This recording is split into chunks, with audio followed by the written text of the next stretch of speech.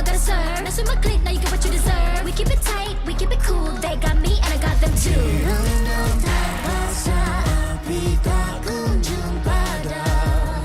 Marah ke hadapan kita sehaluan. Jangan simpan-simpan, kita anak Malaysia. Kami tak senang mengalah, kami luar biasa. Semangat membara, harungi bersama. Jaga, kita jaga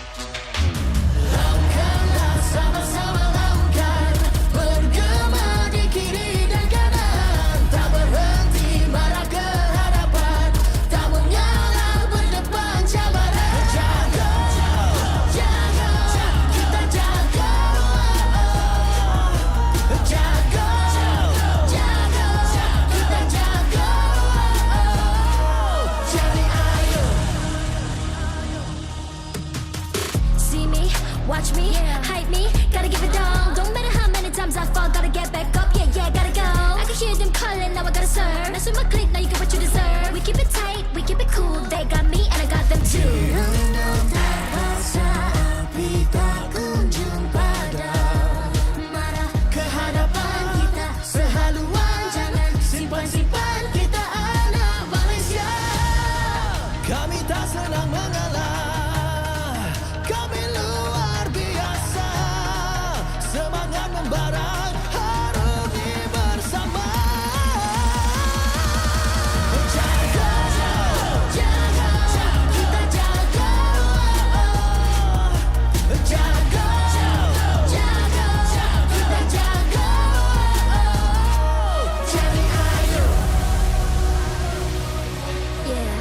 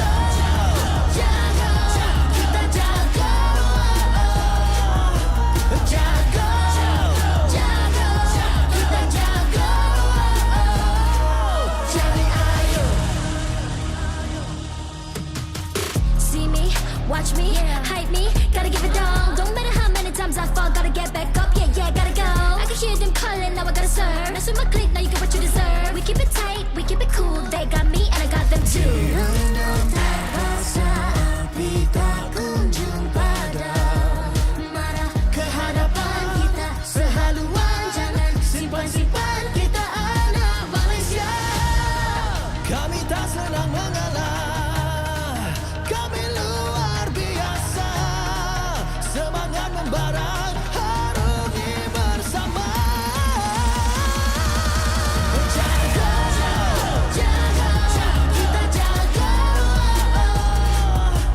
Jaga, jaga, kita jaga. Jadi ayo. yeah.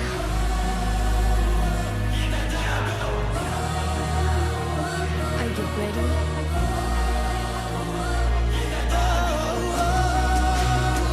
Can you feel me now?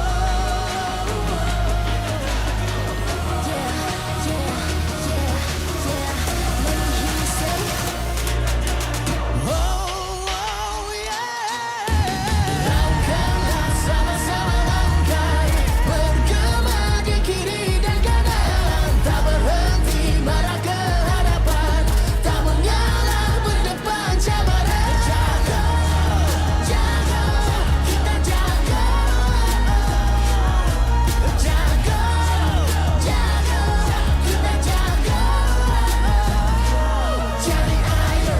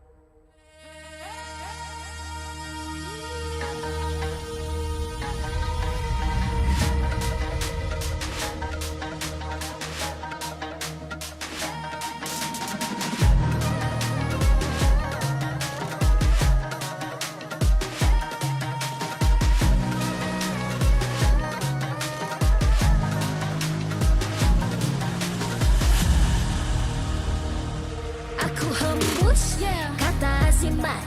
Bila terjatuh aku beringat. Jalan dah jauh, cari titik bermula. Krak, krak, krak, krak. Jangan patah semangat. Semarak api bukan calon cadangan. Biar apa menghalang, aku sambut datang. 1000 daya, 1000 alasan. Harungi semua sampai di akhir garisan. Eo, eo. Kami tak senang mengalah, kami luar biasa. Semangat membara, harungi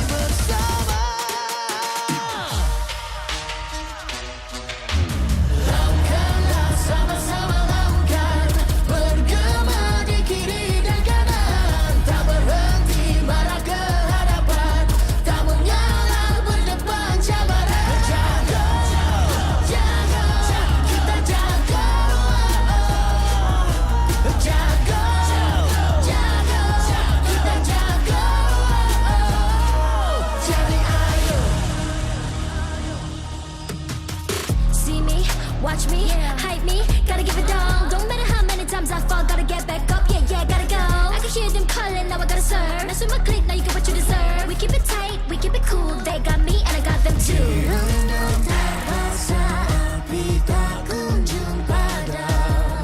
Marah ke hadapan kita sehaluan. Jangan simpan-simpan, kita anak Malaysia.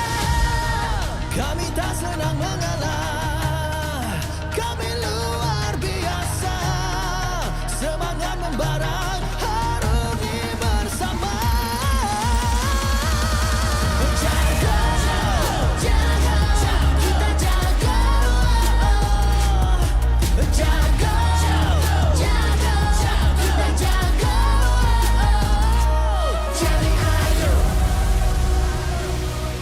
Yeah.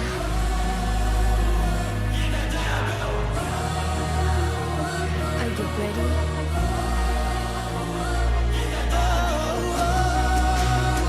Can you feel me now? Yeah, yeah, yeah, yeah. Let me hear you say. oh yeah. Langkahlah sama-sama langkah, bergema di kiri dan kanan. Tak berhenti marah ke hadapan, tak mengalah berdepan cabaran. Jaga, Jaga, kita jaga. jaga, Jaga, kita jaga. Jadi ayo.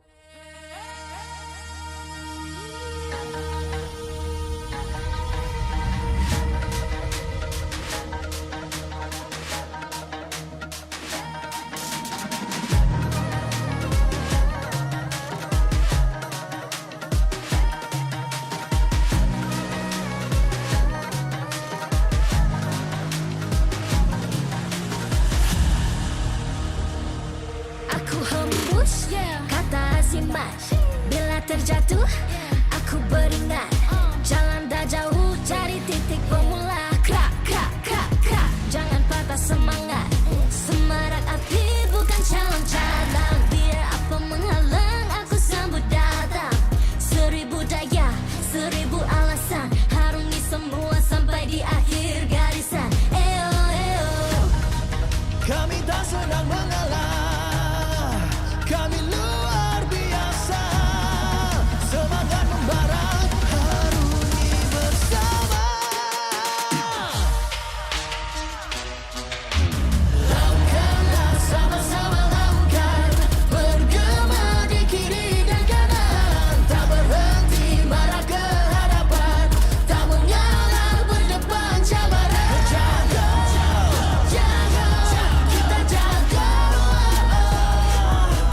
jago, jago, kita jago.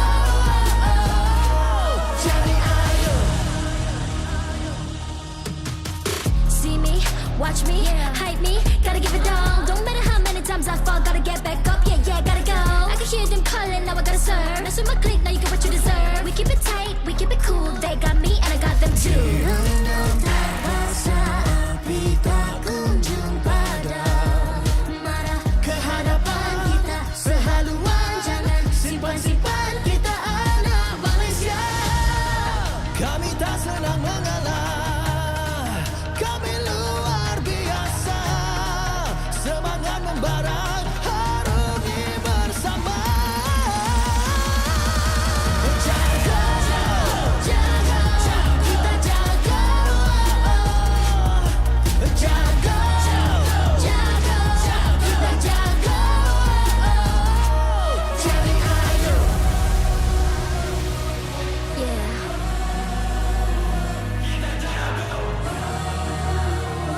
Are you ready?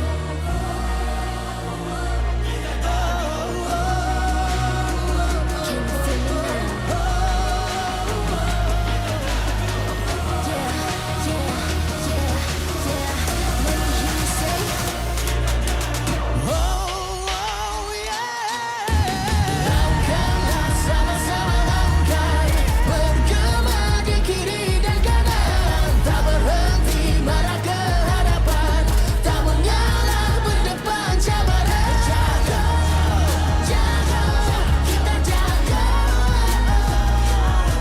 Jaga, jaga, kita jaga. Jadi ayo.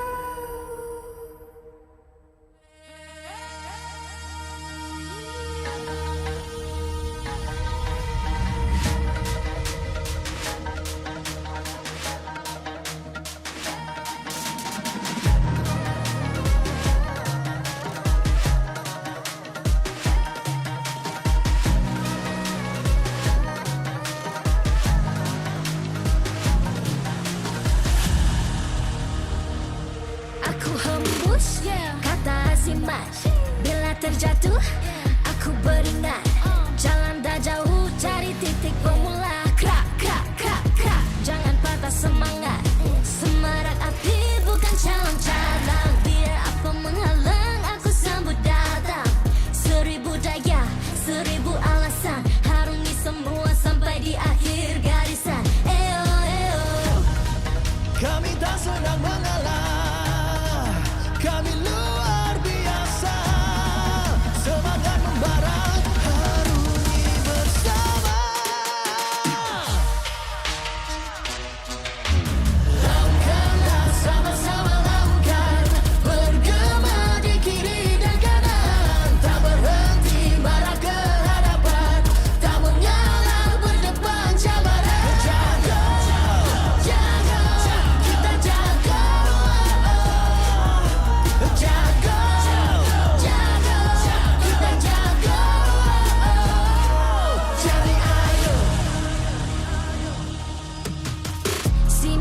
Watch me, hype me, gotta give it all. Don't matter how many times I fall, gotta get back up.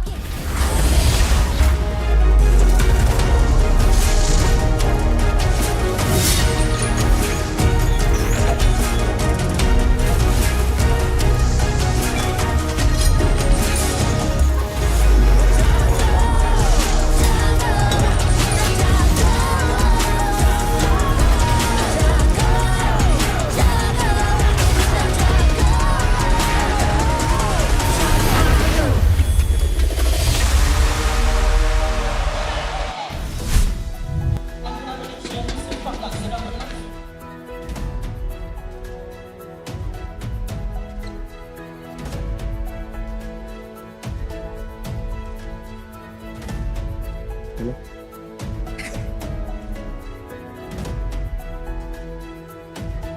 Walk in. Pasukan Vamos yang akan dimulakan oleh gol leader mereka, player berbakat yang mempunyai naluri hebat untuk mengesan musuh. Sorakan untuk Nets.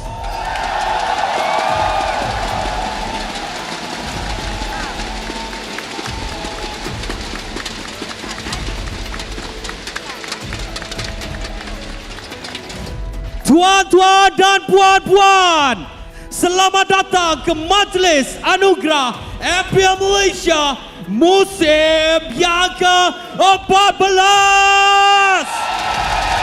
Wow! Full house. Dan saya nak memperkenalkan diri. Saya Sid selaku side host dan saya ditemani oleh dua bidadari yang jelita, iaitu Rose and of course Cheryl. Alright, terima kasih Sith, and it is an honor to be here. Johor, how are you guys? Tengok, energy dekat sini memang lain macam. And honestly, I dah tak sabar dah nak start kita punya awarding ceremony. So Cheryl, you excited ke? I'm super excited. Just take a look at this crowd.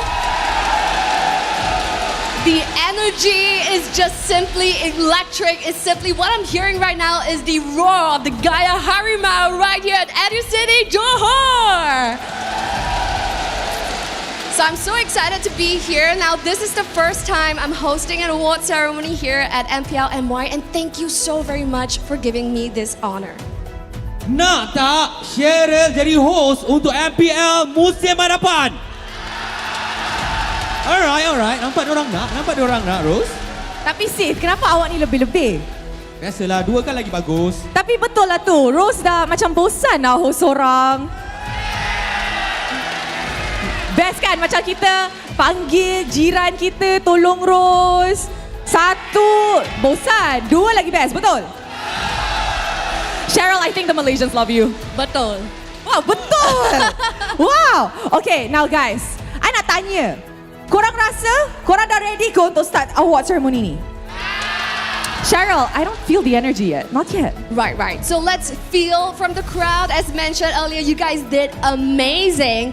So let's check in with you guys. First up, Educity Johor. Are you guys ready? Not bad. Betul. Not bad. But once more, guys, on the bleachers, all together here in the arena, Educity Johor, are you guys ready? Look at all this crowd. Jadi, tanpa kita membuang masa, kita akan menjemput pasukan-pasukan MPL Malaysia kita sekarang juga.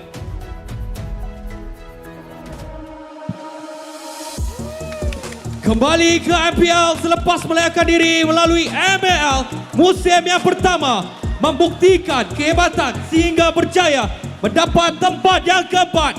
Dipersilakan Red eSports.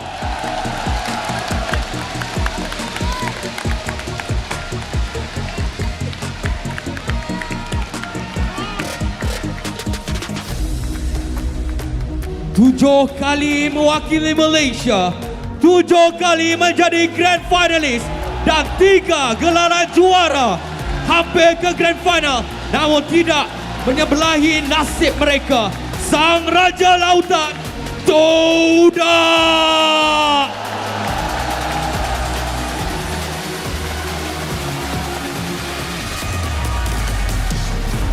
Pasukan yang akan mengibarkan jalur gemilang di kejohanan dunia mendominasi playoff tanpa sembarang kekalahan. Dijemput masuk para pahlawan Malaysia, Team Vamos!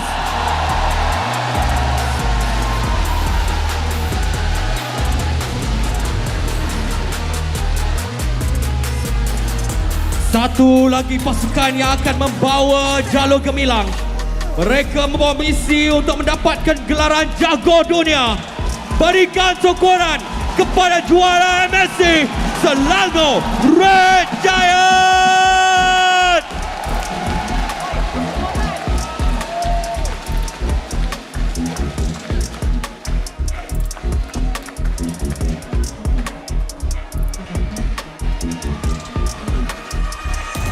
Sekarang kita menjemput calon-calon anugerah kita. Dipersilakan Virgie, Dinish, Trap, Raf, Zeno dan juga Mortizi. Tidak dilupakan juga kita ada Zakyuti, Evie, Max, Chico dan juga Anja.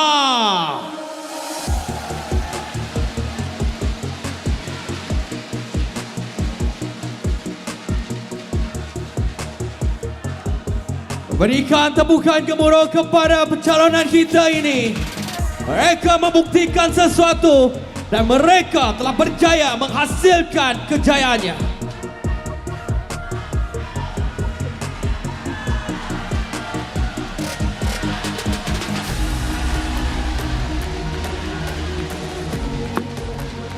Memperkenalkan kepada anda yang sentiasa menemani dan sepanjang perjalanan merancakkan lagi dan menghangatkan permainan.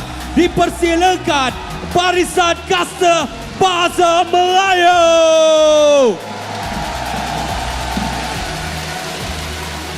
Kita ada Lafel, kita ada Karakuri, Adin, Mas, Safros dan Riz Pipi.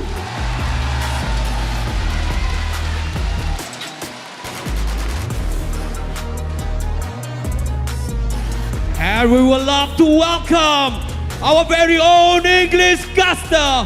Please take off the spotlight.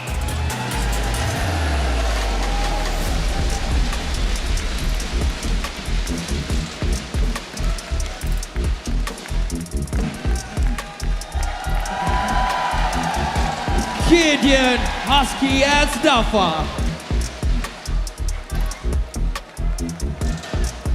Next, we have our neighbor caster all the way from Singapore. Let's welcome Abstract, Churros, Deadeye, and GZ.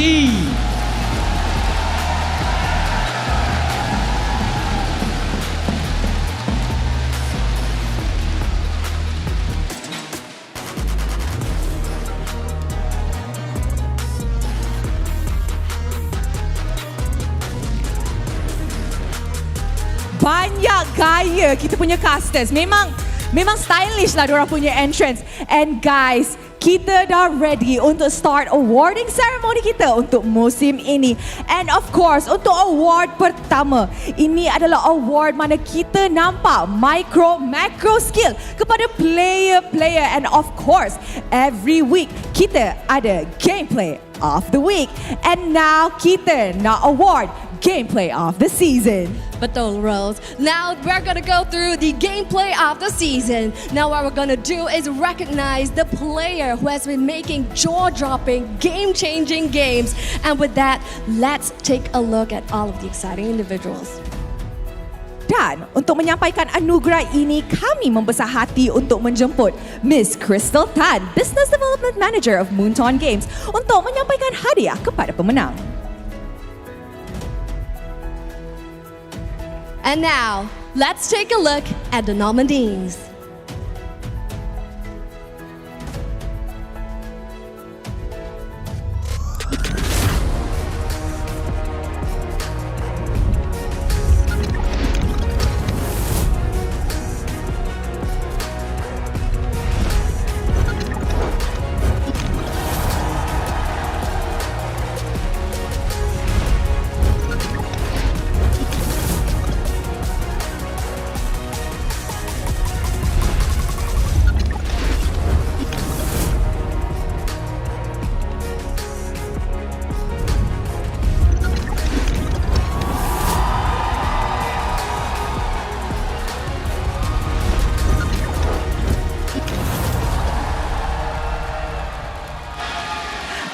Gameplay yang sangat-sangat menarik, tapi hanya satu yang boleh menang anugerah ini.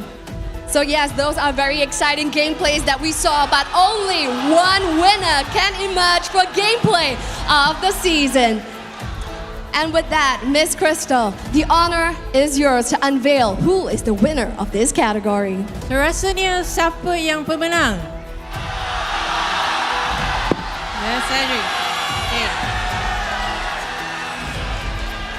And the award goes to from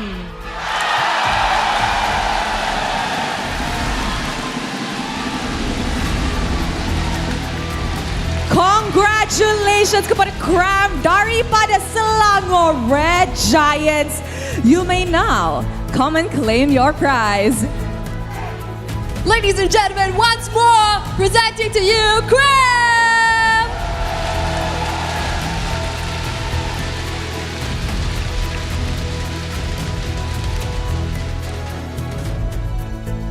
Terima kasih kepada Miss Crystal Tan dan tahniah kepada pemenang. And with that, kami ingin menjemput tetamu kehormat kita, Mr. Iqbal Krisman Hakim, League Opera... Hello.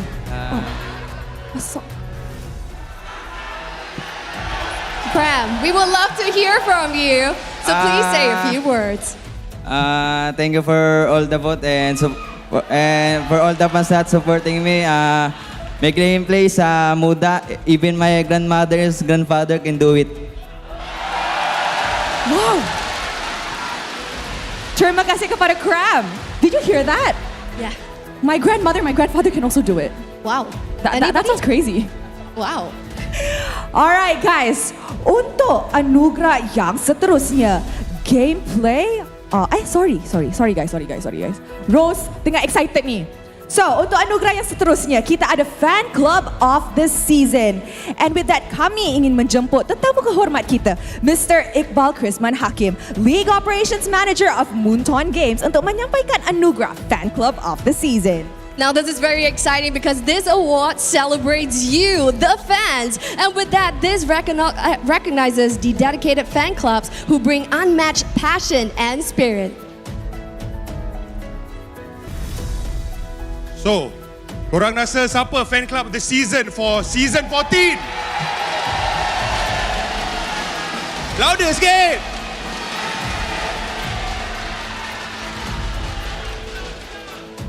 The fan club of the season for season 14 is Selangor Red Giants!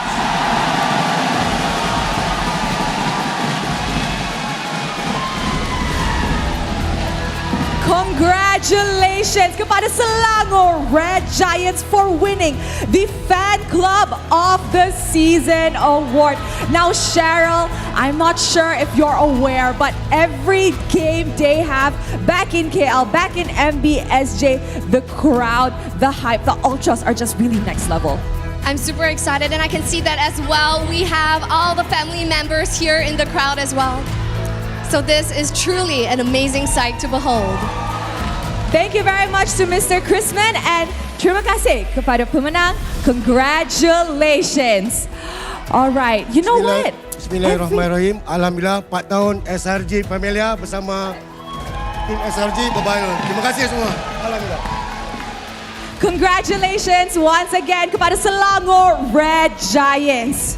Yeah, so we're excited to give out this award as well because you guys are what that gives MPL, you know, that flavor, you know, being here with you guys. If there is no fans, it wouldn't make the league possible. And you know what guys, kalau korang tak tahu kan, Cheryl, dia daripada Singapore. And bila dia masuk ke arena MPL kita, dia cakap, wow, is this M6? It really, really feels like it. In Singapore, unfortunately, we don't have anything of this scale. And thank you so much, Malaysia, for giving me this opportunity to see you guys, the passion that you have for Mobile Legends Bang Bang. And it's just simply magical. So Cheryl, now that you see or you witness such event happening in JB, do you think that M6 is potentially going to top this? Of course, this is playoffs, baby. Can you imagine M6? It's going to be bigger, better than ever before. Yes, greater than ever. Guys, korang dekat sini, korang rasa M6 kita boleh ke full house untuk tunjuk dekat negara lain that we are the M6 hosts? Boleh? See? Boleh.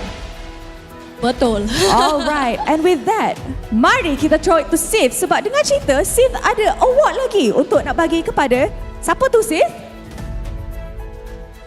Terima kasih diucapkan kepada Rose dan juga Cheryl. Yes, betul. Kita bukan ada award-award yang main dekat sini, tapi kita ada side award yang special khas untuk anda. Seperti tadi kita dah saksikan Fan Club of the Season. Tapi kita ada satu award, Most Supportive Family. Dari ada hari pertama regular season sampailah ke saat ini, fan-fan tidak jemu-jemu berikan sokongan kepada pemain-pemain saudara mereka yang bermain. Jadi, pemenang untuk Most Supportive Family jatuh kepada Ibu Stormy.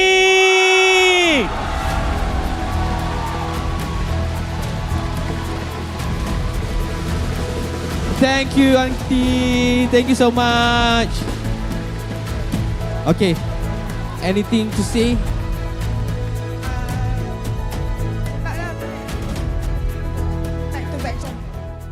Good luck to SRG, back-to-back champion. Okay, thank you, Auntie. Alright, nampaknya saya sekejap je. Jadi saya akan pass terus kepada kita punya host, iaitu The Bidadari, Rose dan juga Cheryl. Terima kasih kepada Sith, and of course congratulations to Mama Stormy. Now Cheryl, if you are unaware, Mama Stormy is actually very supportive. Tell me more, tell me more. Tell you more? Well, she treats the SRG kids as if they're her own kids. And she found out I was ill today. She got me medicine too. Adopt me, please. I think we need more mamas like this in the scene, right? Yes, we do. So guys, untuk anugerah yang seterusnya, ini kita semua take part in this because we all voted.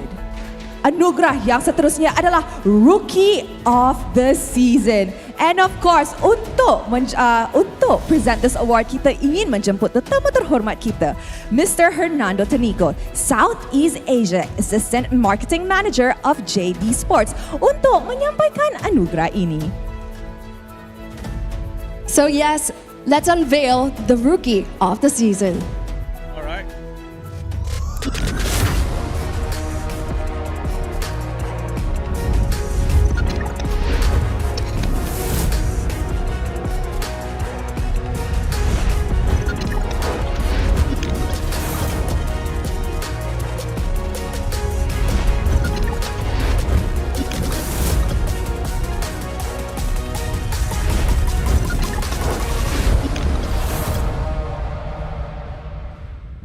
Now, Rose, I'm so excited to see all these new blood, the new generation of Mobile Legends Bang Bang making waves right here at the Land of Dawn. So, who do you think it's going to be? How about let's ask Mr. Hernando Tanico, who is the winner? All right. And the winner for the rookie of the season is Bergie.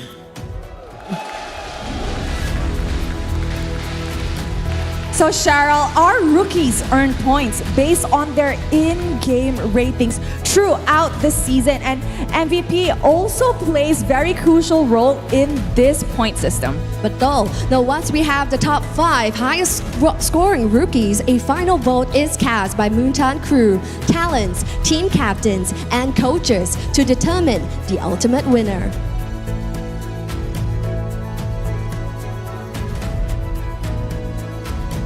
All right, Virgie, smile for the camera.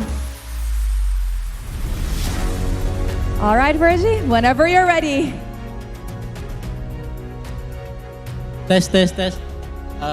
Terima kasih kepada MPL MY dan terima kasih juga kepada bos manajemen tim Ray yang sudah datang. Pada penyokong tim Ray, terima kasih ya, sudah sokong kita orang. Maaf lah kita tak bisa melaju lebih jauh.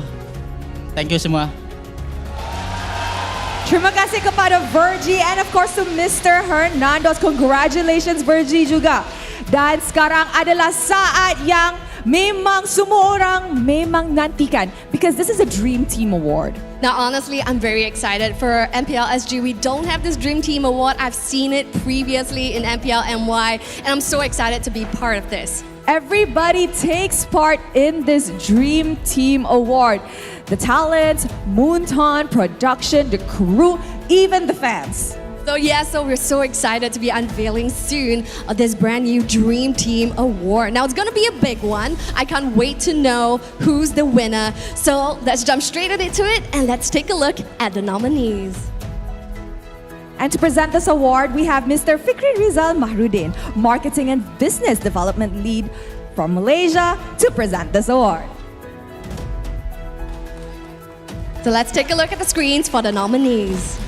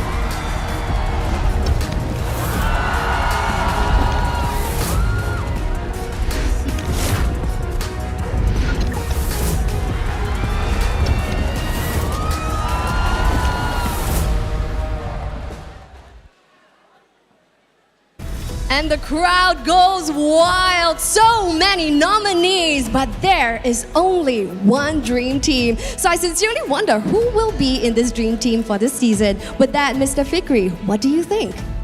I think we're going to announce the EXP laner first, right? Okay, cool. So, the winner for Dream Team Award, Best EXP Laner, Kram.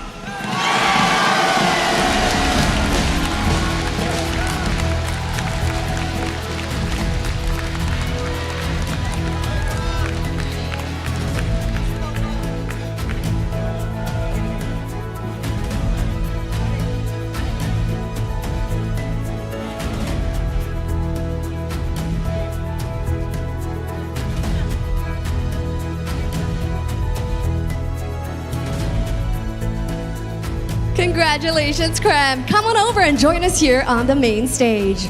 Now, next up, we're going to be going through the jungler, I believe. Mr. Fikri, take it away. Right.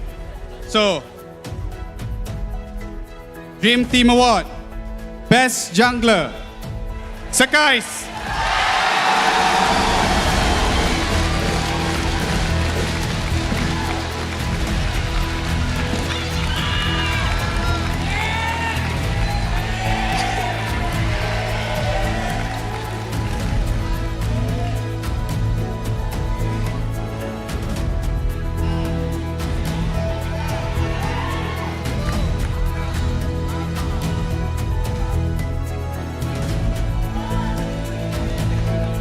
Thank you very much. Congratulations, Sakais. You may now join us on the main stage.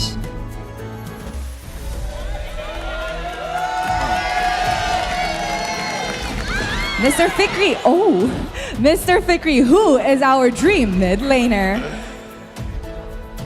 Dream Team Award, Best Mid Laner, Stormy.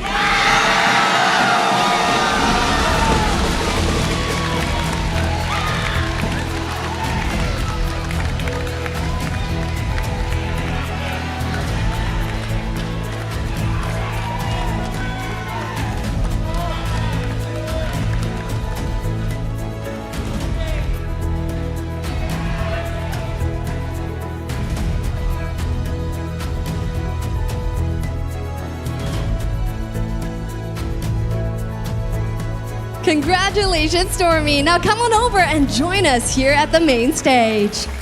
Now, next, Mr. Fikri will be unveiling the Dream Team Roamer. Take it away, Mr. Fikri. Dream Team Award. Best Roamer. Zon.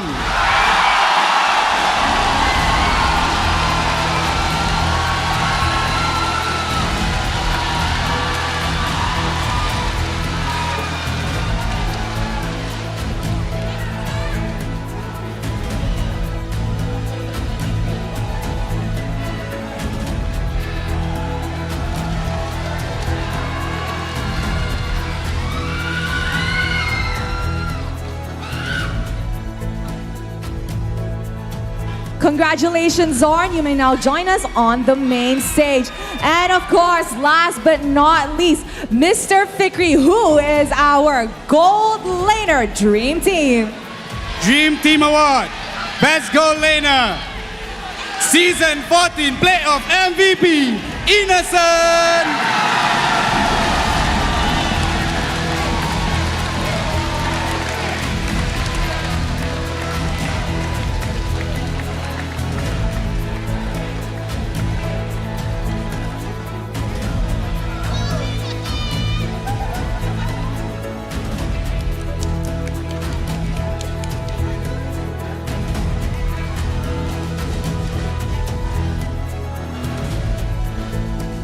Congratulations, Innocent. Come on over and join us here at the main stage.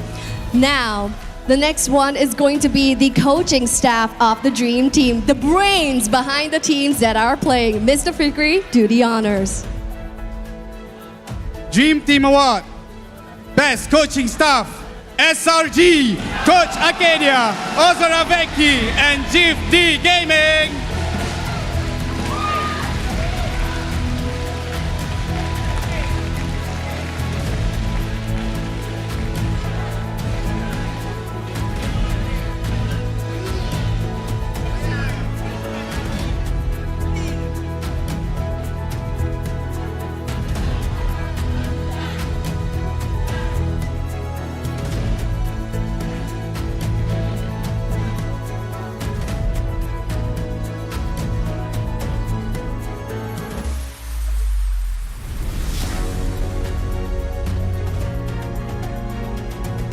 All right, maybe Coach, thank you very much to Mr. Fikri, Coach Ark, Becky, and Jifte. Would you guys do the honors in giving a speech?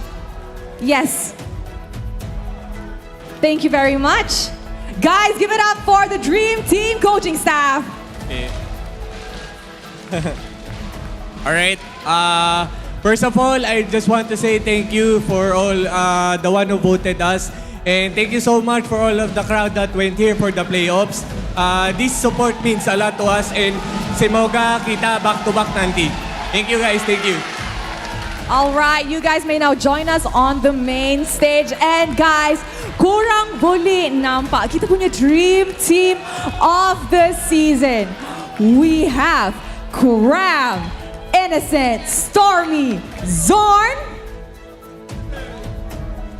Sakai's, and of course, Selangor Red Giants coaching staff. Once again, a round of applause.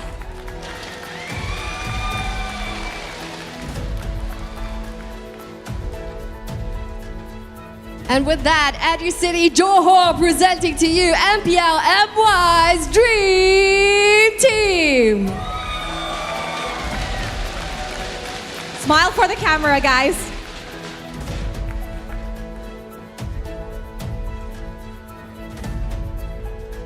Now we're so excited, isn't it? This is a Dream Team, a reflection of who, the fans love. All right, boys, you guys may now take your seat. Once again, congratulations. Wow, I feel like Zorn is like the odd one out there, It's like SRG featuring Zorn.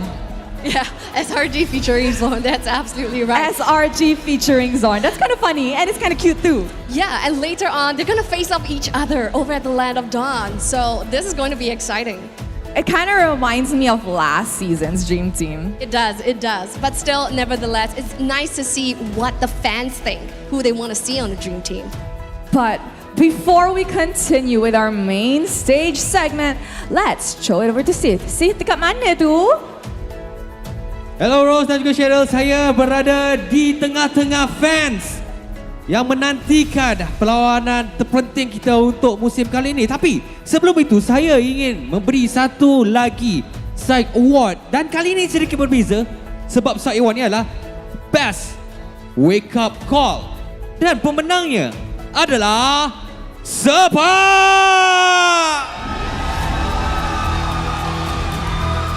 Alright Sepak, congrats. Okay, ada nak kata apa-apa tak ataupun fans yang datang kat sini untuk support Vamos especially? So shout out to all supporters Vamos and SRG. Keep supporting tim kegemaran korang dan doakan kita orang. Okay, so untuk Forza Vamos, doakan kita orang champion kali ni dan kita orang akan bawa balik MPL MY ke untuk Vamos guys. Alright, amin. Thank you so much kepada Sepat Best Wake Up Call. Dan untuk kita meneruskan anugerah kita yang seterusnya, seperti biasa, kita akan serahkan semula stage kepada our beautiful host, Rose and Cheryl. Terima kasih kepada Sith and congratulations juga kepada kita punya SS. Right, our SS as what he mentioned on yesterday's off stage. Dan seterusnya, dengan rasa berbesar hati, kami ingin menjemput Yang Berhormat Dato' Luqman bin Abu Bakar, Ketua Pegawai Eksklusif KPRJ, untuk menyampaikan anugerah Most Improved Player of the Season. So yes, what we're going to do is actually show who's the most improved player of the season. And with that, let's take a look at the nominees.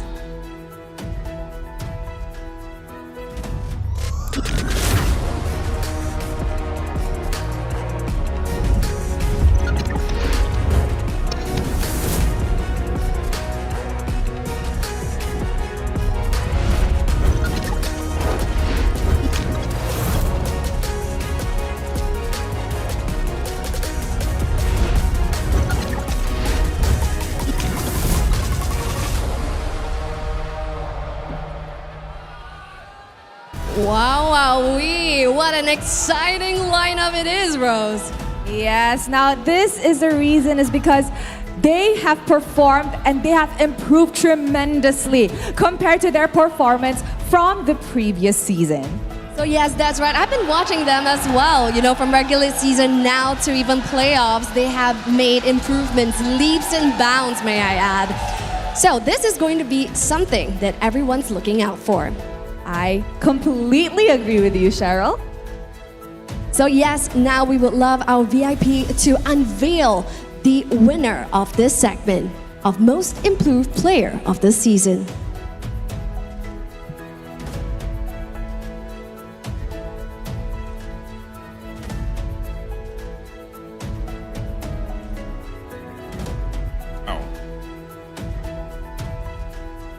And the most improved player of the year goes to Max.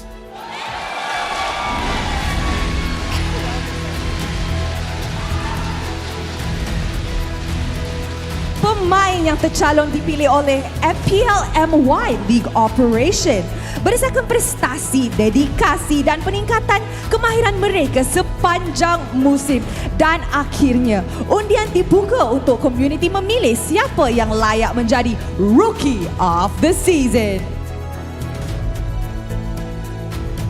Alright Max, we want to hear from you. Tell us more. Thank you buat semua vote-nya dan sorry juga buat semua orang yang udah sokong aku dan manajemen GP Niners belum bisa ngasih yang terbaik di playoff ini. Terima kasih kepada Max and congratulations. Thank you so much. Okay, now Cheryl, I feel like the next award is the reason why MPL MY is so fun to watch. Definitely is. They are the essence of the show, may I add. Exactly. Now, these are the people making the environment much more livelier. Ini adalah suara yang kurang dengar sebelum match mula, selepas match, during the match. They are what makes the game super duper exciting to watch.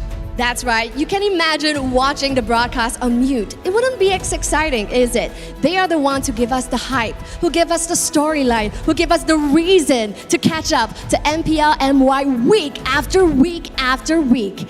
And what we're presenting is the Talent of the Season Award. That's right. This award celebrates not only the player, but also the talents, because they are what makes everything so much more fun to watch. Just imagine someone commentating as you're like going to clashes after clashes, right? That's absolutely right. So with that, we would like to invite Miss Liu Muntip, Head of Marcom Max's Brand and Marketing, with us to help us present this award.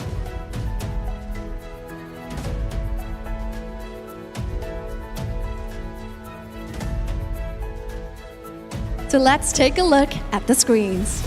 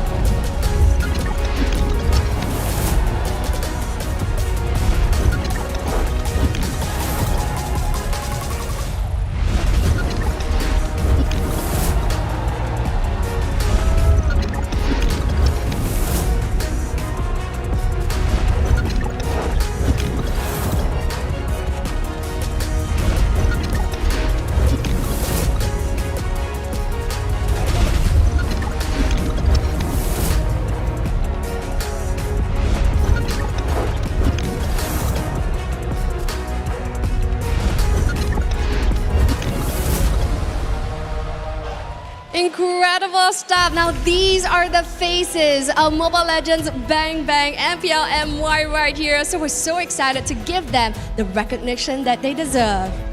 I agree, Cheryl. I cannot wait to know who else will be holding that award. So now, Miss Liu, would you do us the honor in announcing the talent of the season? Yes. And the talent of the season goes to Sunfrost!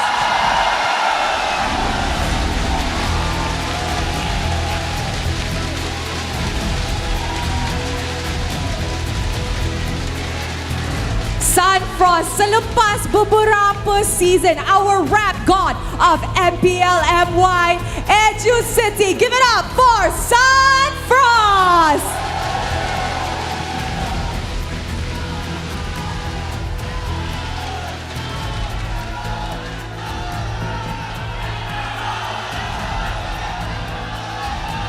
Thank you so much, Miss Liu. Sunfrost, let us hear from you. What are your thoughts? Hello guys. Thank you so much kepada semua yang support. Thank you so much kepada semua yang always terima saya punya pantun, saya punya ayat. Thank you so much juga untuk semua crowd yang always, korang yang selalu clip, korang yang selalu share, korang yang selalu support semua. Even season ni saya ada rasa nak berhentikan semua support. Thank you so much. Saya sangat-sangat terharu untuk menang di season. Alhamdulillah. Aduh. Okey lah, saya bagi satu. Pendek sikit je lah. Panjang-panjang dekat match nanti, okey? Enak rasanya, buah selasih. Alhamdulillah semua. Terima kasih. Dan itu dia Pantun God. He's not only the poetic god, he is also the rap god. And akhirnya, finally, Sunfrost has gotten his best talent of the season. And with that, ladies and gentlemen, one more time, best talent of the season goes to Sunfrost!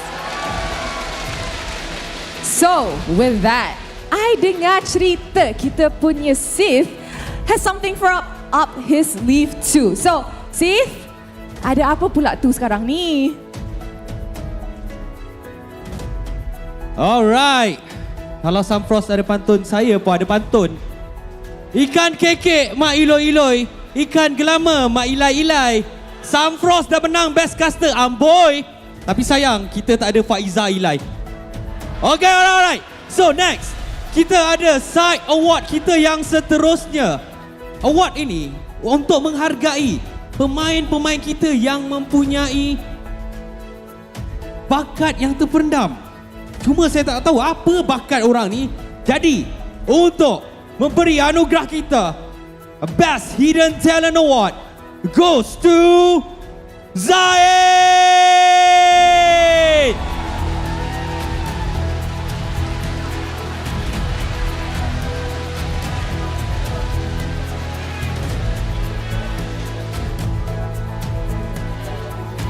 Alright, congrats Zaid. Okay. Apa bakat terpendam awak sebenarnya? Tak tahu lah. Selain daripada baling roti canai. Rembat muka orang.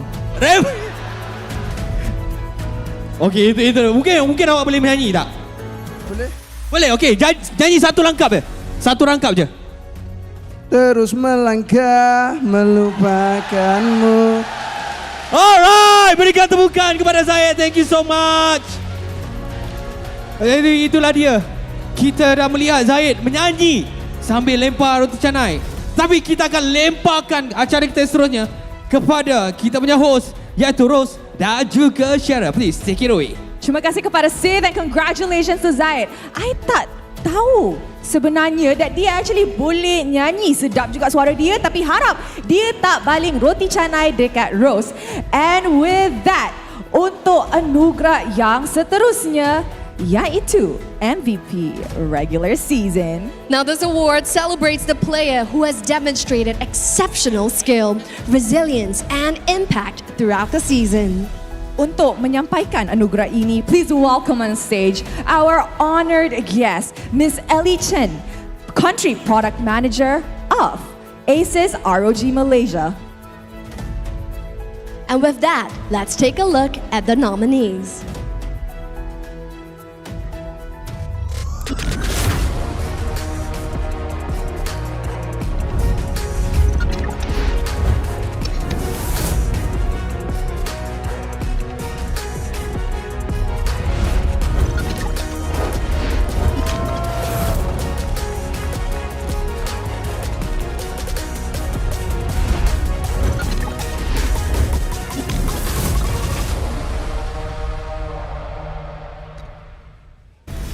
All right, Miss Ellie, would you do the honors in presenting us with our MVP of regular season?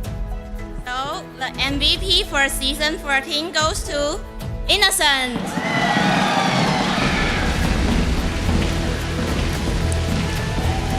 Our regular season MVP is chosen through a unique process. The top 5 highest scoring players are then voted on by Moontan staff, production team, media, and each team's captain and coach. This ensures our MVP represents the very best of the season.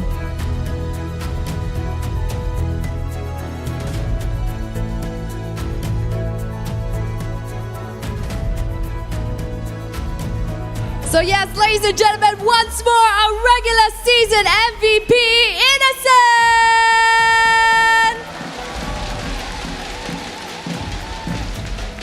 All right, Innocent, what do you have to say? Hello. First of all, I want to thank my teammates and coaches because I cannot really play well if I don't have them. So I'm really thankful to have such a good teammates and coaches. And thank you to all of our fans, especially the one who came here to watch us. Thank you so much. All right, thank you very much and congratulations to Innocent, our regular season MVP. And with that, I rasa ini adalah saat yang sangat-sangat dinantikan because every year this award only goes out once. Sekali sahaja, setahun sekali. So with that, mari kita... Sith? Yes. Are you ready? Are you ready, Sith? Yeah, I'm ready. You ready? All right. So, Sith, kita akan menjemput Encik Vicky, tapi kita akan saksikan video untuk kita saksikan siapakah nominees legenda-legenda kita untuk tahun ini.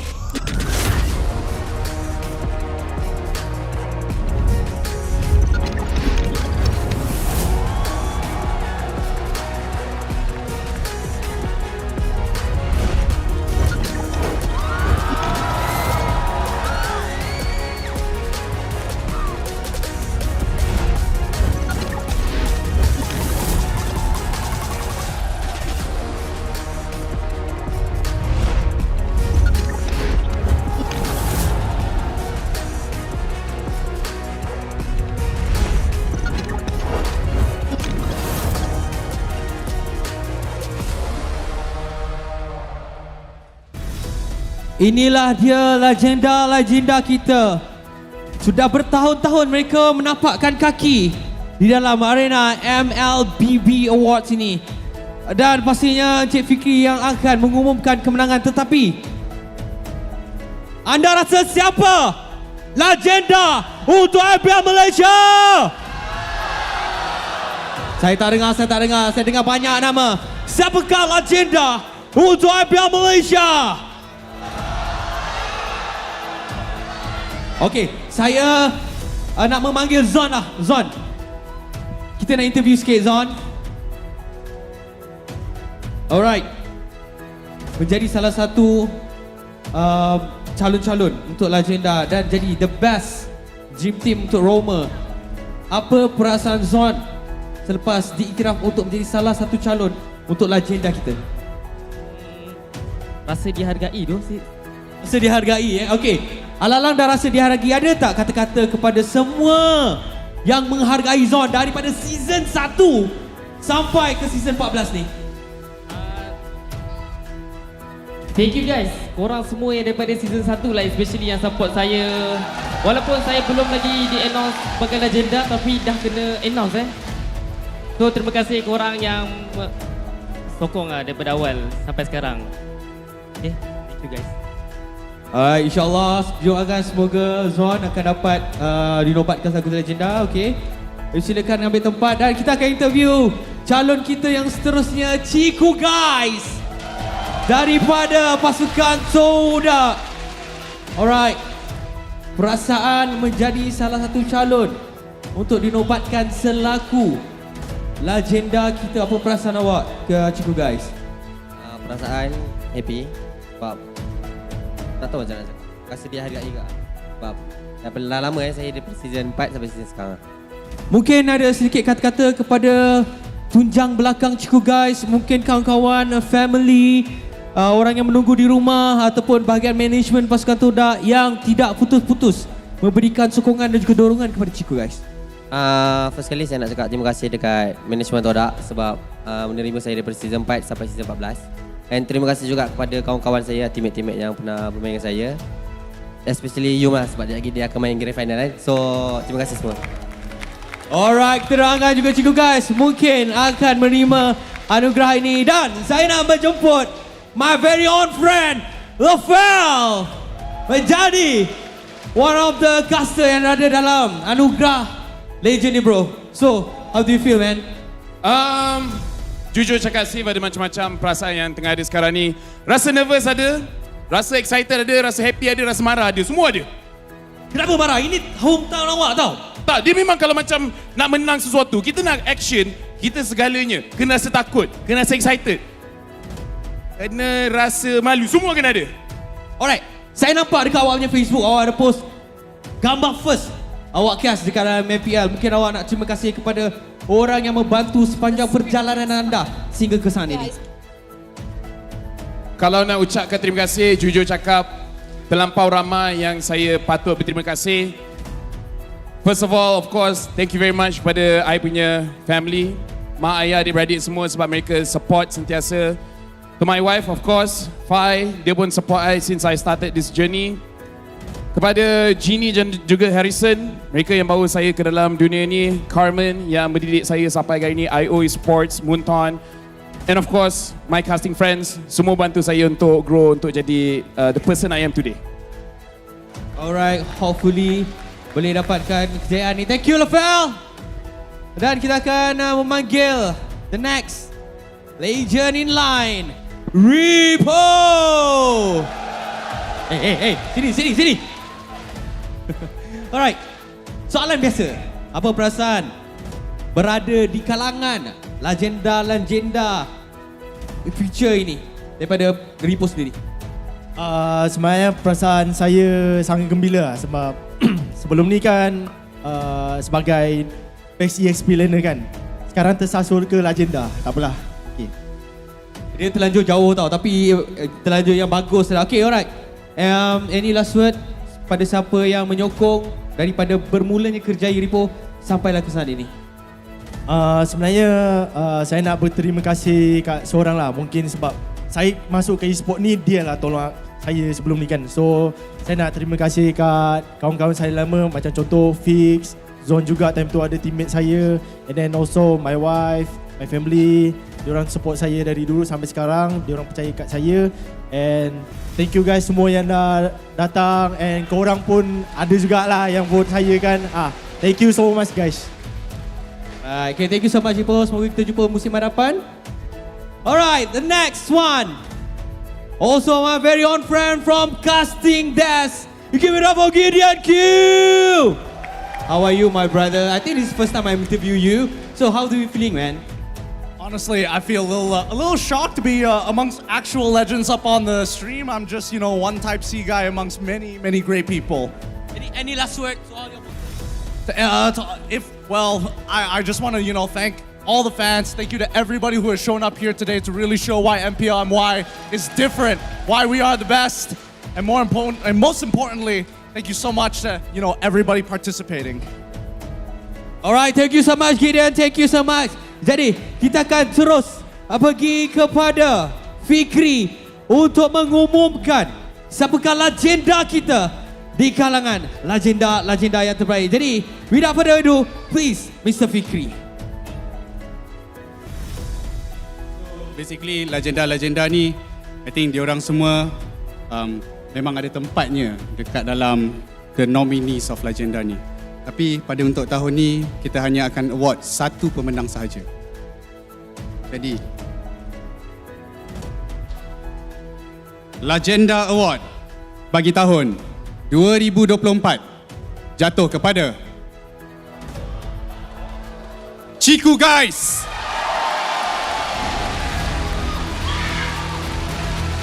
Tahniah kepada Chiku Guys.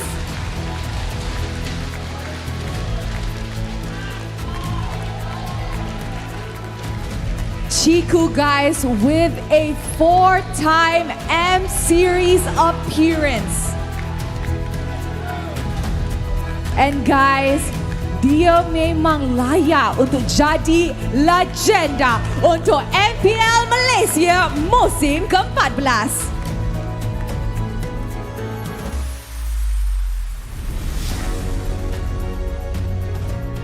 Alright.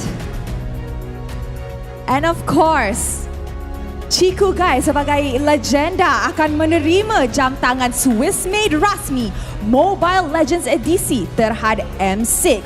Aksesori sempurna bagi mereka yang digelar legenda. Now Chiku, we want to hear from you. How are you feeling? First kali, Alhamdulillah. Terima kasih kepada yang sokong saya daripada season 4 sampai sekarang. Especially kepada tim management Todak. Lepas tu rakan-rakan saya yang daripada season 4 sampai sekarang. Terima kasih juga kepada my wife, Punis, and my mom and my father juga. Terima kasih guys. Thank you guys. Terima kasih kepada Chiku and congratulations Tania.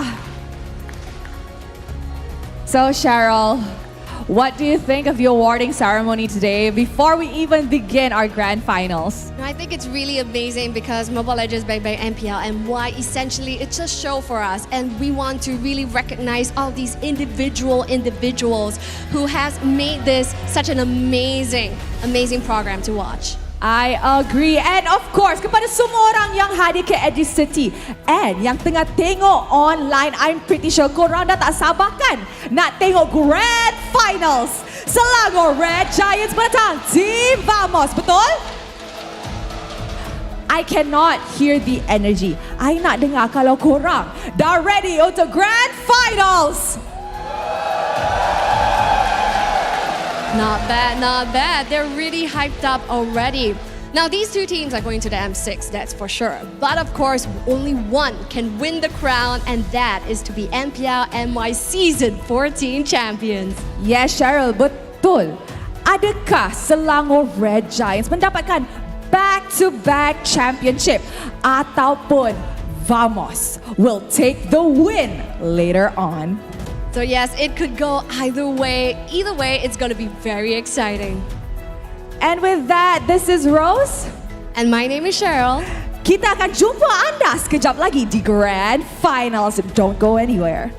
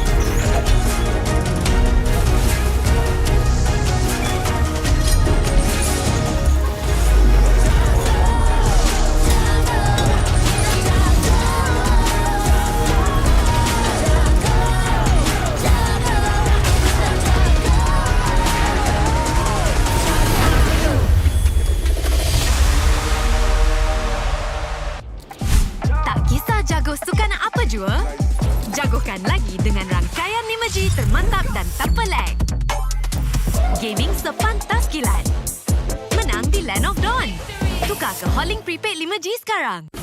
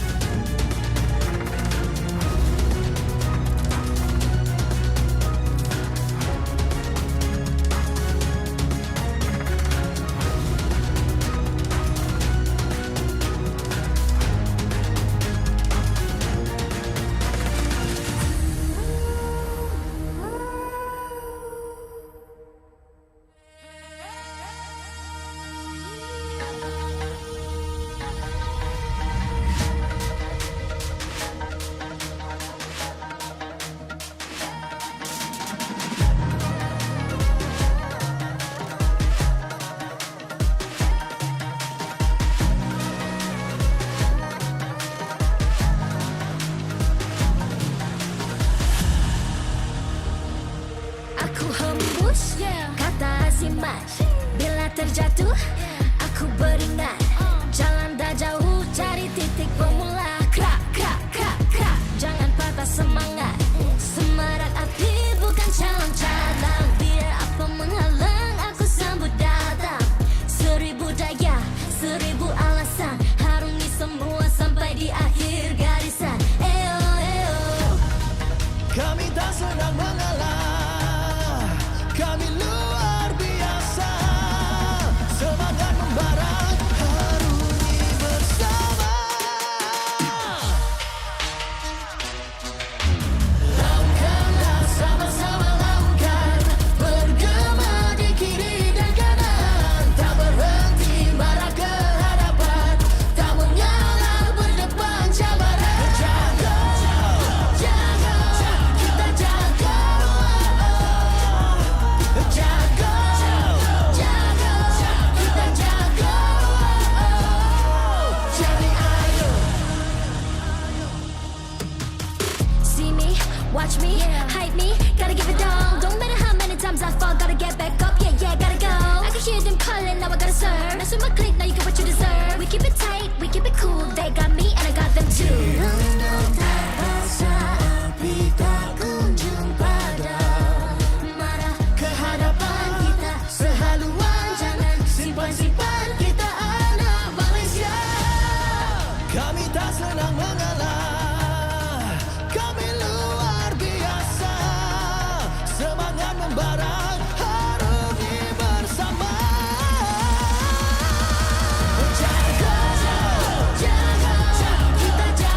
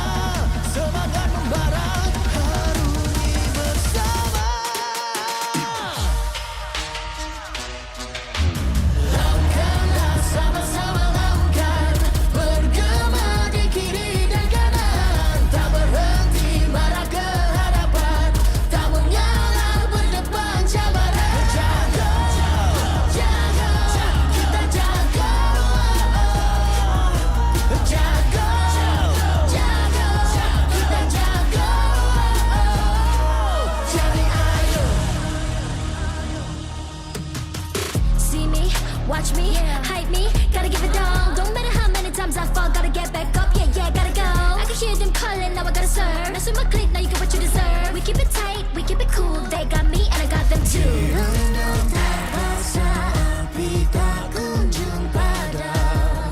Marah ke hadapan kita sehaluan, jangan simpan-simpan, kita anak Malaysia. Kami tak senang mengalah, kami luar biasa. Semangat membara, harungi bersama. Jaga, jaga, kita jaga. Jaga, jaga, kita jaga. Jadi ayo. Yeah.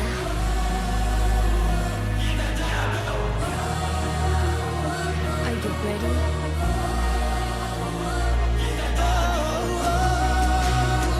Can you feel me now? Yeah, yeah, yeah, yeah. Let me hear you say.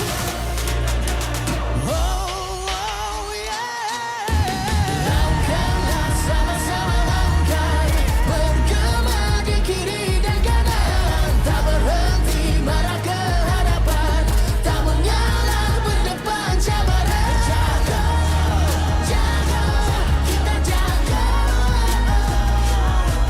Jaga, jaga, kita jaga. Jadi ayo.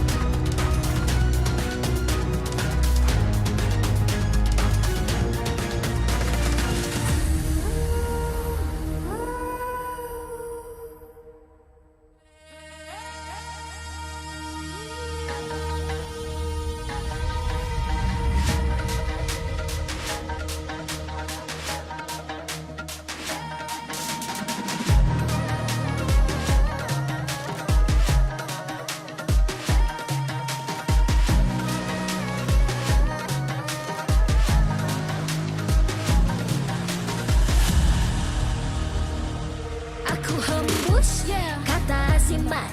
Bila terjatuh aku beringat. Jalan dah jauh cari titik bermula. Krak, krak, krak, krak. Jangan patah semangat.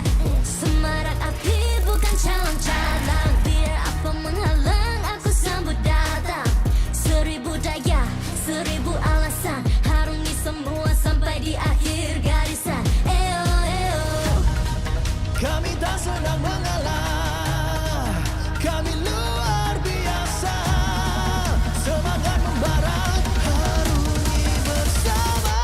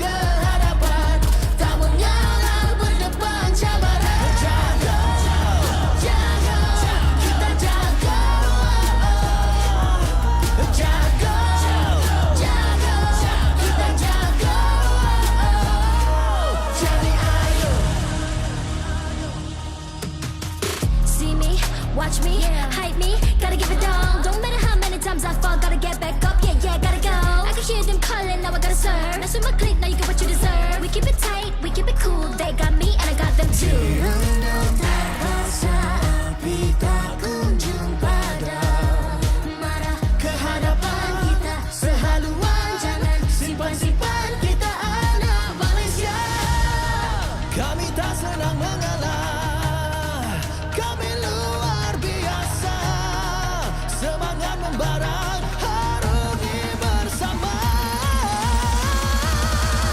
Jaga, jaga, kita jaga. Jaga, jaga, kita jaga. Jadi ayo. Yeah.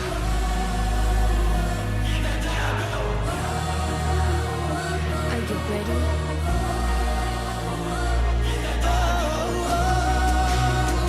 Can you feel me now? Yeah, yeah, yeah, yeah. Let me hear you say.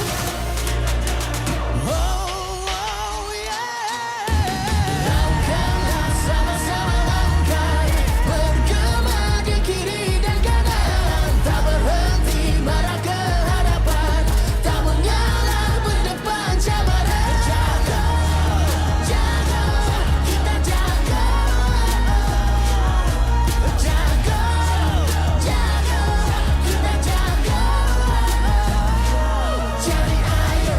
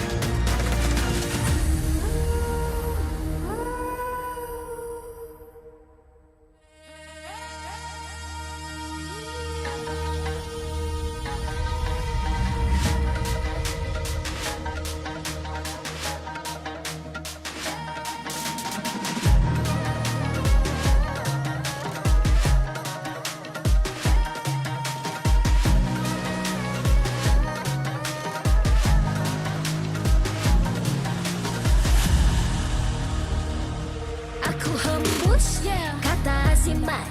Bila terjatuh aku beringat. Jalan dah jauh cari titik bermula. Krak, krak, krak, krak. Jangan patah semangat. Semarak api bukan calon cadang. Biar apa menghalang aku sambut datang. 1000 daya, 1000 alasan. Harungi semua sampai di akhir garisan. Eo, eo. Kami tak senang mengalah, kami luar biasa.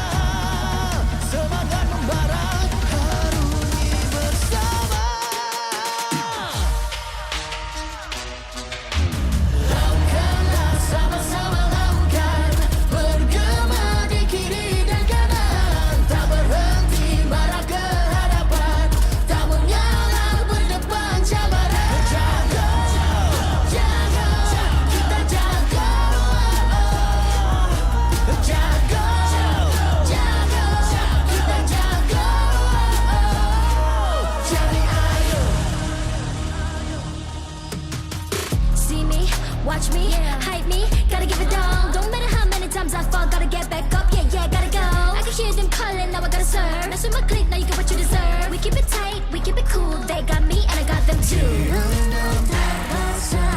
Api tak kunjung padam.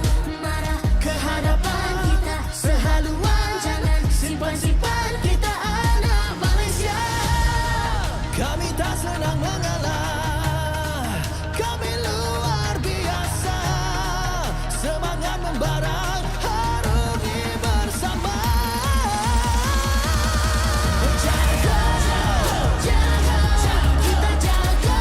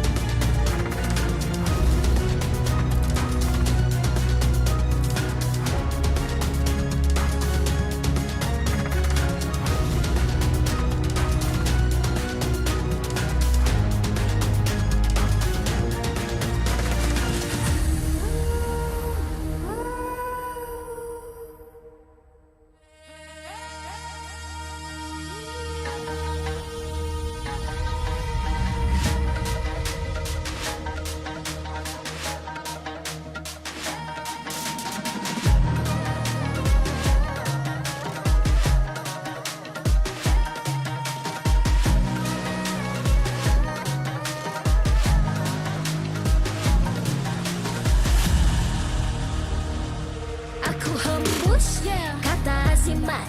Bila terjatuh, aku beringat. Jalan dah jauh, cari titik bermula. Krak, krak, krak, krak. Jangan patah semangat.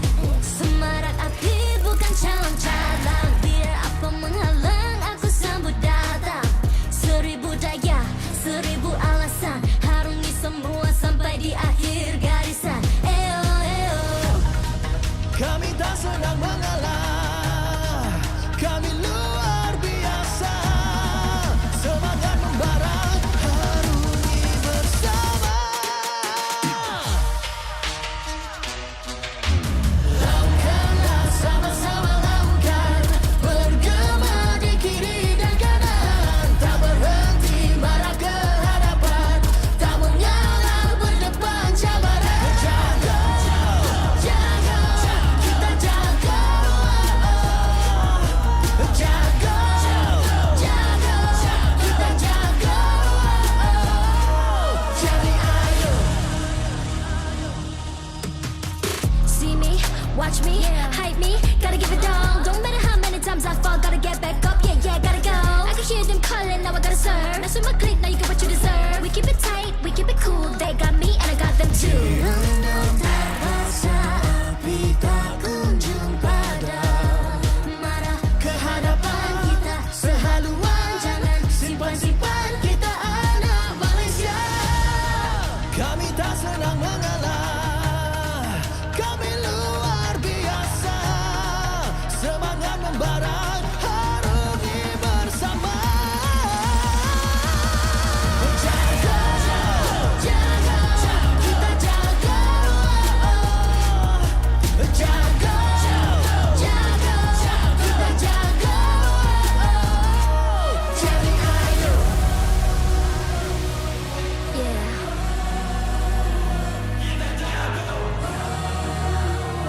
Are you ready?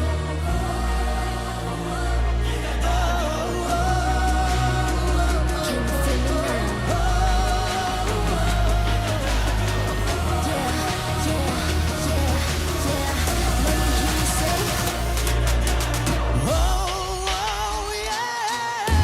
Lakukanlah sama-sama lakukan. Bergema di kiri dan kanan. Tak berhenti marah ke hadapan. Tak mengalah berdepan cabaran. Jaga, jaga, kita jaga. Jaga, jaga, kita jaga. Jadi ayo.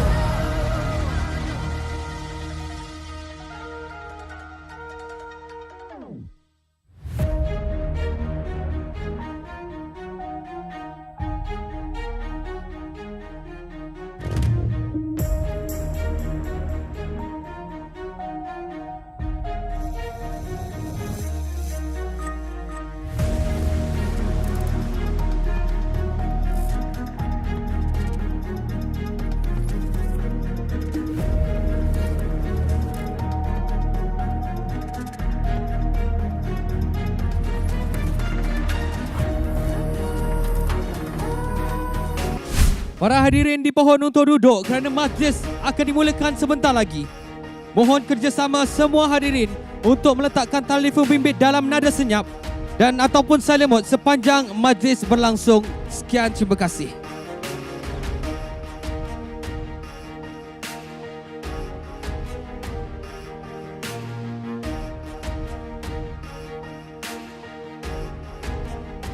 Mengumumkan ketibaan yang amat berhormat Datuk Seri Dr. Ahmad Zahid bin Hamidi, Timbalan Perdana Menteri, diiringi oleh Div Kehormat.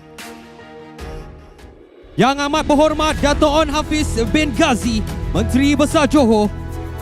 Yang berhormat Datuk Seri Diraja Dr. Zamri Abdul Kadir, Menteri Pendidikan Tinggi. Yang berhormat Datuk Tan Sri Datuk Dr. Haji Azmi bin Rohani, Setiausaha Kerajaan Johor. Yang berhormat Tuan Muhammad Hairi bin Maksyah, Pengerusi Jawatan Kuasa Belia dan Sukan, Pembangunan Usahawan dan Koperasi Negeri Johor. Yang berhormat Ahli Majlis-Majlis Mesyuarat Kerajaan Negeri Johor. Yang berhormat Datuk Haji Lokman bin Abu Kadir, Ketua Pegawai Eksekutif Kumpulan Prasarana Rakyat Johor. Yang berusaha Tuan Haji Teknologis Muhammad Ikmaluddin bin Dato' Ishak, Pengarah Majlis Sukan Negeri Johor. Ketua-ketua Jabatan Negeri, Persekutuan Agensi, rakan-rakan media, para peserta, tuan-tuan dan puan-puan yang dihormati sekalian.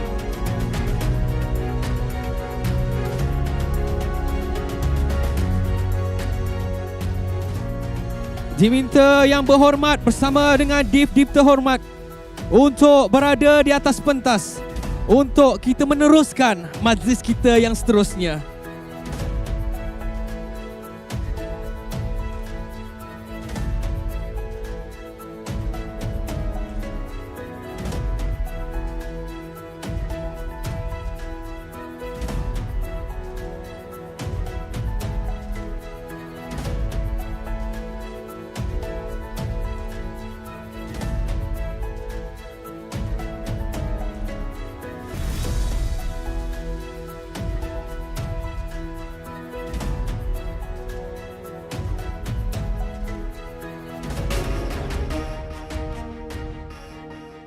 Hadirin yang dihormati sekalian, seterusnya adalah majlis sesi penyampaian cenderahati kepada Yang Amat Berhormat Datuk Seri Dr. Ahmad Zahid bin Hamidi, Timbalan Perdana Menteri.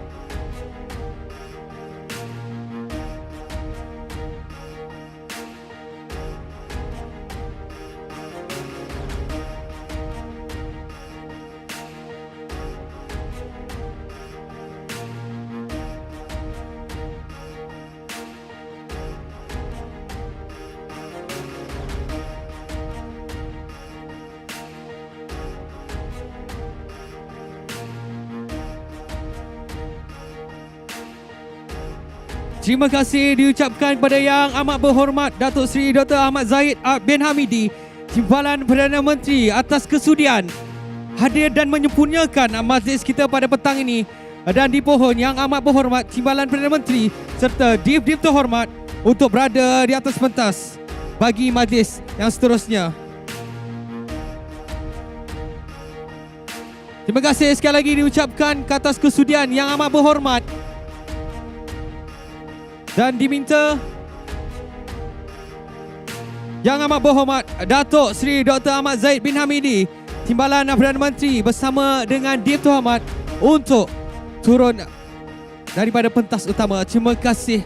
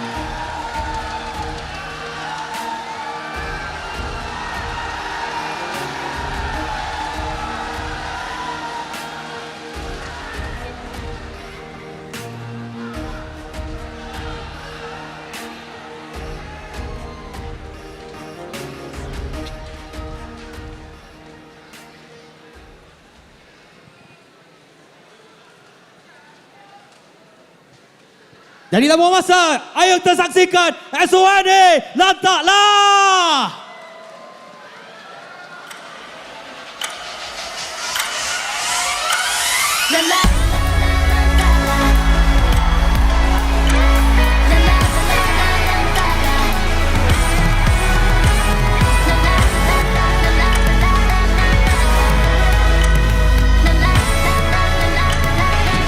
Let's go.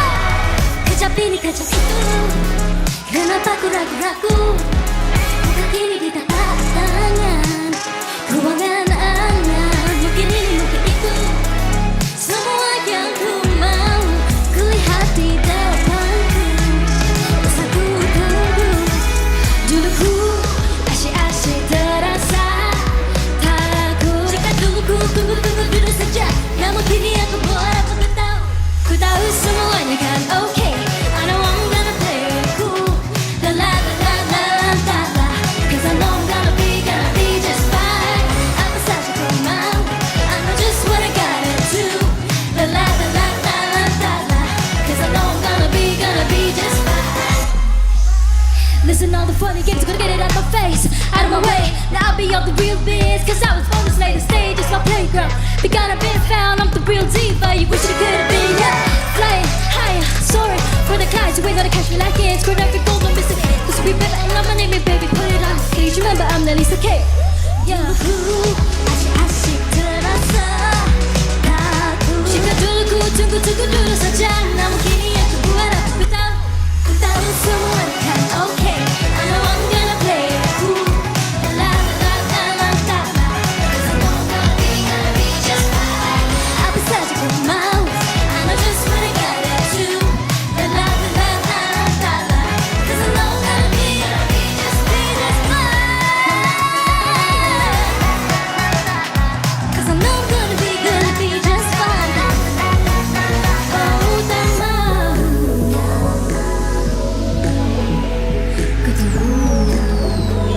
Inilah masaku. Hey. La la la la la la la la.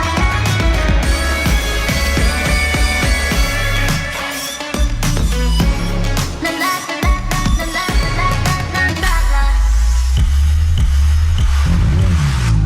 Kata apapun, aku tak kisah apa salahnya. 1, 2, 3. Jauh-jauh terbang bekerja apapun. Kata apapun, aku langgar. Apa keluar hanya untukku. Aku tak kisah, aku langgar. Diam saja, harus pura-pura. Apa salahnya aku langgar.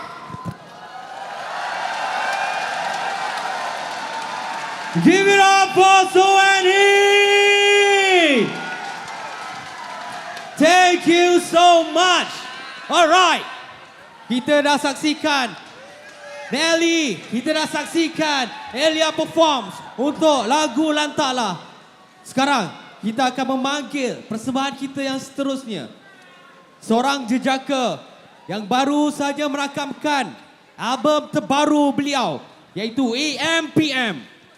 Jadi adakah beliau sudah bersedia? Adakah korang dah sedia? Alright. Berikan tepukan gemuruh kepada penyanyi kita yang seterusnya, Amir Masdi.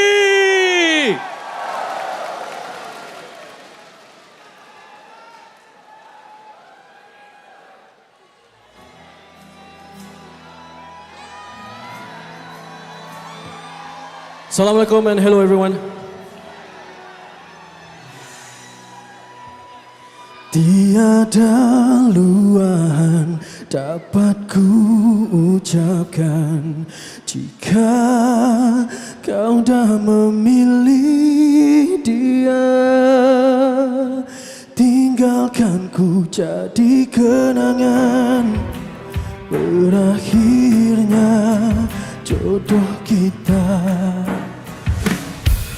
Guna dikejar yang bukan ku punya. Moga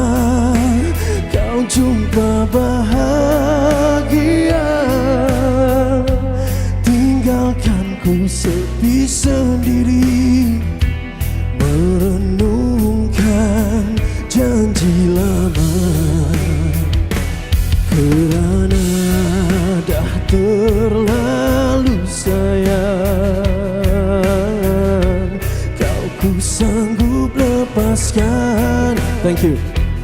Dan jika ku termuncul dalam rindu, takkan kau terbayang kabarku. Pisahkanlah bulan dan mentari, pisahkanlah bintang dari langit. Begitulah jiwaku gelita setelah kau benamkan kejora. Hatiku dah tiada nur cinta.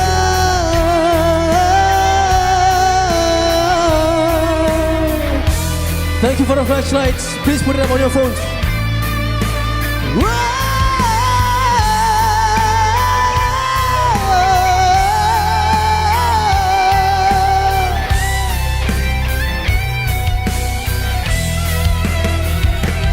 Kerana dah berlalu sayang, kau ku sanggup lepaskan.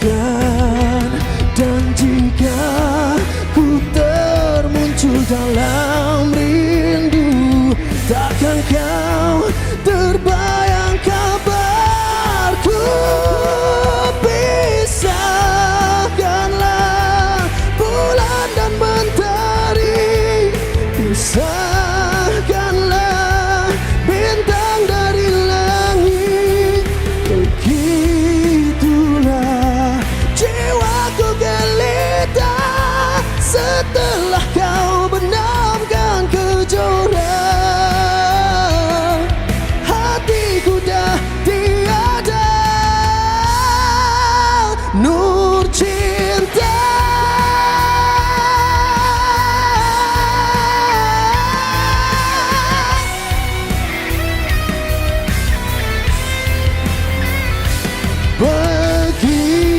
Begitulah jiwaku gelita setelah kau benamkan kejora. Hatiku dah tiada nur cinta.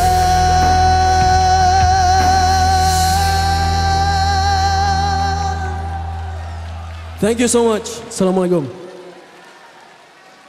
Berikan tepukan gemuruh kepada Ahmed Masdi. Alright, kita akan mula grand final kita tidak lama lagi. Stay tuned, relax and enjoy. Kerana selepas ini kita akan mencari siapakah juara di antara pasukan Selangor dan Giant ataupun Team Vamos. Jadi kita santai dan have fun semua. Let's go!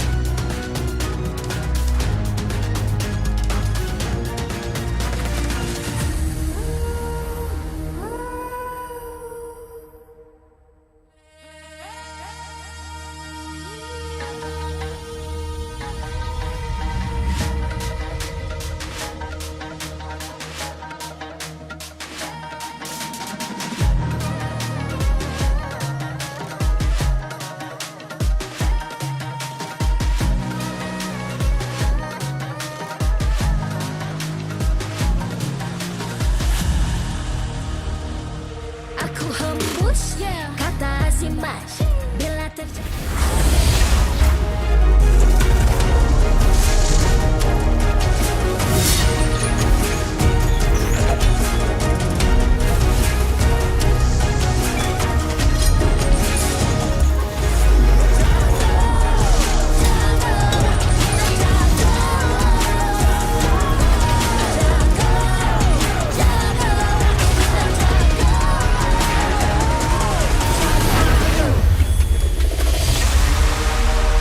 The MPL Season 14 Playoffs is happening in Indoor Arena, Educity Sports Complex, Iskandar Puteri, Johor. Powered by Moonton and APRJ.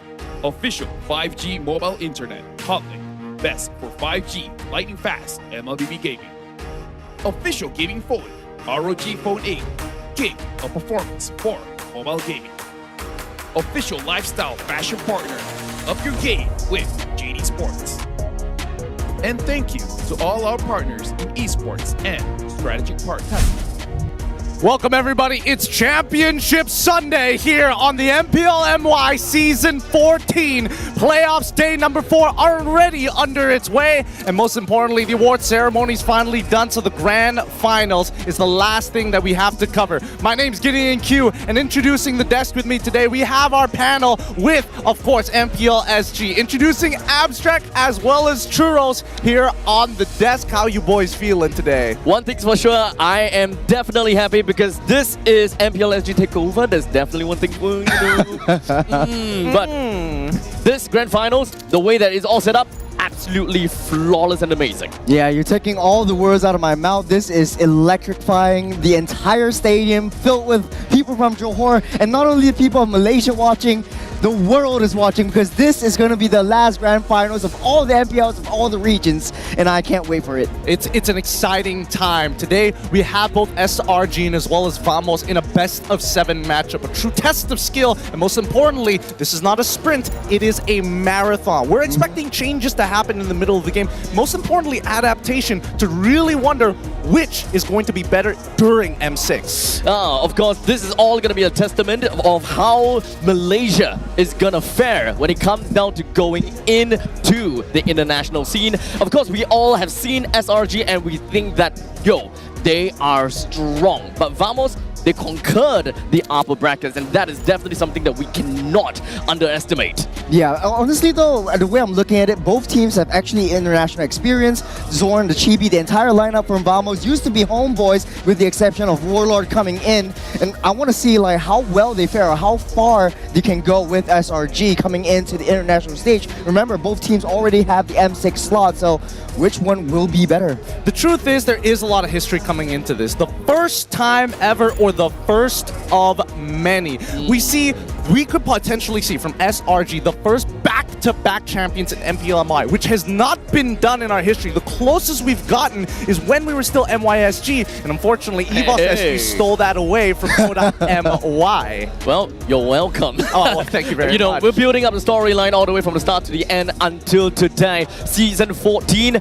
We want to see the back-to-back champions for sure. However, Vamos, we have talked about them many times before. They are quite a contender, and they are building up a legacy here. Yeah, honestly though, this is just a start for not only SRG, not only Vamos, but the entire region of Malaysia. Going into M6, will SRG get the coveted Golden Road? It all starts now, whether they can take Vamos out, and Vamos looking hella strong. I mean, Vamos has been looking incredibly strong, as a matter of fact. Their early game pressure is like none other. They know how to really swing the momentum in their favor. But more importantly, all of the members coming in from Vamos, with the only exception being Nets, hasn't touched an MPL MY trophy before. So if they win this, this will technically be the first win for their organization.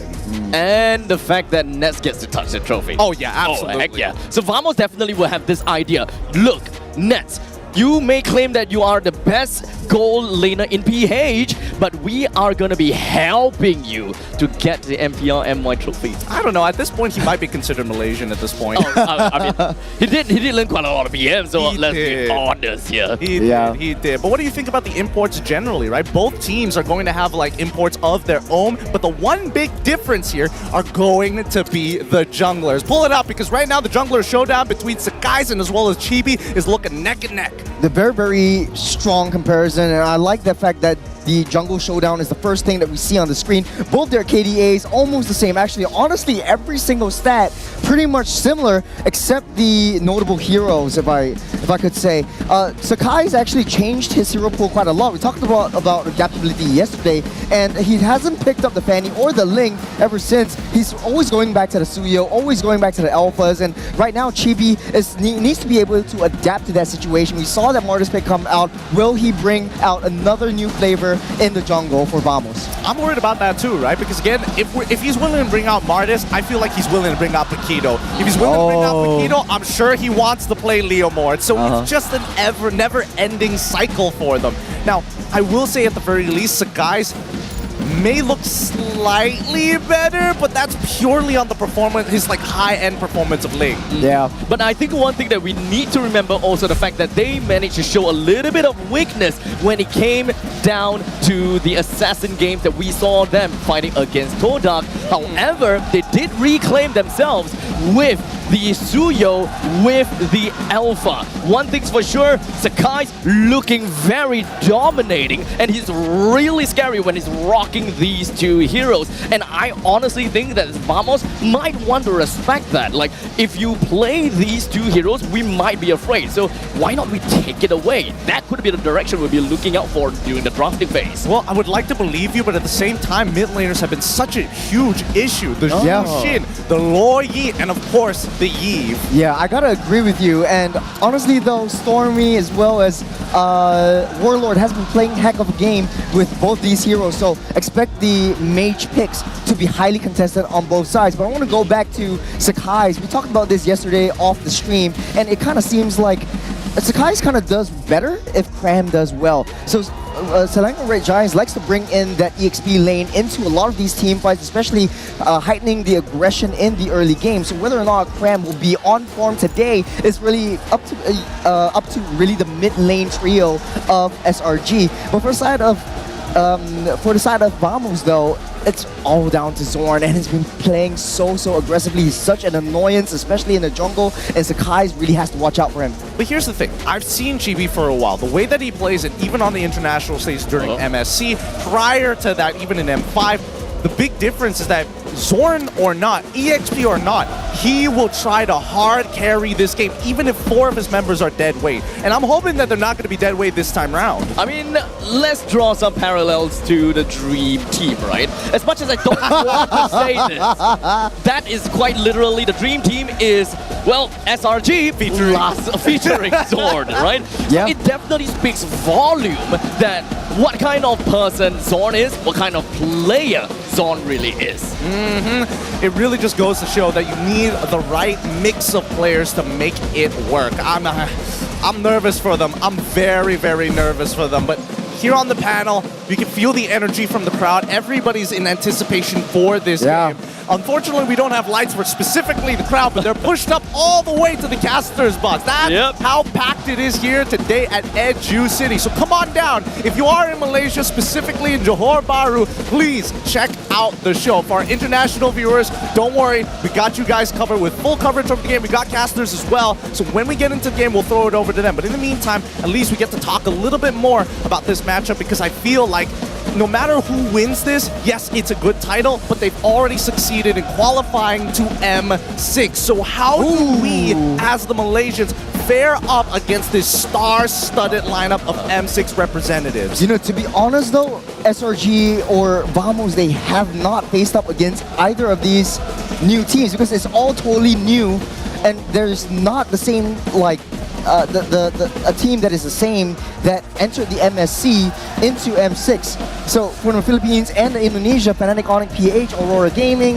Team Liquid ID, RRQ Hoshi, this is their first time in international stages this year. So it's really hard to tell.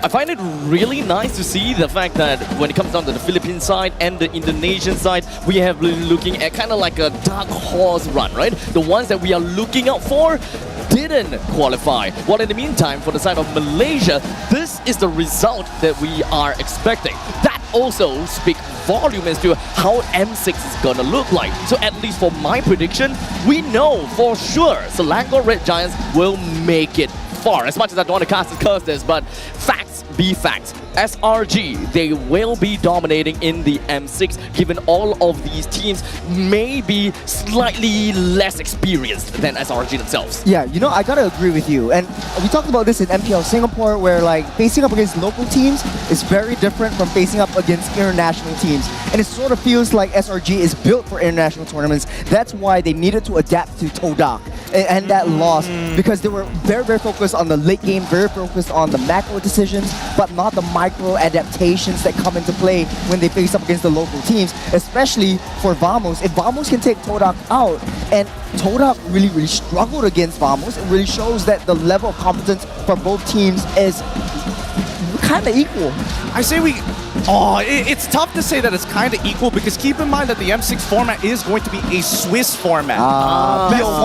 Best of ones, 3 wins, you move on, 3 losses, you're out. And I'm looking at teams like, you know, S2G for an example, who surprised us all, taking down Fireflux, now called Uffenheim, as they move on to that next round. BTK, another underdog. BTK! No, if you know me, it's a personal thing. That's fair. It is. But also there are veterans, Team Spirit, and even Falcon once again going to make their attempt at the M6. Honestly, being a Swiss round, this is where I have absolutely no idea how things are gonna be like to a certain extent, right? Because imagine if Todak is the one that actually makes it to M6, I think that they will have a pretty good run in the Swiss stage itself because of how unpredictable you are. So unpredictability may be something that is really nice to watch. Speaking of wildcard teams actually, and also surprises, here are our list of wildcard teams who have already made it. RRQ Akira, GK Esports, Nightmare Esports, Legion Esports, Incilio, Ufdar, man, I gotta say that better, the Mongols, and DFYG. Now, the wildcards, of course, this time around Malaysia doesn't have to go through it, thank God. But the competition is looking really, really steep. I'm expecting Ulfendar at the minimum to make it out of there with no issues whatsoever. But then it's a bit of a roll of the dice because we do have other RQ Akira. Exactly. They've always been in international stages. MSC, M5, M4, M3. We've always seen them in the main stage. I don't know if they have roster shifts. Do you remember if they have any? But they have always been the same team, and they've always shown consistency, and that's what I think most of these wildcard teams need. Most are new teams, so rookies are coming up as well, but RQ being the mainstay, having that composition to stay within their synergies and stay within the same team, it really shows the level of growth that they have for their region. Honestly, growth is a topic that I really want to talk about, right? Because that is a great point. RQ Akira, they have pretty much been sort of the baseline of how you want to get yourself into the internationals. Although RQ Akira didn't really make it very far, but I will say that they are what it takes in order for a team to be an international team. I will say that if you want to go internationals, yeah, RQ Akira is a team you may potentially want to, kind of compare yourself as to how you fare if you ever go there. Oh, what about NIP Flash? I feel like NIP Flash is way past that. Yeah. NIP Flash, way past that. I had to take a jab. You had to, but Oh man, come on. It was low hanging fruit. I had to. Now, let me explain to you the M6 Swiss format, because teams are randomly paired in the first round and play a best of 1 matchup. If this looks confusing, don't worry. The baseline of it is that every team will need at least 3 wins to move on to the next round. It doesn't matter how many losses, unless you have 3 losses, that's when you get eliminated.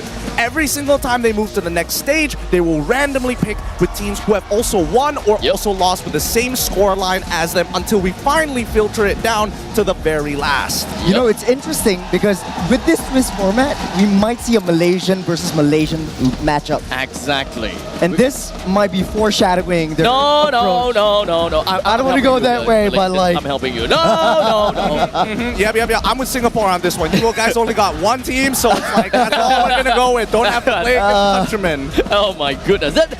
kind of what makes it so exciting as well. I actually want to put Abstract on the spot. Like, what? I'm with Gideon here. I'm technically a Malaysian. Actually, not really, but shut like, up. technically. Shut up. What team do you want NIP Flash to face off against? Wow. Honestly, there's like the first half that I don't want NIP Flash to face against, and the second half that I don't want NIP Flash to face against. Come on, say it. Say it. Vamos. SRG. I refuse. Okay, one thing's for sure. I refuse to see Singapore face off against Malaysia because we are such a macro-based team. That's a civil war. Actually, no. backstage we had a talent versus talent production. This is a skill issue. This is a skill issue. Okay. Who won? Singapore won. Okay, we reclaimed our land. We did. We claimed the piece of small little land. Husky is just giving me a death stare right on the side. He's giving me a death stare. I'm pretty sure the Malaysians weren't too happy about that loss amongst Vitalis. Don't worry. It's 1-0. It's a best of 3. You can bounce back from that one. But let's pull it back here a little. Okay. Well, I like to talk about the Swiss format. Right? Absolutely. Yeah, because honestly, when it comes down to like a team, when you first comes down to the first stage, you know, if you win the first game, you will fight against teams that won the first game. You won't be facing off against teams that have lost whatsoever. So it's a very fair match all the way through. If you lost the first 2 games, then you're gonna have to win the next 3 games. Yeah. Honestly, though, there are some teams that work better on a best of 3. In the best of 1, you pull out all the stops. There's no time for adaptation. You have to adapt on the fly, have to adapt in the game itself, and with the draft that your coach has picked for you. So it speaks a lot of the players themselves, the mentality going into the games in the Swiss format. All right, let's pull it back to our locality, our grand finals for today. Our very first M6 qualified team, Vamos, from the upper brackets, starring Warlord, Smooth, Chibi, Zorn, and Nets. As much as I want to paint a lot of the attention over to the side of Zorn, understandably, every single one of these players have made very great changes, and they, of course, gel together as an amazing team. Chibi himself is a pillar of support from the side of Vamos. Understandably, without the help of Zorn, without the help of Chibi, I would say that the rest of the players, Smooth, Warlord, as well as Nets, they may definitely have a little bit of issue, but Nets, boy oh boy, great insurance policy. I mean, they're great, of course, but we also have to talk about the Selangor Red Giants, featuring Stormy, Cram, Sakais, Yums, and Innocent, our current world champions. You know, we talked about this in Singapore.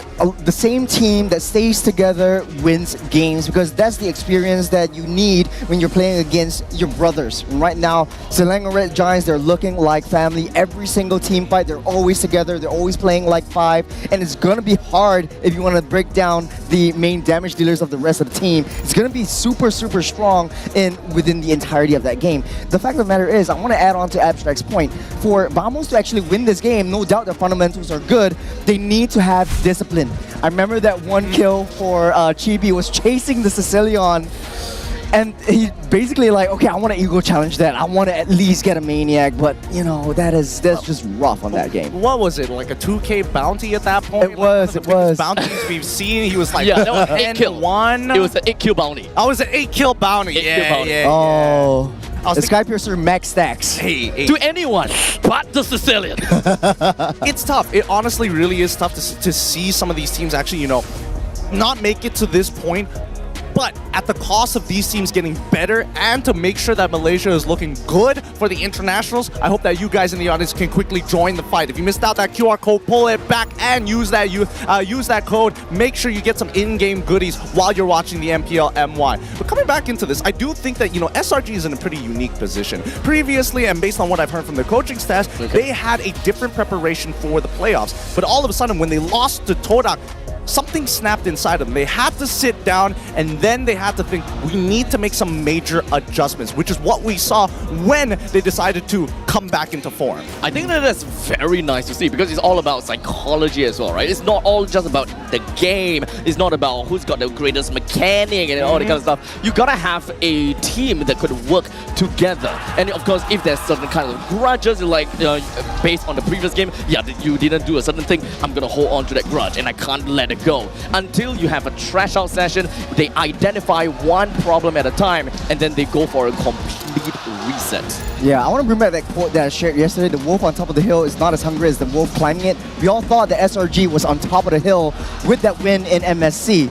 You've got a lot of money. You're fine. You've got a lot of salary. You can buy that new Lamborghini or the new Ducati that you want. But SRG is proving to us that there's still that wolf climbing the hill, because M6, the coveted M6 in home ground in KL, is that creme de la creme, that trophy that they want to lift up. It's true, it almost was full circle had Todak qualified for M6, but man, I'm glad that we have these two as our representatives. Malaysian MLBB has continued to evolve and continue to push the limits of what the world expects from us. With that being said, with just a few seconds left, let us introduce you our two M6 qualifiers here in the grand finals.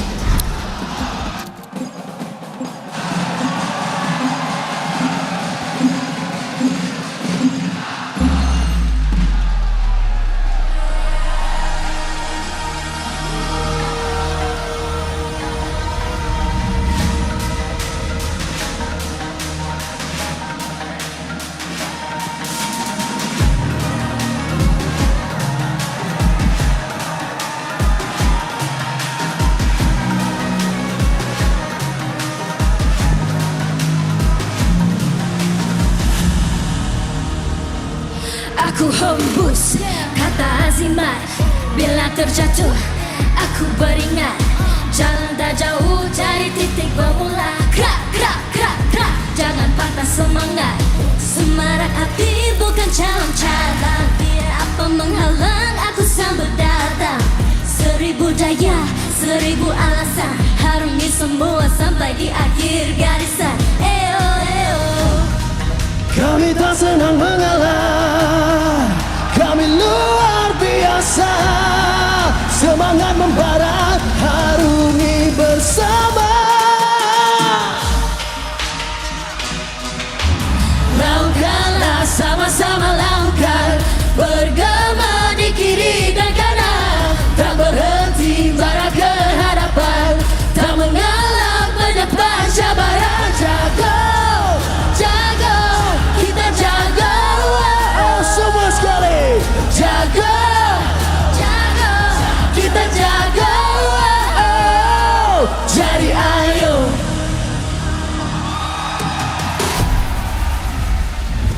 To be champion of the world is not for the fragile minds. Those went far and failed, fell the hardest. Masa M2 dengan M4 tu, pressure tu confirm ada. Kalau bukan kat saya, dekat player lain lah. Sebab bila kita berjumpa dengan tim-tim luar ni, mental kita agak down dan akan buat kita serabut lah. Yang kita bayangkan macam, oh ni dah diorang kuat ni, kita orang kalah. Because being only the best at home is not enough. Memang saya accept jago kampung. Sebab kita bila pergi kira international, kita tak ada bawa balik apa-apa kan. Paling tinggi kita bawa balik pun nombor 3. But the ambition for the title gets harder every year.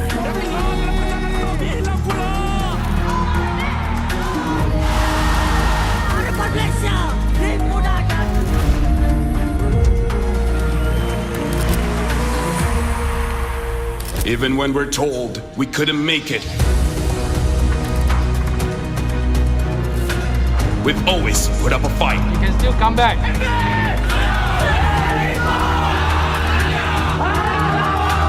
We've been through it all.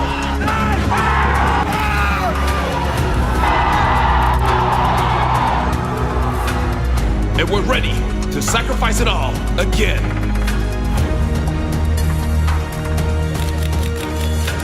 The test to be greater than ever is here once again. Back to where it all started.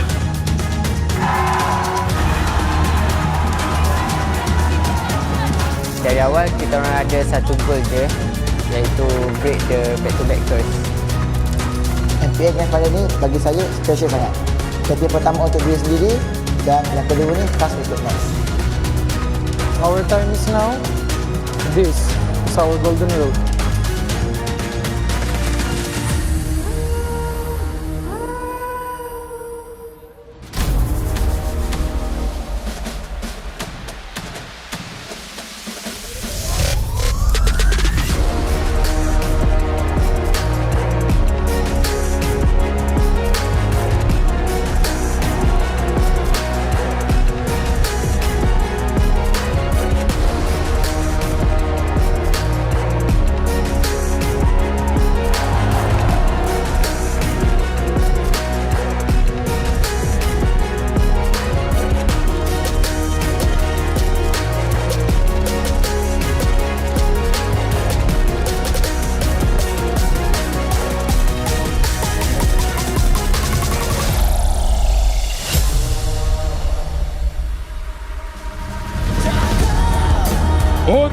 menjadi goal laner yang berbakat.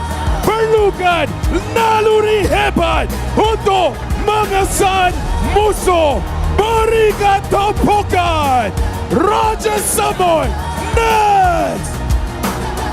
Dari musim pertama hingga ke-14, ini adalah Roma Malaysia yang ikonik. The King of Emotes, Sword! Seterusnya, ini adalah barisan hadapan playmaker yang paling gagah, Lord Smooth! Next, ini adalah seorang jungler yang sangat ditakuti di playoff ini. Sudah tiba masanya legend in the making, GB! The magic damage dealer yang bijak dengan makro dan juga positioning. The General Warlord! Last but not least, dengan Coach Pops, di mana dia mendapatkan banyak achievement dalam career-nya bersama dengan Coach Pawi Bao.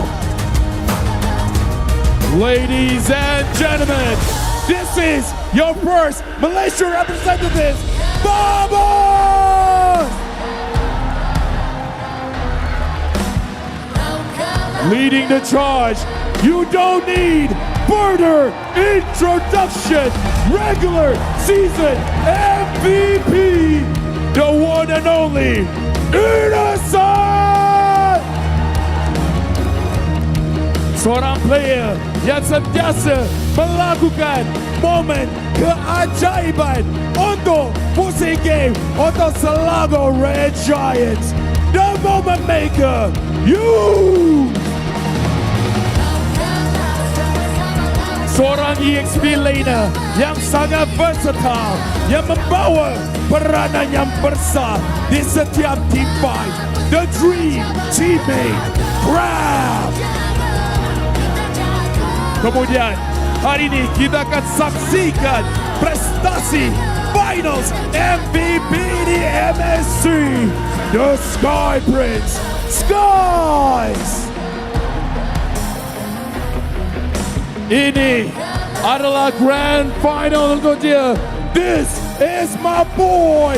This is the Mage Prodigy, Stormy!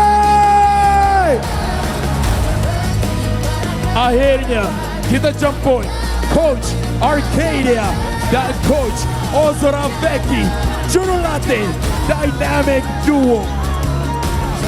This is your defending champions of MPL, Selangor Red Giants! Gotta give it all, don't matter how many times I fall, gotta get back up, yeah, gotta go. I can hear them calling, now I gotta serve. Mess with my clique, now you get what you deserve. We keep it tight, we keep it cool. They got me and I got them too. Come on everyone, put your hands up. Seharapan, sehaluan, simpan-simpan kita anak Malaysia. Kami tak senang mengalah, kami luar biasa. Semangat membara, harungi bersama. Jago, jago, kita jago. Everyone, Jago, jago, kita jago. Jadi ayo. put your hands up.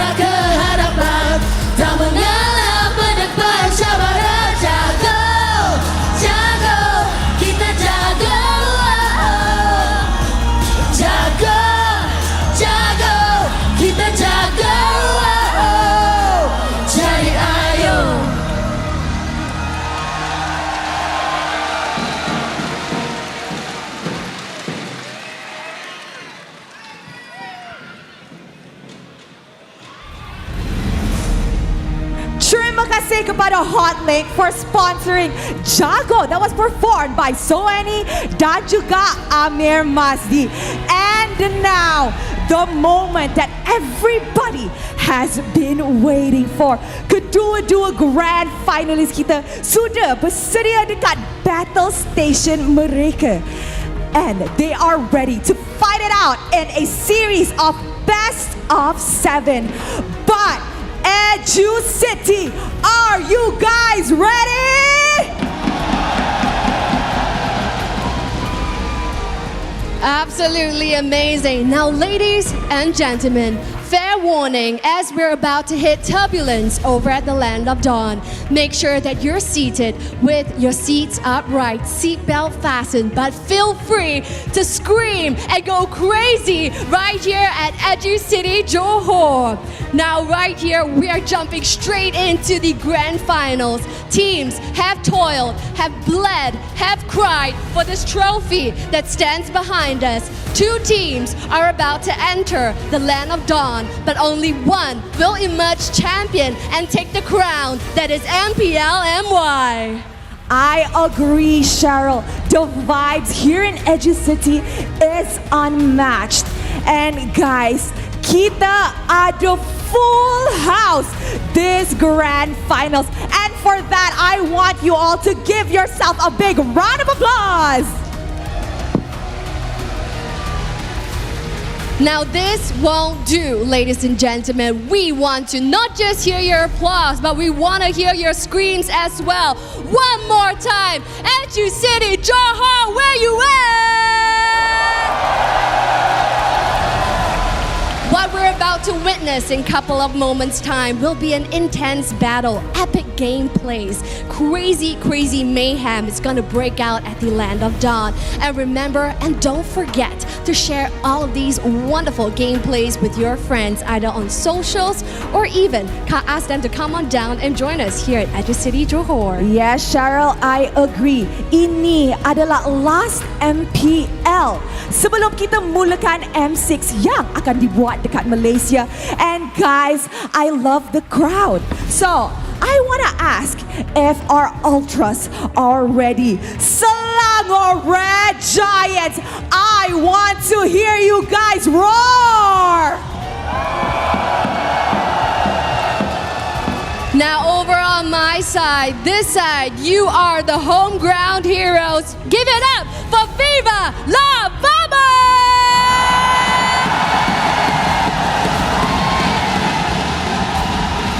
Pasukan manakah akan menang MPL Malaysia musim ke-14? Will Selangor Red Giants go up against the curse and clinch their first ever back-to-back trophy? Or will Vamos rise from the rumbles and get their first ever MPL Malaysia trophy? Tanpa membuang masa, Cheryl, jom kita ke caster!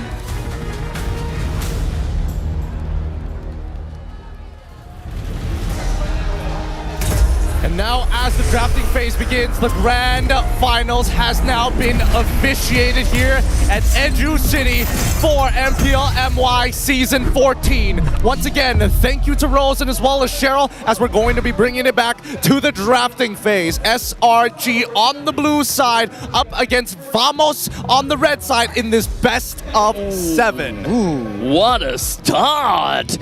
At this point in time, the main 2 heroes that we have been talking about the whole time has slipped out of the band, at least for now. Suyo, as well as the coveted Ju Sin. Pick your poison, right? It's all about, you want to win the early game or you want to win a lot of these skirmishes, you want to get zone control. So I think if you're Vamos, open up both. Try to ban something that is more targeted towards maybe even Sakai's. Try to ban out the alpha, so you trade over the Ju Sim, pick up the alpha, the Tsuyo for yourself.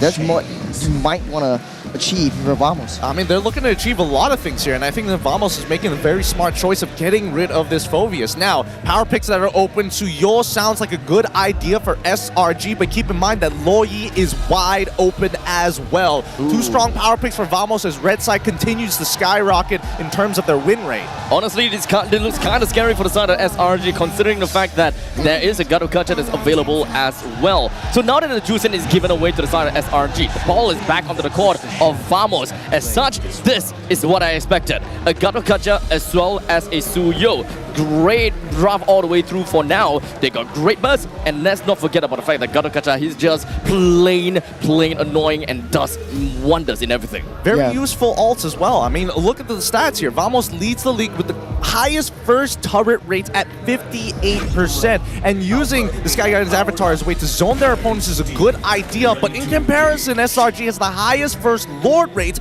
amongst all teams with 70%.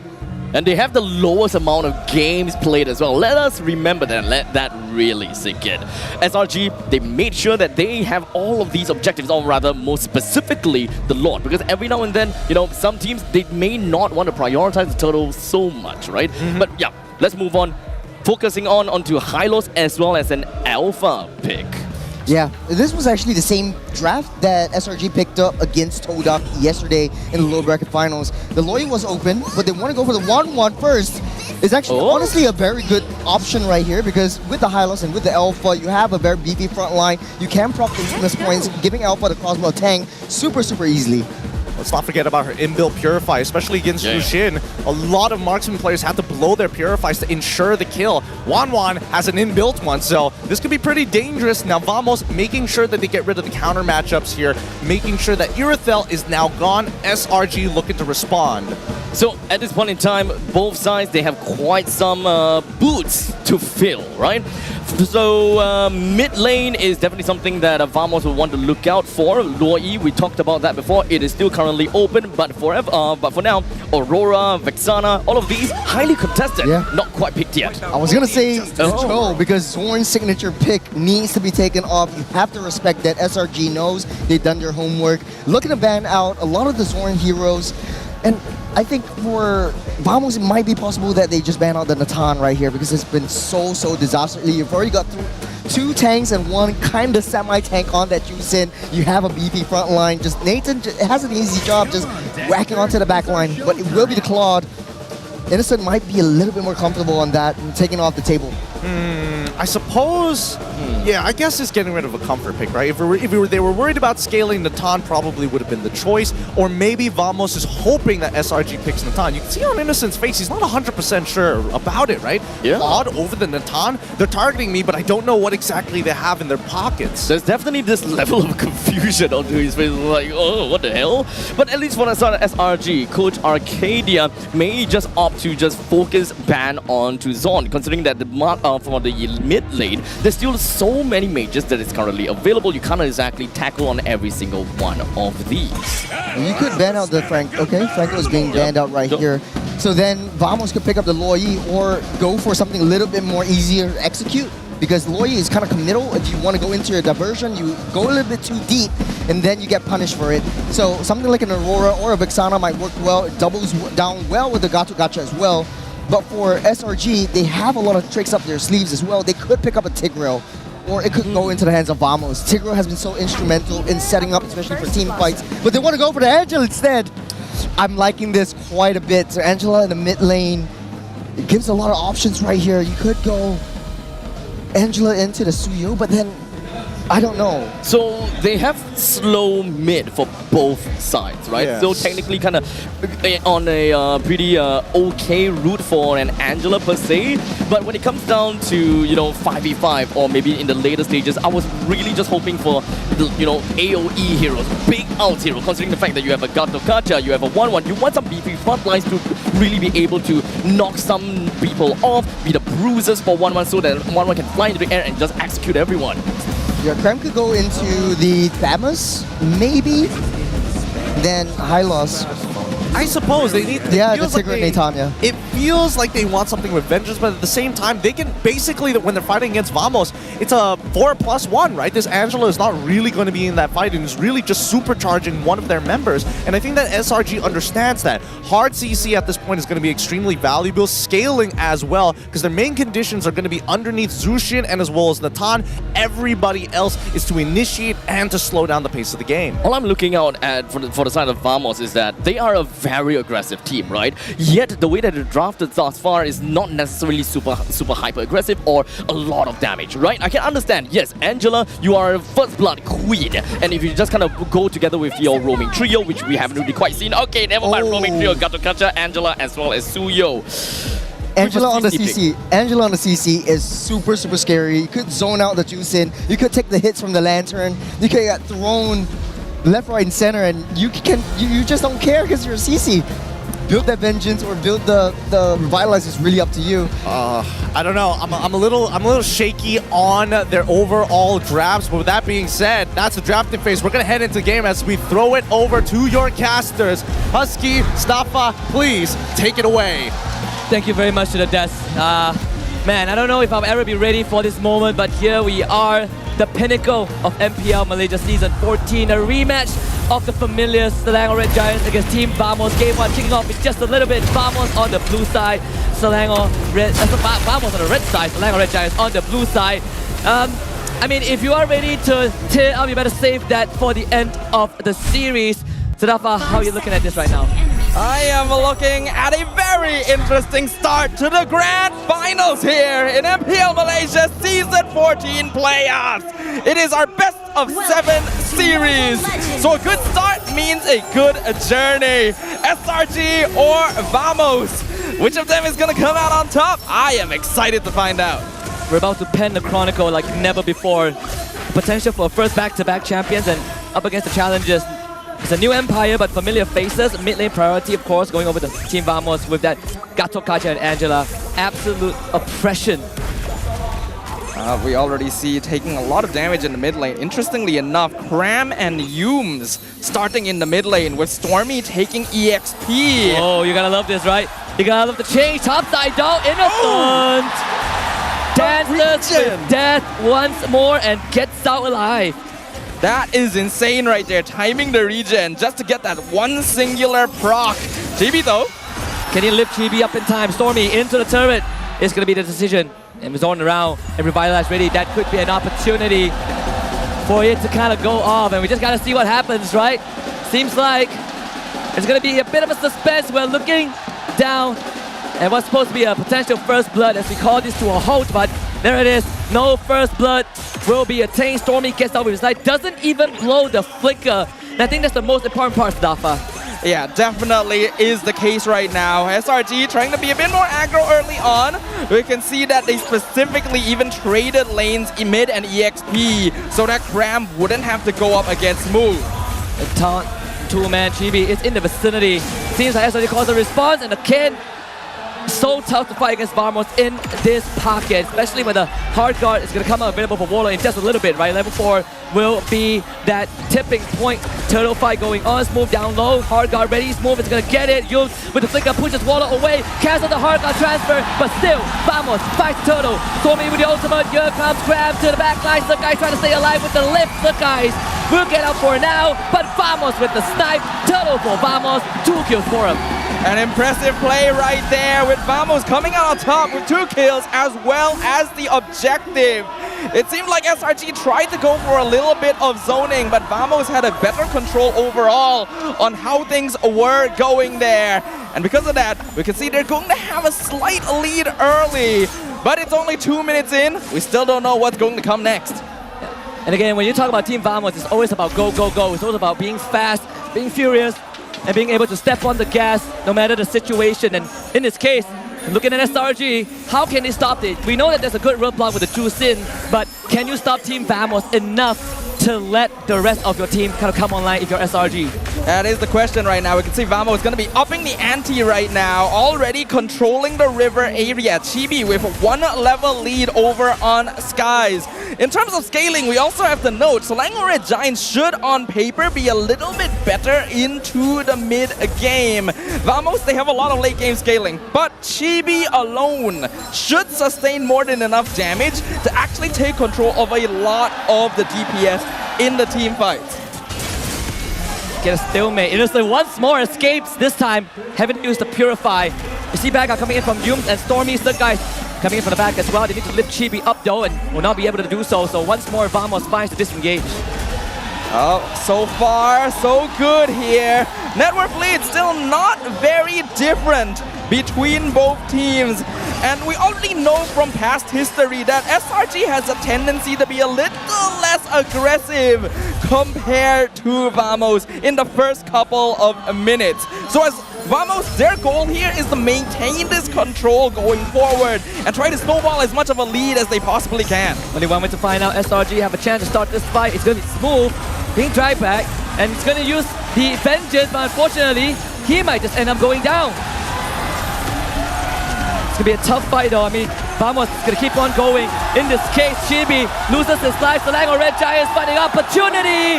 4 for them. Turtle still not attained just yet, but SRG might have a chance. A beautiful team fight there from SRG. Being able to take control of superior positioning. This is what we talk about. Once they find that positioning, once they find that moment, SRG has such powerful team fight capabilities with a Tigreal and a Hylos. Vamos needs to be more careful about the angles of approach they take because in that situation, they definitely walked into a funnel. You gotta love the team fighting from SRG, especially in these crucial moments.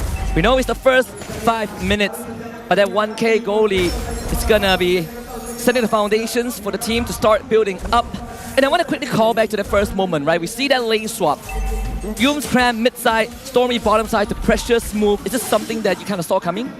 I definitely didn't see it coming, but I wish I did because it is so smart. We've already emphasized SRG is a team that likes lane priority. They need control over the lanes to make sure that they don't get affected too heavily by aggressive early game teams. And they actually didn't have the best EXP lane matchup here. Cram is a very important player for them in order to maintain some form of early aggression and to zone out the opponents. He roams with them a lot more often compared to other EXP laners, and they cannot afford for him to be trapped in the lane with Smooth. So they switch Stormy over, and it is a genius plan. And it's paying off.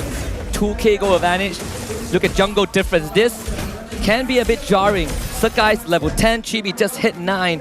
But we look at at least 1.5 level difference in terms of experience for the junglers itself. You would expect the Vamos to go faster with this Angela, but it seems like SRG has been able to put a stop to that. You jam the brakes and now Vamos just speeding ahead, but they're running into a brick wall.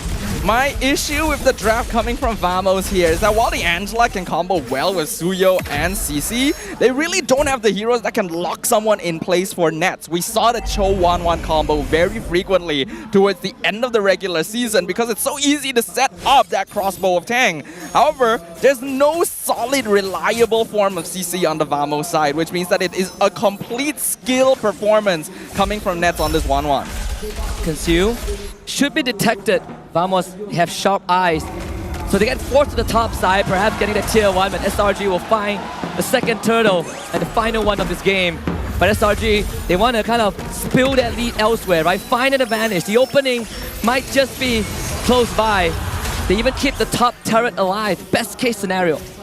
We are starting to see SRG go into their usual patterns. Once they've won 1 or 2 team fights, their ability to rotate and control the map is unparalleled. Vamos is a very momentum-based team, but that doesn't mean that they can't come back from a deficit. 3K in 7 minutes is not actually that bad, especially with a 1-1. If they can get a good crossbow of Tang, then there's always the possibility to make that return, but Chibi in trouble. Glorious pathway, Blade Surge, Quell to Evo, and with Warlord ready to support.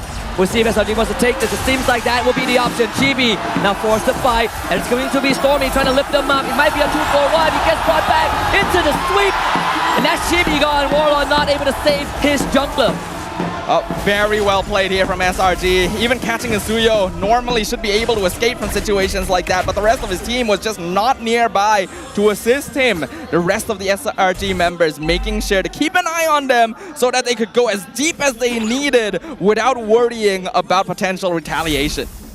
It's a quick question. I know the panel will bring this up after this game, regardless of the result, but we've always had the notion that we don't really like making mid laners be on Angela, and we are seeing that in effect, right? Warlord just not able to provide much. Flicker out, no hard guard just yet. Mid tier 1 goes down.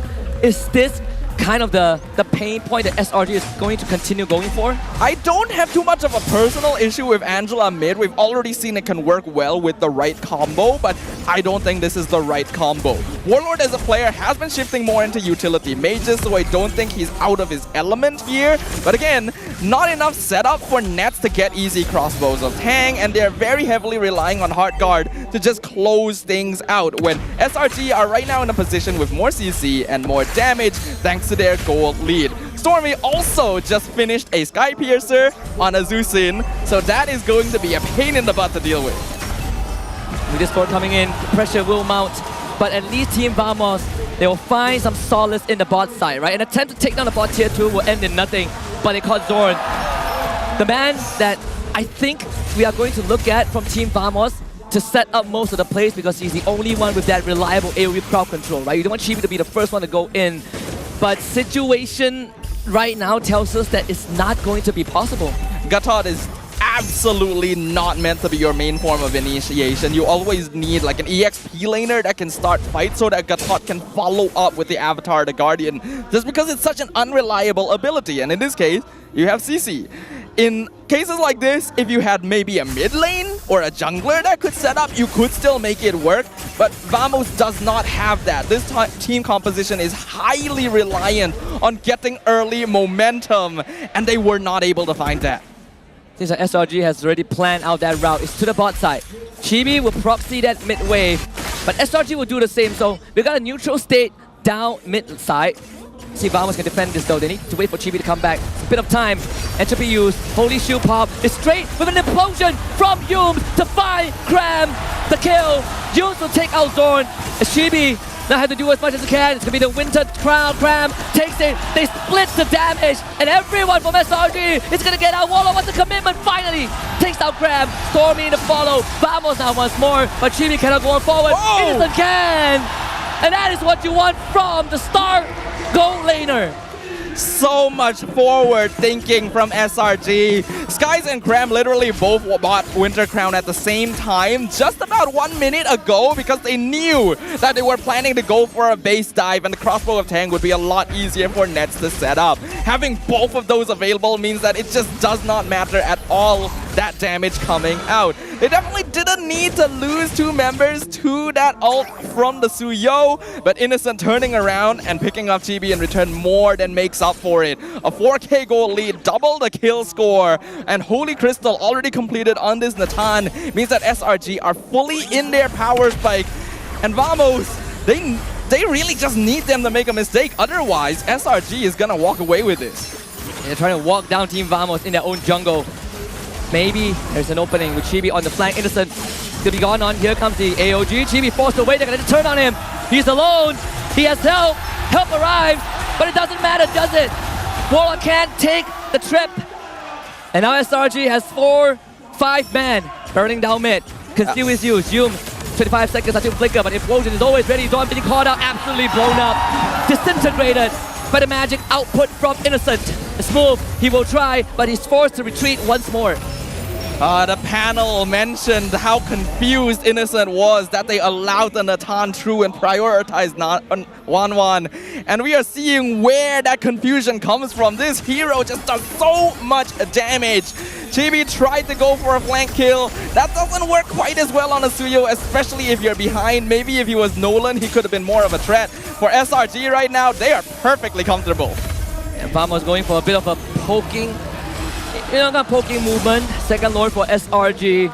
The dream scenario up against a Suyo Angela. When Angela CC, whatever you want to pit it in this state of the game. Almost 13 minutes in and SRG have not dropped a single beat. Up 10 kills to 4, 5k gold lead. Lord just claimed. Vamos still is sitting on 3 structures. I don't think this will be the end of them as long as they can hold a solid enough defense. But SRG is just so good at running at your face and hitting you where it hurts. What's the strategy now for Vamos? Is it to buy time for Nets? Who's the star right now? I don't think they can afford to buy time for Nets anymore. Nets should be the win condition, but with multiple Winter Crowns completed on SRG, I don't think Vamos has a way out of this. It would require SRG to make a massive misplay just for them to even have a chance. And again, Flicker, Implosion, the suction from SRG, bring him back. Nets is already eliminated, Warlord taken out. The tyranny of Vamos in game 1, absolutely smarted. 3 more members of Vamos trying to hold on, but with the Lord joining in, and it's gonna be game numero 1 for SRG. A clean and easy victory there for the Selangor Red Giants. Vamos, there were definitely some holes in their draft. They tried to rely on comfort picks and comfort play, but if your opponent knows exactly what is coming at them, they know how to stop it. So different from the start that we saw last season where the 4 members of Team Vamos, also known as Homeboys back then, came in swinging. But SRG, more than prepared. The loss against Toda in the upper bracket fight, upper bracket semis, definitely flipped the switch in them. And right now, it is on blaze 100%.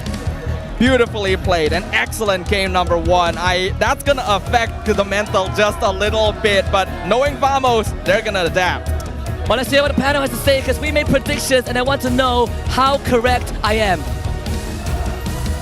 Thanks, Husky and Stuff. Man, that's something. That's something there. As you can see, our casters are just right beside us. So yes, I would like to say that your predictions are going to be correct, but anything could happen here in Johor Bahru because the Vamos crowd, they ain't having this. First Blood does go over to SRG, but I'm sure Vamos is looking for a comeback here. And the question is, where? Because Chibi, man, he got pounded that game. Yeah, I just want to say, honestly though, it's not Chibi's fault because they have a strategy to go for because split push wins team fight. It's all back to that basics, fundamental kind of synergy that they have.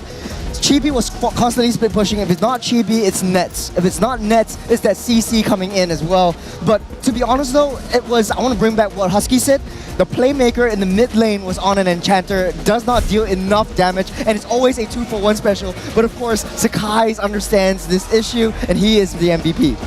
Just constant, consistent pressure is what we need to expect from SRG, especially with a composition that could be potentially super explosive. That's why we see a lot of big shutdowns coming in from this guy, and most importantly, just keeping that back line away. As soon as Nets is about to pop off, Sakai says, nah, I'm not even going to make it close. Honestly, when the fact that Sakai is pretty much free roaming, especially in team fights, being able to reach to the back lines, I thought that is actually a very interesting part because one of the main reasons that I will believe that CC is being picked out and drafted in here is just so that the curtain call will be the first thing that touches the alpha. That will enable Nets to be able to free roam and be hyper aggressive. But it does seem like indeed, he is pretty hyper-aggressive, but it's not only Sakai that catches him, there are many other heroes that can eventually catch him indeed. I think that's fair, but again, Team Vamos, I'm looking at their draft and I just do not agree with it. How is this team expected to team fight? How is this team supposed to play technically a man down while still playing purely around Suyo? Smooth needs to win his lane.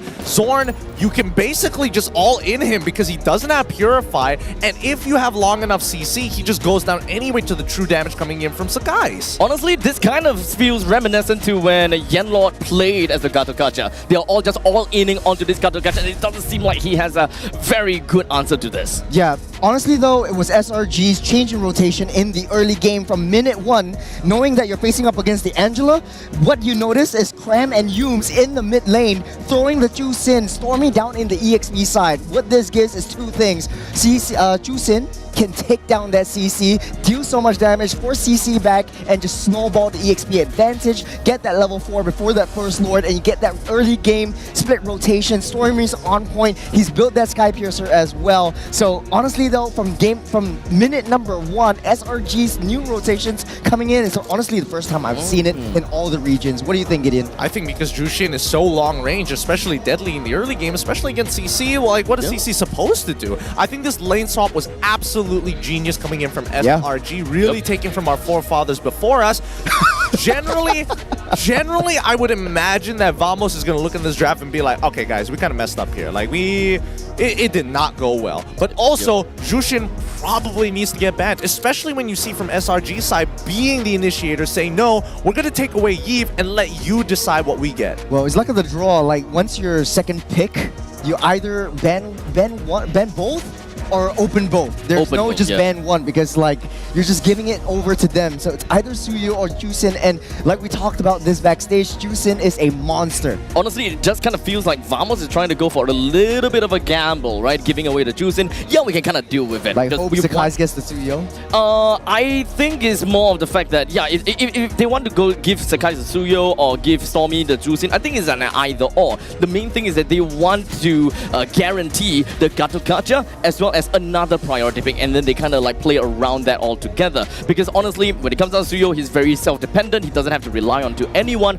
But in the meantime, what I see from Vamos' lineup is the fact that they want to enable the 1-1. They will have tanky front lines. They want to have survivability. They want to win lanes onto the side of EXP just so that they can open up the mid lanes as well. But it doesn't seem like it worked out, because I feel that really the Jusin rotation was what really put the final nail in the coffin for Vamos. Yeah, but I like the ideas that Vamos is thinking of. I like the small interactions, especially from coming in from Nets as well. He did opt to go for pull yourself together as one of his emblems as well, just to make sure that he can have that inspire consistently off cooldown when they need to fight. Although it really goes to show that Vamos was being really greedy in the draft. I think that Pobs has to pull it back a little bit here.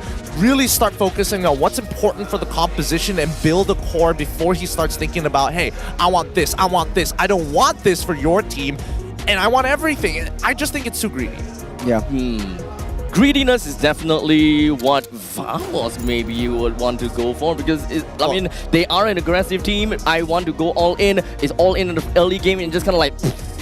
I guess, but at the same time, I would have wished to see, like, at the very least... A bit conservative. A little bit more conservative? Nah, get rid of this Angela. This Angela isn't it. Yeah, on the contrary, though, Vamos was actually very, very aggressive, especially on the gold lane. You've seen Nets a couple of times almost taking Innocent down, and Innocent at the end of the game only had, like, I think, 1 or like 0 deaths. I can't remember this, but like in the very, very early game, it was just 1 hit away every single time Nets coming in, but just Innocent outplaying that micro game on his own lane.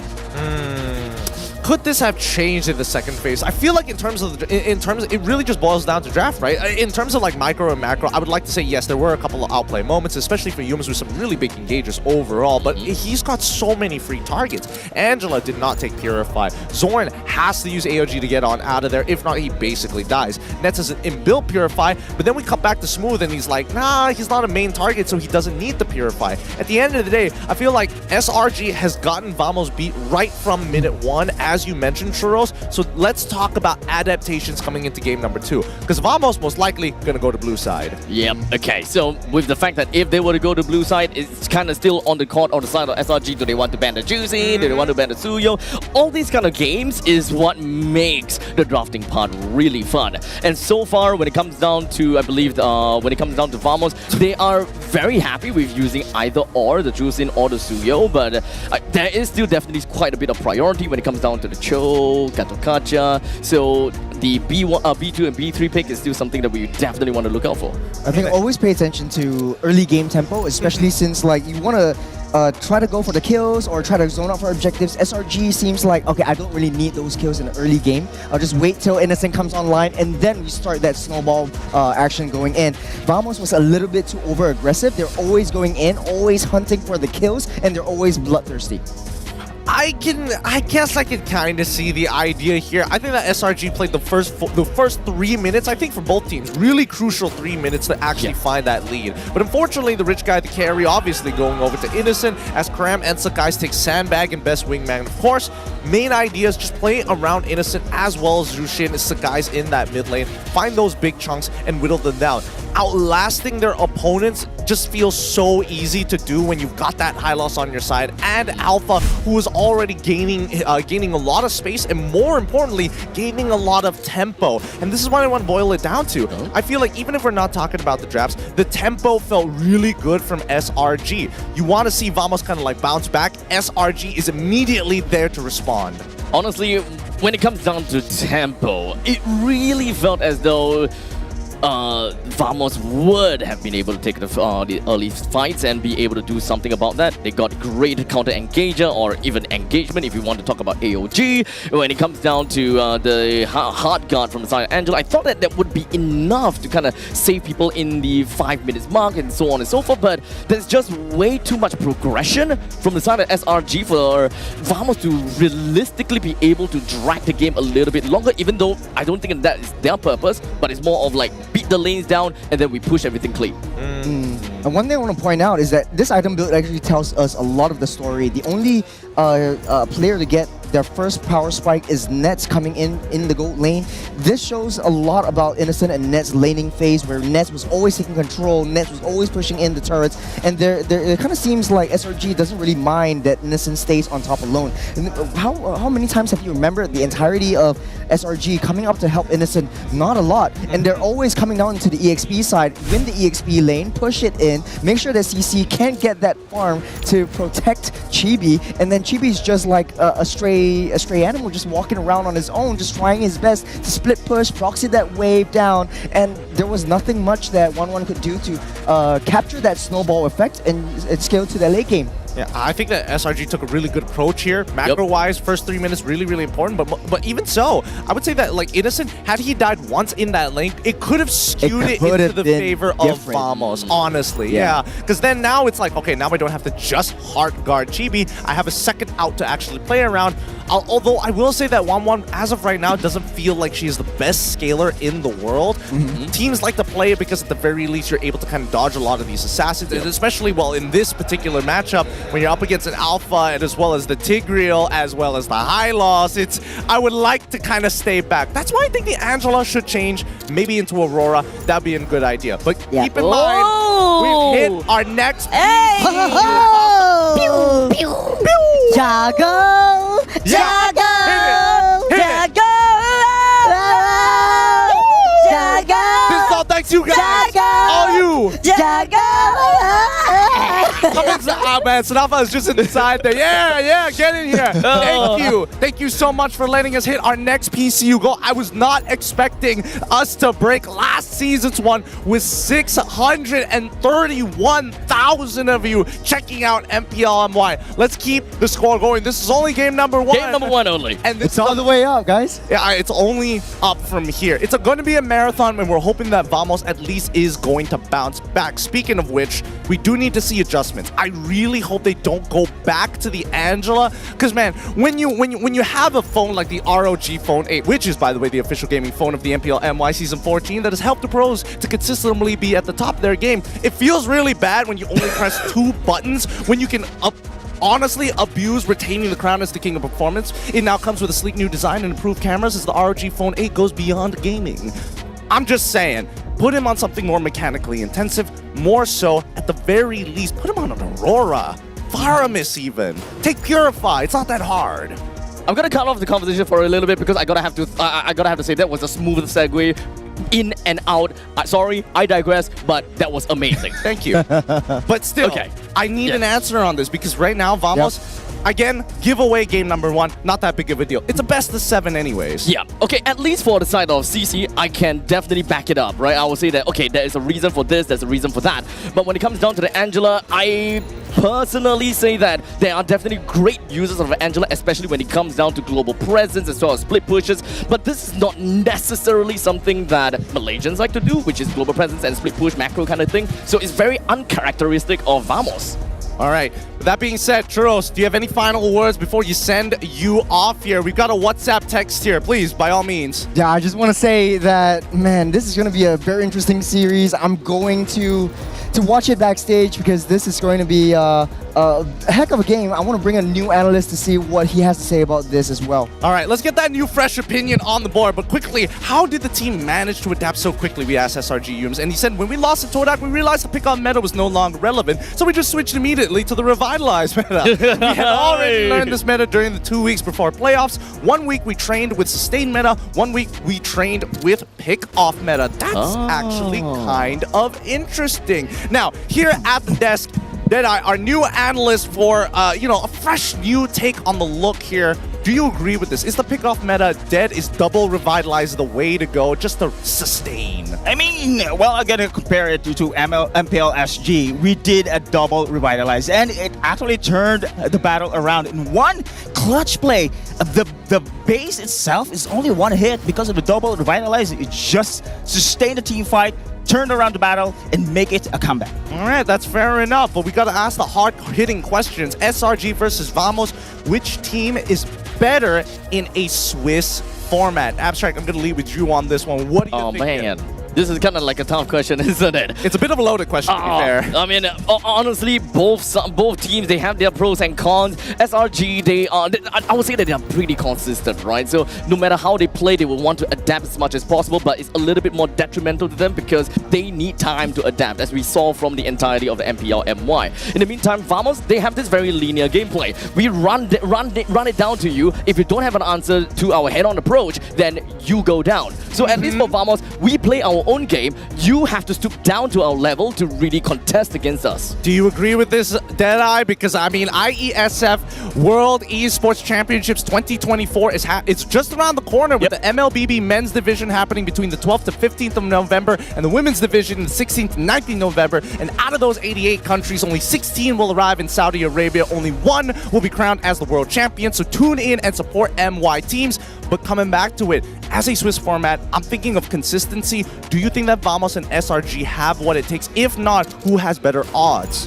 Consistency, I think it's gonna be adaptability. Again, we talked about this one yesterday, right? Of course, Team Vamos, they had adapted very well when it comes to their play style. I mean, from the early game strategies they have always been doing, like being aggressive. This time around, they try to adapt here to be a long game.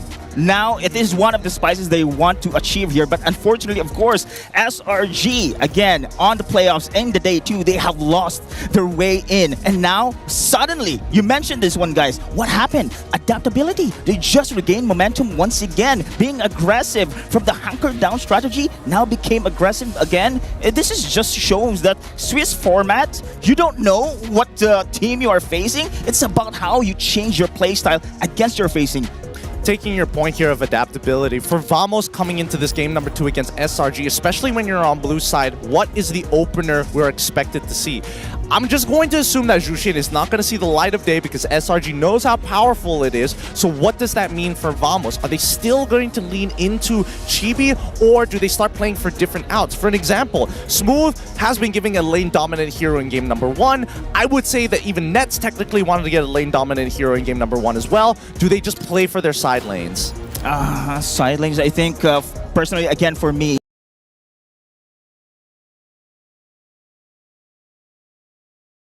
with their guns. I expected the show is being open in the first draft, but now it's not. All right, let's get into the drafting phase and see what adaptations we shall expect. With Vamos, as expected, on the blue side up against SRG, currently 1 point on them on the red side. Fami, Hylos as the first 2 bans from Vamos, Chip, of course, from SRG. Now, being the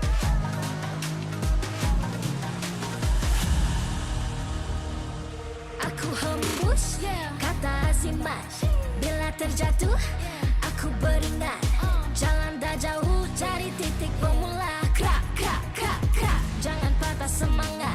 Semarak api bukan calon cadangan. Biar apa menghalang, aku sambut datang.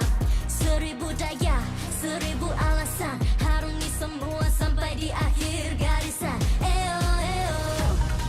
Kami tak senang mengalah, kami luar biasa. Semangat membara, harungi bersama. Lakukanlah sama-sama lakukan, bergema di kiri dan kanan. Tak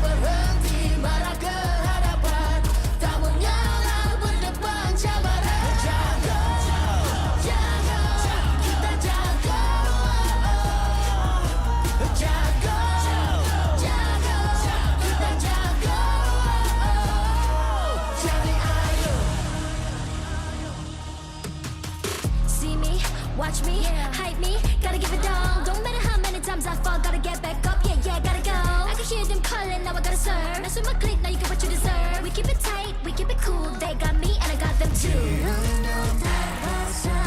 Api tak kunjung padam. Marah kehadapan kita sehaluan. Jangan simpan-simpan, kita anak Malaysia. Kami tak senang mengalah, kami luar biasa. Semangat membara, harungi bersama.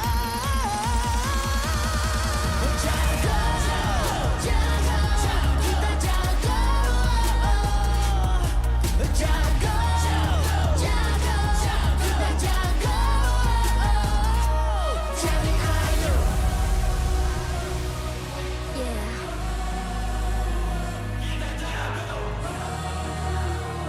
Are you ready?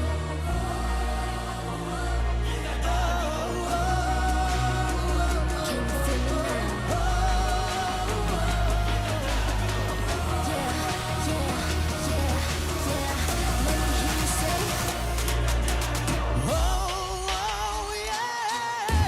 Langkahlah sama-sama langkah, bergema di kiri dan kanan. Tak berhenti marah ke hadapan, tak mengalah berdepan cabaran. Jaga, jaga, kita jaga. Jaga, jaga, kita jaga. Jadi ayo.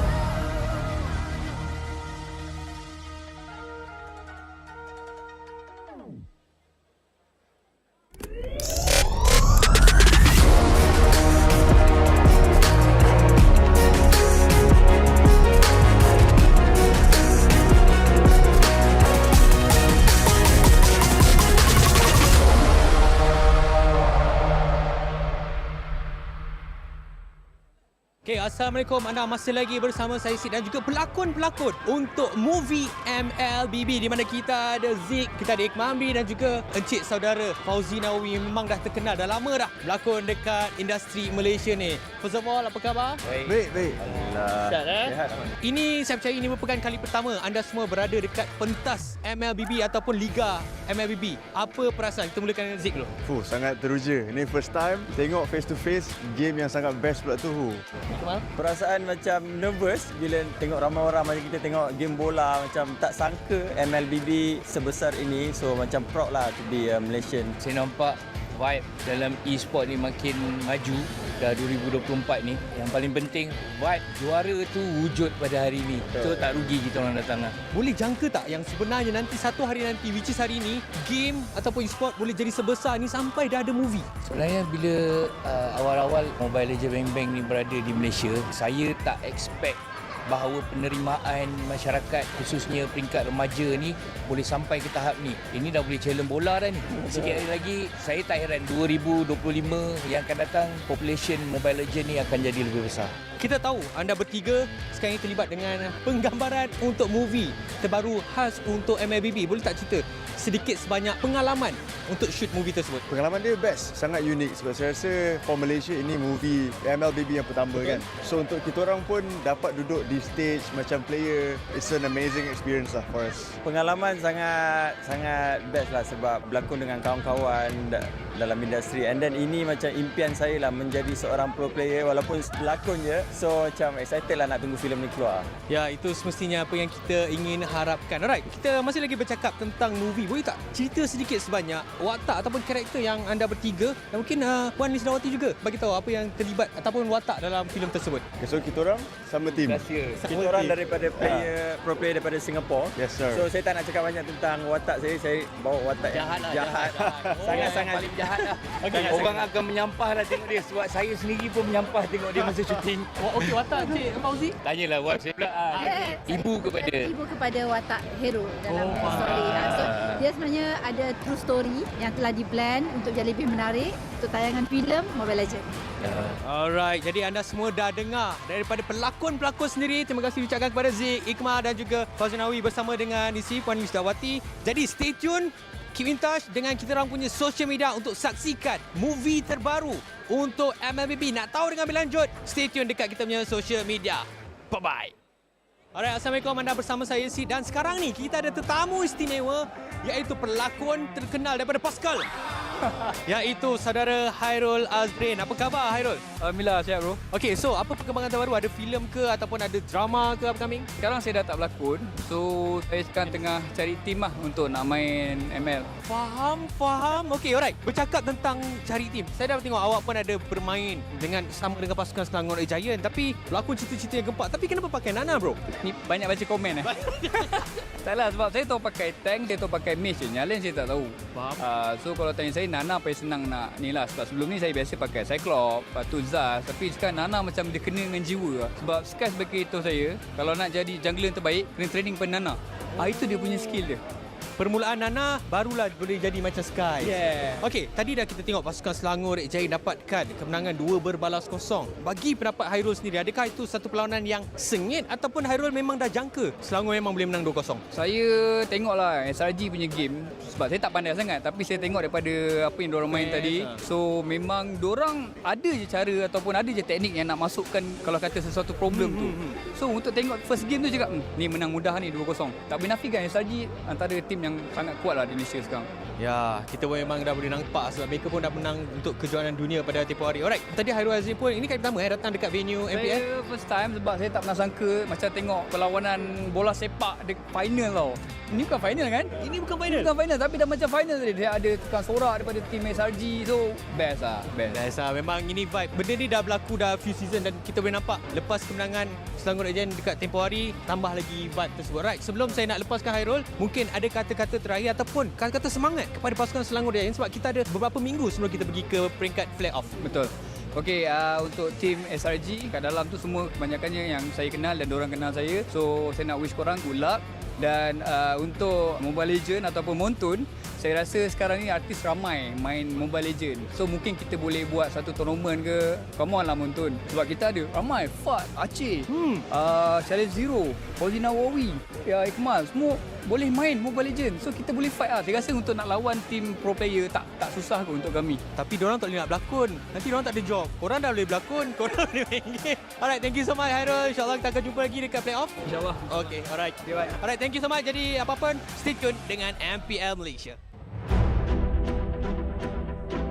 Semua orang boleh menyarung jersey kebangsaan. Jadi once you pakai menyarung jersey kebangsaan, you rasa sangat-sangat berbangga, you dipilih atau diberi tanggungjawab untuk mewakili negara. Perasaan bangga tu you tak terangkan dekat semua orang. Cuma feeling you pakai saja, once you pakai saja jersey tu, you akan rasa macam you want to give something to Malaysia. I think if you guys have any issues, so make sure lean on to each other, talk to each other as much as you can. I think just be proud because tak semua orang dapat this opportunity, and also kena ada that winning mentality, tak kisah pun dekat level mana you guys pergi, and jangan rasa takut, jangan rasa macam you guys are not good enough. Apapun, just ingat bila you guys enter the arena, just do your best and all the Malaysians will be behind you and supporting you guys. Saya tak ada nasihat, saya kagum dengan apa yang anda semua lakukan. You are all to me personal heroes because I grew up in a time where gaming was seen as a waste of time, but you prove otherwise. You put gaming and you put Malaysia on the world's map. I think you are at a better place to advise me. So again, I want to say thank you for being who you are. Thank you for fighting every day. Thank you for competing for Malaysia because it's something that I can never do. And I live vicariously through you bila I tengok atlet Malaysia compete because what you do is very, very amazing. And I wish you all the best. Deliver for Malaysia because wherever I am on the day when you win for Malaysia, I'll be proud to raise the Malaysian flag and play the negara. Hi guys, I'm Stormy. Hi, and I'm Rose. And I'm Yum. Okay, so right now we are gonna be playing the game called Guess the Hero, where Yums will draw and Rose will guess. Ready? Let's go! Go, Stormy. Aku rasa Go, senang. go. Senang? Aku lukis satu benda kau dah tahu dah. Okay. Telur? Lagi. Kalau dia mati, dia jadi telur. Oh, Digi. Kenapa kau cakap? Tak boleh. Tak boleh itu. Okay, sekali lagi, satu lagi. A few moments later. Don't talk. I will remove the mic. Oh, Ben. Ha? Ben. Wow. Chemistry 10 out of 10. Boleh bantai. Boleh bantai pan? Boleh bantai. Okay, so Sepat akan melukis, Nats akan guess. Mari, let's start. Ada aku nak lukis tau. Spell je. Spell kepala. Ish. Tak boleh spell. Okey tak? Ziko hero ni kau main tak? Ui. Tarit. Bukan. Ha? Dia bawa ni nak. Dia bawa ni. Last dot. Ha, last dot. Dia combine lah. Golen. Lagi, tambah lagi. Tak faham.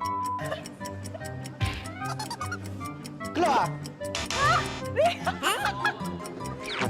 Tarit.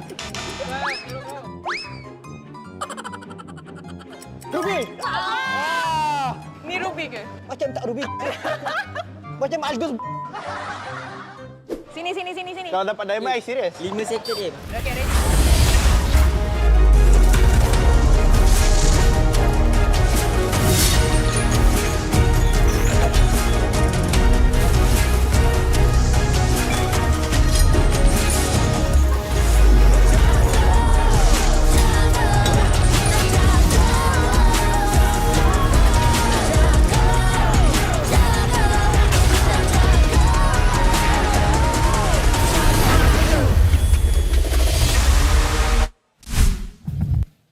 Selamat datang ke MPL Off Stage istimewa dari Hot League. Bersama saya sekarang peminat sejati SRG. Macam tu. Bang, sila perkenalkan diri abang. Okey, nama saya Muhammad Nashrik bin Zailan daripada Kajang Selangor. Kajang boys, what up? Orang kuat ni, orang kuat. Okey, tahniah sebab dah menang Fan Club of the Season. Boleh abang terangkan tak sebagai Fan Club of the Season ni sebenarnya fan club ni buat apa selain macam SRG, apa lagi dia buat? Kalau nak tahu sebenarnya fan club ni lah sebenarnya tulang belakang yang menyokong tim daripada mula season sampai ke akhir season. Saya suka jawapan tu, saya tak kisah daripada awal sampai ke habis. Ya saya. Menang ataupun kalah, tetap di belakang mereka. Begitu jawapannya. Kalau menang ni lah, tak kisahlah menang ke kalah, saya tak doakan kalah lah. Cumanya jalannya adalah ke arah M6. Ya saya. Abang memang kaki Mobile Legend. Ya. Kalau dekat M6, abang nak SRG ni jumpa siapa dan kenapa? Confirm lah kita nak jumpa Onyx. Onyx? Kenapa bang? Bagi abang Onyx ni macam wow, padunya Onyx ke macam mana? Kita nak bagi lagi sekali, ajar dia lagi sekali. Kasih ajar. Okey bang, pada masa yang sama saya nak tanya juga kan, berapa bas bang fan-fan SRG datang daripada jauh ni? Mungkin abang boleh kongsi sikit dekat peminat-peminat kita yang mungkin berada di rumah ataupun yang tak dapat masuk dekat luar tu. Actually, kalau nak tahu, kita ada special case. Kebanyakan peminat yang datang hari ni sebenarnya semuanya daripada Kedah turun ke KL dan turun ke JB untuk hari ini, untuk final hari ini. Maksudnya fannya fan Kedah? Fan bola Selangor semua datang. Ada Presiden SSFC pun datang hari ini. So kita ramai-ramai menyokong Selangor datang ke Johor untuk hari ini. Habib, saya respect semangatnya tu. Pada masa yang sama bang, kalau kata abang dah cakap memang ramai apa semua ni kan, kalau boleh lah saya nak tahulah bang, sekarang skor 1-0, abang predik akan berakhir dengan berapa skor? 4-1, 4-2, 4-3 ataupun 4-0? Saya rasa hari ni SRG kita tanpa usai ya. 4-0. 4-0. Terlampau ngeri jawapannya. Tapi pada masa yang sama bang, nampak kita dah dengar respon sebelah. Sebelah dah bagi respon, feedback tu dah ada. Tapi kita nak dengar Chan sikit boleh tak? SRG. Mungkin bang boleh laungkan semangat untuk naikkan semangat-semangat pemain SRG. Boleh tak bang? SRG bangun semua.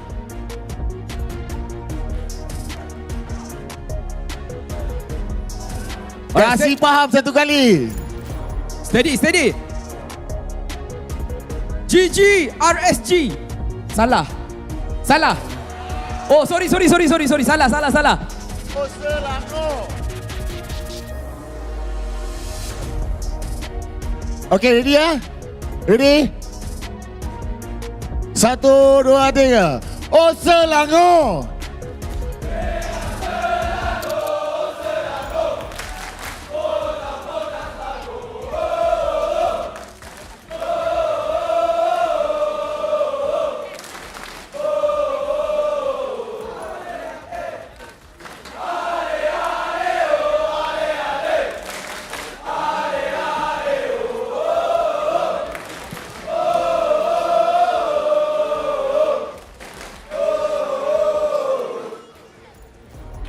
Tepuk pengakap. Macam tu. Tapi bukan pengakap lah. Tapi ni tepuk SRG. Terima kasih bang. Sekali lagi terima kasih sebab jadi peminat sejati SRG. Saya sebenarnya saya fan SRG bang. Nak baju satu. Itu cerita belakang dia. InsyaAllah. Terima kasih abang. Kita enjoy dulu kat sini dan pada masa sama sekarang terima kasih kepada anda yang masih lagi setia bersama kami di MPL. Dan sekarang kita nak tengok video istimewa untuk anda. I cannot think of anyone, Chok. I think it's me. Alright guys, so we are gonna do what do you think of when you see these heroes. For the first one, definitely $1 million pick, innocent. Sheesh. Next one, Hayabusa. Let's not be biased. Sige. Let's not be biased. So next we have Nolan. I also don't want to be biased. Is Chibi, highest BPM in the world. Harit, it's me. I will take it. So for Julian, definitely Phil, because he's the only mid laner player that play Julian. Hylos, I think JP, because I always see him in MPL playing Hylos. Next we have Edit, si Yums. Ultimate Edit always carry us. Yeah, Yums. Moscow, I cannot think of anyone, Chok. I think it's me.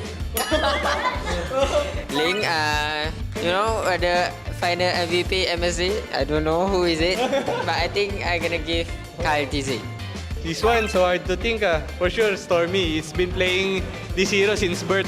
Guys, thank you for watching. Hope to see you guys at M6. Watch us, please.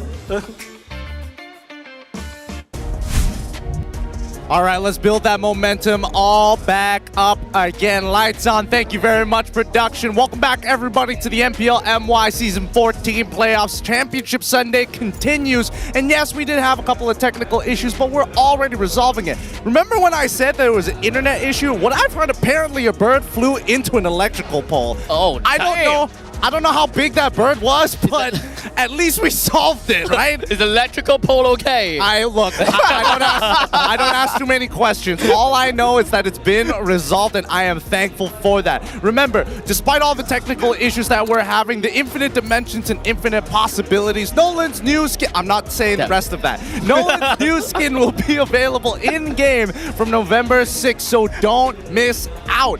And I'm gonna check your Google calendars later, because there is a notification button that you can actually quickly highlight to let you know when it comes out, the day it comes out. So if I don't see it there, you ain't a true Nolan fan. I mean, I'm not a jungle mate, so it doesn't really matter. I was about to ask, are you a jungle fan? That's a good point. That's a good point. Solid argument. But still for me, auto buy. It's looking good. It's looking great. And now we can actually start thinking about what's going to be happening later on in terms of the games. We didn't get to see just the edge of the draft. I think that when it does come back to the redraft, we are going to see the first couple of picks. If not, I would hope, but definitely the bans at least, right? Yeah, bans. Yeah. So at least we got a little bit of a teaser, but it's not too big of a deal, at least for now. For now. With that being said, we need to get into the minds and brains of the Baron here. Coach Pobs, we're going to start things up with his most picked heroes being the Kufra, the Harith, as well as the Cho. Most bans, Fanny, Phoveus, and as well as Gatokacha. And opponents usually ban out the Phoveus, the Cho, as well as the Harith. What do you boys think? Because keep in mind that this is over the regular season, and the meta has kind of shifted from this point onwards, but anything notable to you guys? The Cho. Again, I'm gonna highlight the Cho once again on the first game of the draft there. First phase of the ban, it wasn't being banned, the Cho. It's pretty much open. Team Vamos selected Gatokacha instead. I think here in the game 2, they must again go for their comfort picks. Cho, man, this is what I'm gonna highlight again. to be the priority pick for Team Vamos? I don't know, but SRG kind of like straight away, they're like, oh, the pick-off comp doesn't work anymore. Let's go into the double sustain. On the other hand, for what I'm looking out for it definitely is going to be the Harif, right? When it comes down to the playoffs, we don't really see that much of a success when it comes down to the Harif at all. So honestly, I think that there is going to be a major shift as to, or rather there has already been a major shift when it comes down to the gold laners. We have been looking a very obvious Nathan being one of the core favorites. We have definitely been seeing a bit of a Beatrix coming in, but of course, because of the resurgence of Nathan, Irithel pops in as well. I agree.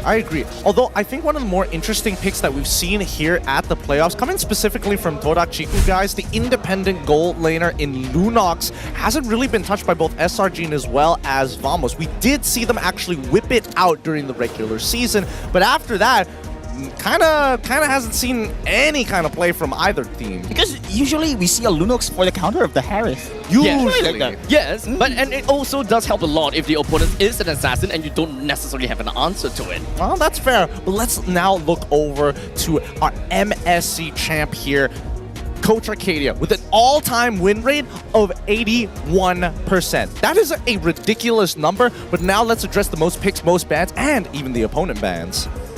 Most pick being the Cho. And this is kind of definitely a little bit of a same kind of a trend per se. But with the Ling at 9 as well, Vexana in 8, that's definitely not something that I'm too surprised about. I would say that these are most picked heroes. In fact, most pick, most ban, and opponent's ban is still relatively relevant up to this playoff stage. Yeah, I think I can agree with most of them. I think the only one maybe not Moskov. Well, I mean, it depends on Innocence Day, whether he's really feeling it. If not, he'll just go back to Claude. Wait, correct me if I'm wrong. Here in the playoffs, I didn't see a Moscow pick. Nope. Fanny as well, There's one? Right? Well, there was one Moskov pick in Chiku guys. I still remember the literal prayers being said as he threw the SOD. Not a good Moskov game for him. Let's just put it to that. but I will say at the very least that people are straying away from that Moskov, right? They're really afraid of these assassins. Yes, it does well into the assassins, and yes, you can kind of split push on your own side. But then it means you have to dedicate resources to that side of the map. And right now it feels like they just want to fight at a dime's notice. Fight now, let's go, let's do it. Great that you say that, because when it comes down to the assassin, most of these heroes, they are really great in the early stages of the game, and especially when it comes down to the playoff, we have Nolan. Nolan is definitely one of these heroes that we will want to look at. While those very high-speed assassins, Fanny as well as Ling, we haven't really seen that much, if not any priorities being set up for these two at all. I totally agree. And I still think Sakai's could do it if he wants to. Generally, he doesn't have access to it, but when he does, I do feel like they can make something happen. Like, they can technically pivot to an early game composition, but I don't know. It really depends. That's why most professional players, even coaches, are saying that this is a pretty flexible meta overall. Flexible meta in the sense, of course, that I can say semi-flexible, because on the first phase, first phase of the draft is always going to be Zushin. It's always going to be the Suyo. We haven't seen the priority pick on the assassin picks, because of course Fanny. I see Fanny the prio ban on the assassin, but other assassins no. Hayabusa open. We can see also the Ling open. Yeah. Correct. Yeah, I mean, that's fair. So I'm gonna say it's gonna semi here, because they are also sticking to the prior hero picks. That is gonna be the Suyo and the Zushin. Although I will say that at least like when you have a Fanny, like I get it with Ling, where it's like, oh, as long as she has her ult, then she technically has another dash to kind of, hop away. But more so, the Fanny specifically, I think is actually pretty decent into the Jushin. But then again, it's a high skill cap hero. It's one of those heroes that you gotta win. If not, you're going to lose. Now, keep in mind, United for November the 11th, the Mega Double 11 sale with 20 billion promo diamonds will be up for grabs. You can complete the task from November 9th all the way to November 12th to claim promo diamonds and earn navigation tokens for the Navigator effect. Remember the Nolan thing that I was telling you about earlier? Yeah, that's the same one. This one applies to it too. Promo diamonds can be used from November the 11th to November the 16th and also be used to redeem the exclusive Double 11 Nolan skin, the Navigator. So again, take your promo diamonds while you still can to maybe get the Navigator skin. If you already got it, there's still plenty of other skins available. This ad-lib and that lower third is giving me a little bit of a PTSD.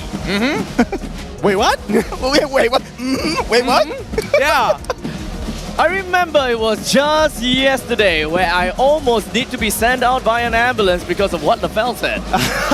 Okay, give me the context. Okay. Oh, no. We don't need context for that. okay. You gotta pull that clip up for yourself. You gotta do that You research. gotta watch it yourself. It's not something that we gotta say here. It's way funnier when you find the clips. With that being said, though, although the assassins we're straying away from these assassins, I do think that teams have found out some really great ideas against it. Bane, Alpha have been two of the major ones as we see the rest of the arena here in Educity warm up for the game. I'm actually kind of... okay, so here's the thing, right? Assassin meta. Sounds great, sounds fun. They're fast, they're speedy, they assassinate. But to see that fighters are back, or to see Alpha is back, is kind of like a meh thing to me. Oh, look, we've already hit our next PCU. We're already breaking Season 2, and we're very close to breaking 631,000. Currently at 614,000. Change his voice as well. This isn't fair. Nah, that's how, This isn't fair. I mean, that's the whole point of coming into a Malaysian side of things. Hey, this may be a Singapore invasion, but you can't make us sound like a minion. I mean, Back in the beauty. Oh, okay, back in the beauty. Banana.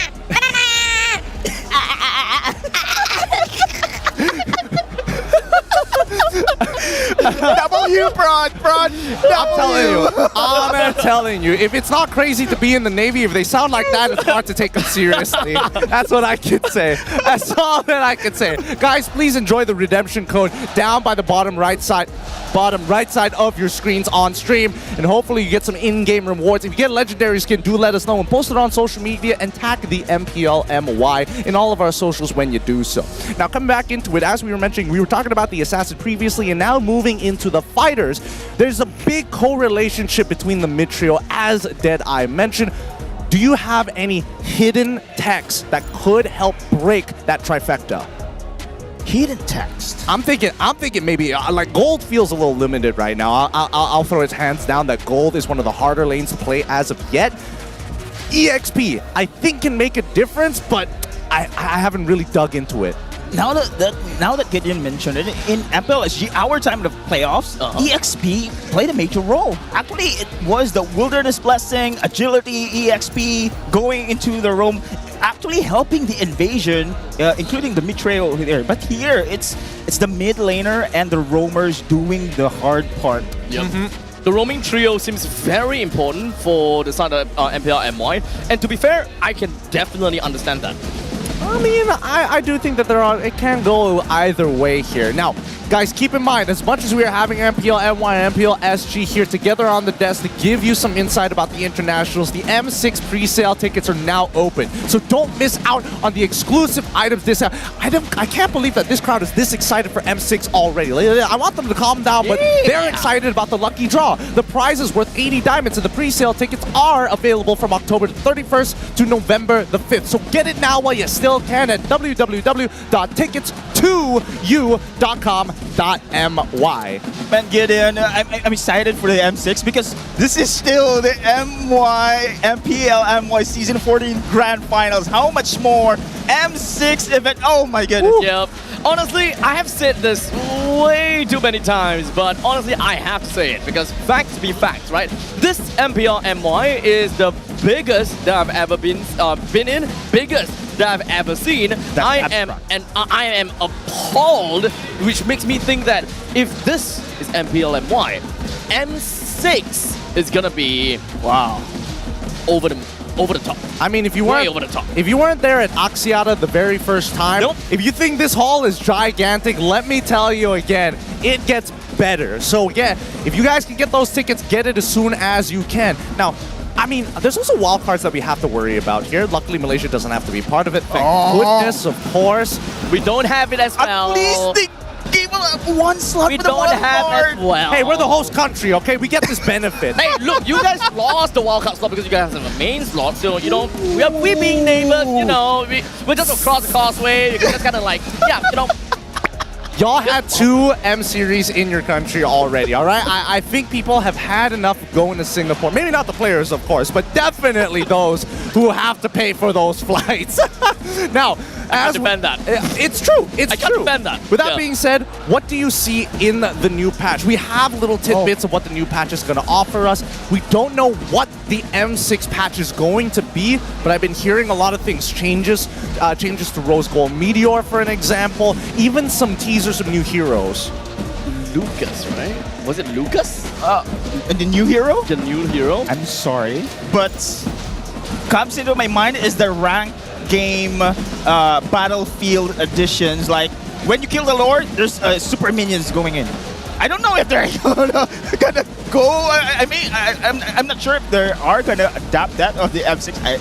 Pretty sure not. No. I don't know because I remember, if I remember correctly, the game developers also gave a voting event to kind of see what you wanted to change about the map itself. So Battlefield, we were talking about Battlefield changes, right? Yes. So there's also this one thing that I heard. I'm not too sure if whether it's legit or if it's already in an advanced server, but there is a dedicated spot for the turtle and a dedicated spot for the Lord, which they could spawn at the same time. What's the point?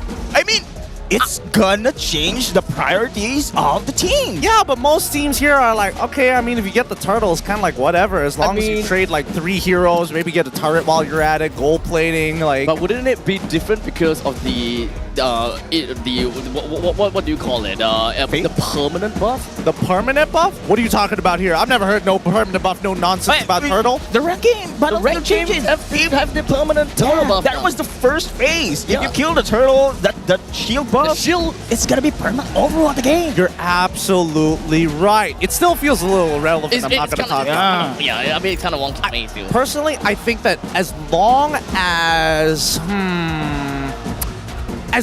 as they are in between, if it's going to be like Lord and as well as Turtle, that shield better be like one fat shield. Like it's gotta give you like extra stats. I agree. Oh my goodness. Okay, you know what? I'm not gonna continue talking about that. Anyway, because it's kind of far away, and I'm not too sure whether it's gonna be legit or not. Or this kind of stuffy. I'm just gonna kind of concerned for the coaching staff. That's gonna happen for the M6. You know, they're not gonna take into consideration that new patch. Also, they consider the teams they are going to play, which is gonna be random as well. Swiss format. Oh my goodness. There's a lot of things to actually be worried about here, especially with what could. I mean, I'm more concerned that the patch kind of shifts from aggro back into that slow, late game team fight-esque. Oh, that is not something Pinas like Malakas is not gonna be happening. That's like the Philippines and the Singapore kind of thing. But look, I'm gonna stop you right there. It's time to throw it over to our casters here. Husky Staffa, take it away. Yeah, we are here, but we are not taking it away. Oh, wait, what? We are the disembodied voices. Yeah, you like it? You like what you're I've got voices in my head. You like what you're hearing now, guys? Oh no. Did you hear something? Actually, this is a good time to actually bring on over our, English casters to get in on the conversation about what could potentially change for the next patch. You want to sit on my lap, buddy? Sit on my lap. Just. You want to sit on my lap? Keep you over on that side. Wait. I can join this. Can you make it? I can be a part of this. Hold on. Hi, Eski! We're right here. Let him bleed in here. Let him in. Get your chair over here. Hey, look. I have a very comfortable spot right here. Wait, what's this? My wire doesn't go far enough. Fair, right? Plus, you're married, right? I can't do that. He's got a point. He's not married. He's married. What are you implying, Abstract? This man is more concerned about your marriage than you are about it. You keep that in check, okay? This is the Malaysian style of things. We like small, cramped corners. But talk to us about this. Like, I mean, the new upcoming patch could change everything that we know about MLBB we know today, and maybe move it and pivot it to a more mid-game and late-game centric style of play. I think, looking at the new Rose Gold Media potential changes, right? I feel like it intends to bring back fighter-style heroes, Pakido, Lapu-Lapu, heroes that want to get Rose Gold Media. The one thing that I do see from advanced server, or at least notes, was that it is based off of lifesteal, right? So I'm not really sure how that's gonna go in terms of conversion on lifesteal to hybrid defense. That's probably gonna get tweaked somewhere down the road. But I would love to see fighters come back because right now we're seeing a lot of like Khalid. I agree. Yes, I miss Paquito. I miss Benedetta. Not the tank Benedetta.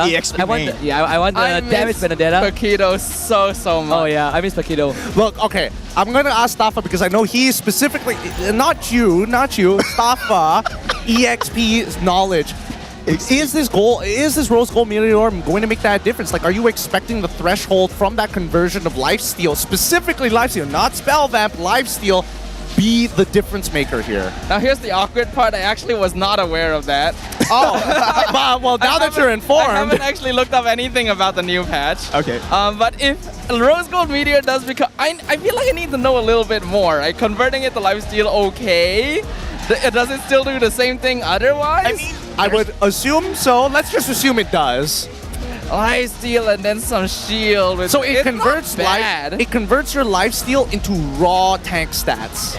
Lifesteal into Not spell raw vamp. tank stats. Yeah. Not spell vamp. Lifesteal stats. Lifesteal. That So, means like things from endless battle. Wait, hybrid. Does that count? It counts. So right? if It's not so like yes. if you have like War Axe or something, Yeah. it gives you Yeah. lifesteal. Uh-huh. And if you have Rose Gold Meteor, it turns it into like durability. Yeah, basically. I would assume that's the case. That does make a difference. That actually does. Because a lot of issue with fighters right now is just that we are not durable enough. And when we have assassins in the jungle, the EXP lane really needs to fulfill that durable role because we don't have tank junglers anymore, right? Might I make a pitch instead? Okay. Might I say instead of having this Rose Gold Meteor being, we want our damage EXP laners to not do a lot of damage, but deal a decent amount of damage, but not sustain as much, but be tanky. How about we combine Sky Piercer with BOD? I agree. Huh? I agree. Hey, I agree. I got one on board. Piercer with Sky. What? What about you? Too much damage? So instead of having to buy Sky Piercer and BOD, make that an endgame item, raise the cost a little bit, but when you get it, it is a nasty power spike. Okay, I can agree with that, given that there is still these two items. What? So having these two and you then combine you it? combine it because the fact that we have Sky Piercer being cheap is the main attraction. Yeah. I can get behind that. Because if we turn Sky Piercer into an expensive endgame item, no one will buy it. Assassins just leave the meta. Okay, guys. Look, I'ma send you guys. Go. You gotta get back to your battle station. What if I don't want to leave though? No, too bad. You gotta stay on that side. Please go because the draft has begun and we're going straight into the drafting phase this time around. And better yet, we're going to have a brand new draft here. We got a little bit of a taste of what the other panelists on the BM side is looking like. They look very comfy. Yeah, they get couches. They get couches, and I'm upset about that until M6. I hope we get couches in M6. That'd We be can great. crash it right in. I don't think that'd be a good idea. I think there is a lot of Johorians between us and them, and I don't want to go through that mess. Now, Vamos is going to be on blue side, SRG on the red side. Let's get to the show, finally. This game on the road. Fanny, Yves, and as well as Fovius, the expected bans coming out for the side of Vamos. SRG ban out the Chippin as well as Jushin. Are they getting rid of Suyo? There he is. There we go. Okay. Now, no Suyo, no Zushin.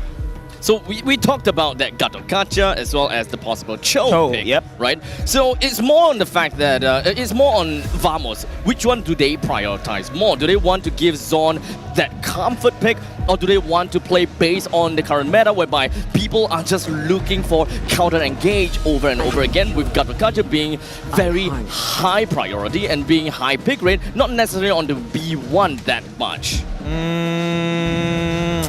As B1. Oh, wait, hold on. Valentina. Interesting. Not exactly very B1-y as well. Yeah, that's the thing. I feel like Valentina is going to be a hard read onto SRG side to say, hey, you guys have to be wary of what ultimates you are giving me, whether it be the Gatot or even the high loss.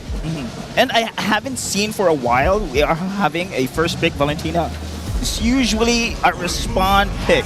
What is now gonna pick? Okay, Alpha and the Hylos. Now aggressive fighters and frontliners as well for the side here of SRG. I think again they're sticking to being aggressive here for the side of SRG. I love it. They have the sustain again, but still I'm not seeing the Cho pick. I think Sorn playing a great game on the show. This is the time here that they want Zorn to have the momentum as well. He's playing bad on the game 1 with a Cho, with a comfort pick. I think this what Vamos needs right now. Zorn skyrocketing, having a great game rather in the early stage of the game. Cho will be a great pick here. I do like the Cho idea, but it looks like they're going to go with Gatot once more. I think Gatot is still flexible. Still flexible, yeah. Although I will say that it's rather bold. It feels like they kind of want to just play to their comforts right now, right? I feel like Zorn is like, okay, give me, sorry, not Zorn, but in this case, Nets, give me the carry. I'm expecting another tank anyway from the side of SRG. At the very minimum, at least allow me to play the game. So at least with the flexibility from the side of Garukacha, we could still possibly see the Cho. We are not ruling that out just yet, especially since they picked up a carry. Carry is going to be very good when it comes down to actually singling out people, or rather taking out people that has been singled out. Oh, okay. So Vexana going to be the next pickup for the side of SRG. That's kind of interesting because when you see the Valentina and then you're playing Vexana into Vexana Hylos as your own team, it feels like now Valentina already does pretty well against the Hylos, especially with that fear. But you could actually slow down the follow-up by dropping your own mini Lord.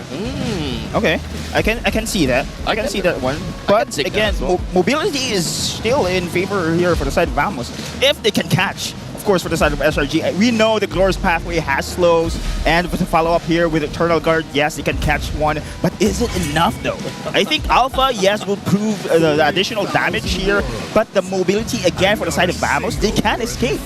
Yeah, and SRG deciding to ban out Marth is very interesting. Coach Arcadia really trying to lock down what Chibi is capable of playing. Force him into something like Nolan, which is a lot more punishable in comparison to Martis, who can kind of power through your composition, if not slow down the engage. And not to forget, when it comes down to the side of Chibi, Vamos wants to be fast, and at this point in time, a lot of these assassins takes time to eventually skill. Aside from Fanny, which has already been banned, right now what's available onto the board is definitely going to be Nolan, Julian, as well as Link. It's very likely going to be an either-or between Nolan as well as Julian. So SRG, ooh, okay, that's that too, considering that there is pretty beefy frontline from the side of Hylos and Alpha.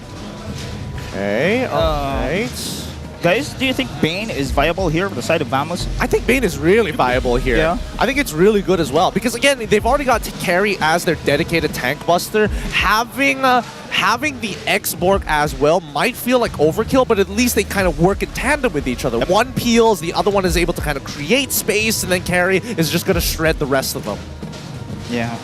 With a hard engage right now, we're seeing Alpha. Spirit of Alpha, of course, Hylos with the Glorious Pathway. It's all heavy engagers. Once those ultimates are up, there's go in and or no go out, rather. This kind of play style, right? With the Bane right now, Deadly Catch, they can manage to counter that one. That means SRG, they have to keep that in mind, right? If they are expecting a Bane, do they have a support pick that could maybe change the outcome, or are they just going to purely focus on the lanes and just play around that mid trio? I think at this point, gold lane pick doesn't seem like a bad idea. Harith gets locked in. Harith's been doing pretty poorly in the playoffs, but against Carry, a classic matchup, I think he'll do fine. Yep, so no way that we're going to be looking at Lunox. Harith is still going to be doing pretty darn fine. Carry doesn't have a lot of range, so being poked right out by the Synchro Fission is something that Harith would absolutely love. Now, SRG also, they absolutely love their roaming trio and how they want to play around it. One thing that we need to remember as well is that Hylos is still a rather flexible pick. Vamos, they opted to ban both the Matilda as well as Khalid, hints out onto mobility to ensure that they will be able to cripple SRG, whether the final or whichever the final pick is gonna be. They just want to make sure that they are gonna be slower. Oh yes! There we go. Chibi and as well as Zorn's pick, Nolan and Cho, their signatures getting locked in. Vamos, this composition, I think the only one being smooth who was like, okay, I guess if somebody has to get shafted in the draft, I'll take the Gadokacha, but everybody else, 4 comfort picks for the side of Vamos, and we're expecting them to play really fast. Again, this is what I want, man. Vamos needs, again, to go for the comfort picks, and now this is what you get here in the game 2. But now, on the SRG side, I'm looking forward for the Tigreal here, but, you know, there's a Valentina on the other side, but Tigreal in the draft for the side of SRG is pretty good. But there's a Valentina on the Vamos side. That's the thing. That they might want to play an EXP Hilda if they want to go fast. I like that. Oh yeah. I think that's great. Actually, the Hilda actually sounds insane right now. Great catch, Abstract. Really good catch there. 50% win rate so far. I mean, Cram has had up and down performances. When he's not on form, doesn't look very good. But when he's on form, very, very dominating. Which probably was the signal when we saw the Khalid get banned out from the side of Vamos. With that being said, what are your thoughts? What comps are you guys leaning towards too?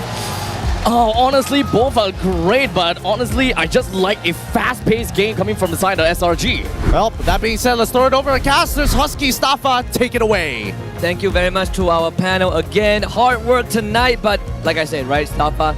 Night is still young, celebration is still going, the Thunderdome is still echoing the roars and cheers from the Ultras and also the Vamos fans. We're about to head into game number 2, and this time, colors match the drape. With Vamos on blue side, with Slam Red Giants on red side. Walk us through this. Thank you very much for being patient with us, ladies and gentlemen. The land of Glon, we're finally back and talking about walking us through this Husky. First off, SRG, early game, not too bad at all. Their early to mid-game scaling is pretty darn good, actually, if they can play around skies.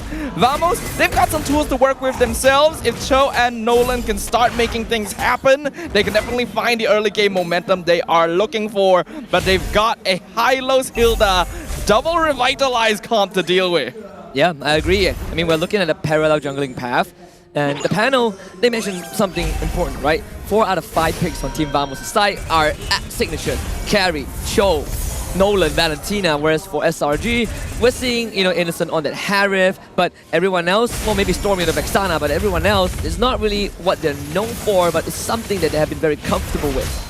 Yeah, more of their heroes are recent acquisitions compared to the Vamos side, which are more regular season mainstays. So having these signature picks should help out a lot. Vamos right now, already 1 game down, needs a bit of a momentum shift to get them going in the grand finals. Again, SRG, I am impressed every single time by how adaptable they are as a team. One discussion is all it took them, but hold on. Kick into a knockup, into a taunt, first blood for Vamos. SRG looking to respond, but unfortunately, there's no way in. That's what they're looking for. This is what we talked about. Play around the Zorn and Chibi, get early kills, find that momentum. They were even able to power through the Revitalize from Cram to try and save Skies, but when you're 2v4 like that, it's unlikely you're going to survive. Vamos needs to keep up this pressure, this pattern. Otherwise, SRG, though, are still in an okay position. Yeah, Cram's not even for just yet, and not hitting for any time soon. The Revitalize, not enough. Chibi picks up that one, and Vamos off to a start. Oh, that's what I mentioned, right? Keep up the pattern, keep up the pressure. That's what they're doing. They're even picking off members that should actually be fairly durable in the early game. It's not much of a net worth lead still, but with the first hurdle in the hands of Chibi, Team Vamos are already looking better for now. It might look even better if they get this kick, right? Innocent still not in tower range, but at least he was able to get into a safe corner. And I mean, we had a bit of a stall leading up to this point. You think that kind of affects the momentum that SRG has acquired in that after that first game? Oh, we'll see. Maybe this one can change it around. Zone. This could be his escape. It actually is. AOG from Smooth. Catches on the Slug Eyes. Finds a taunt. Onto 2. Revitalize from Hume. Might not be enough. And it isn't. As Vamos picks up a double. Acquired by Warlord. Innocent finally takes out Smooth. But it needed a bit more than that. Cram comes in. Looks for Warlord. Goes through the bush. There's a terrifying fact. Warlord knows he is safe. And the great escape of Vamos pulls through. A beautiful combo there. Warlord stealing the glorious pathway to slow down Yumes and Skies to set up for the Avatar, the Guardian. And because Vamos already have a bit of a lead, they are able to start translating that. Innocent, despite his best attempts, wasn't actually able to find much from that, despite doing all that damage. So this is very, very good for Vamos. We already know how fast Chibi can farm if he has some kills under his belt.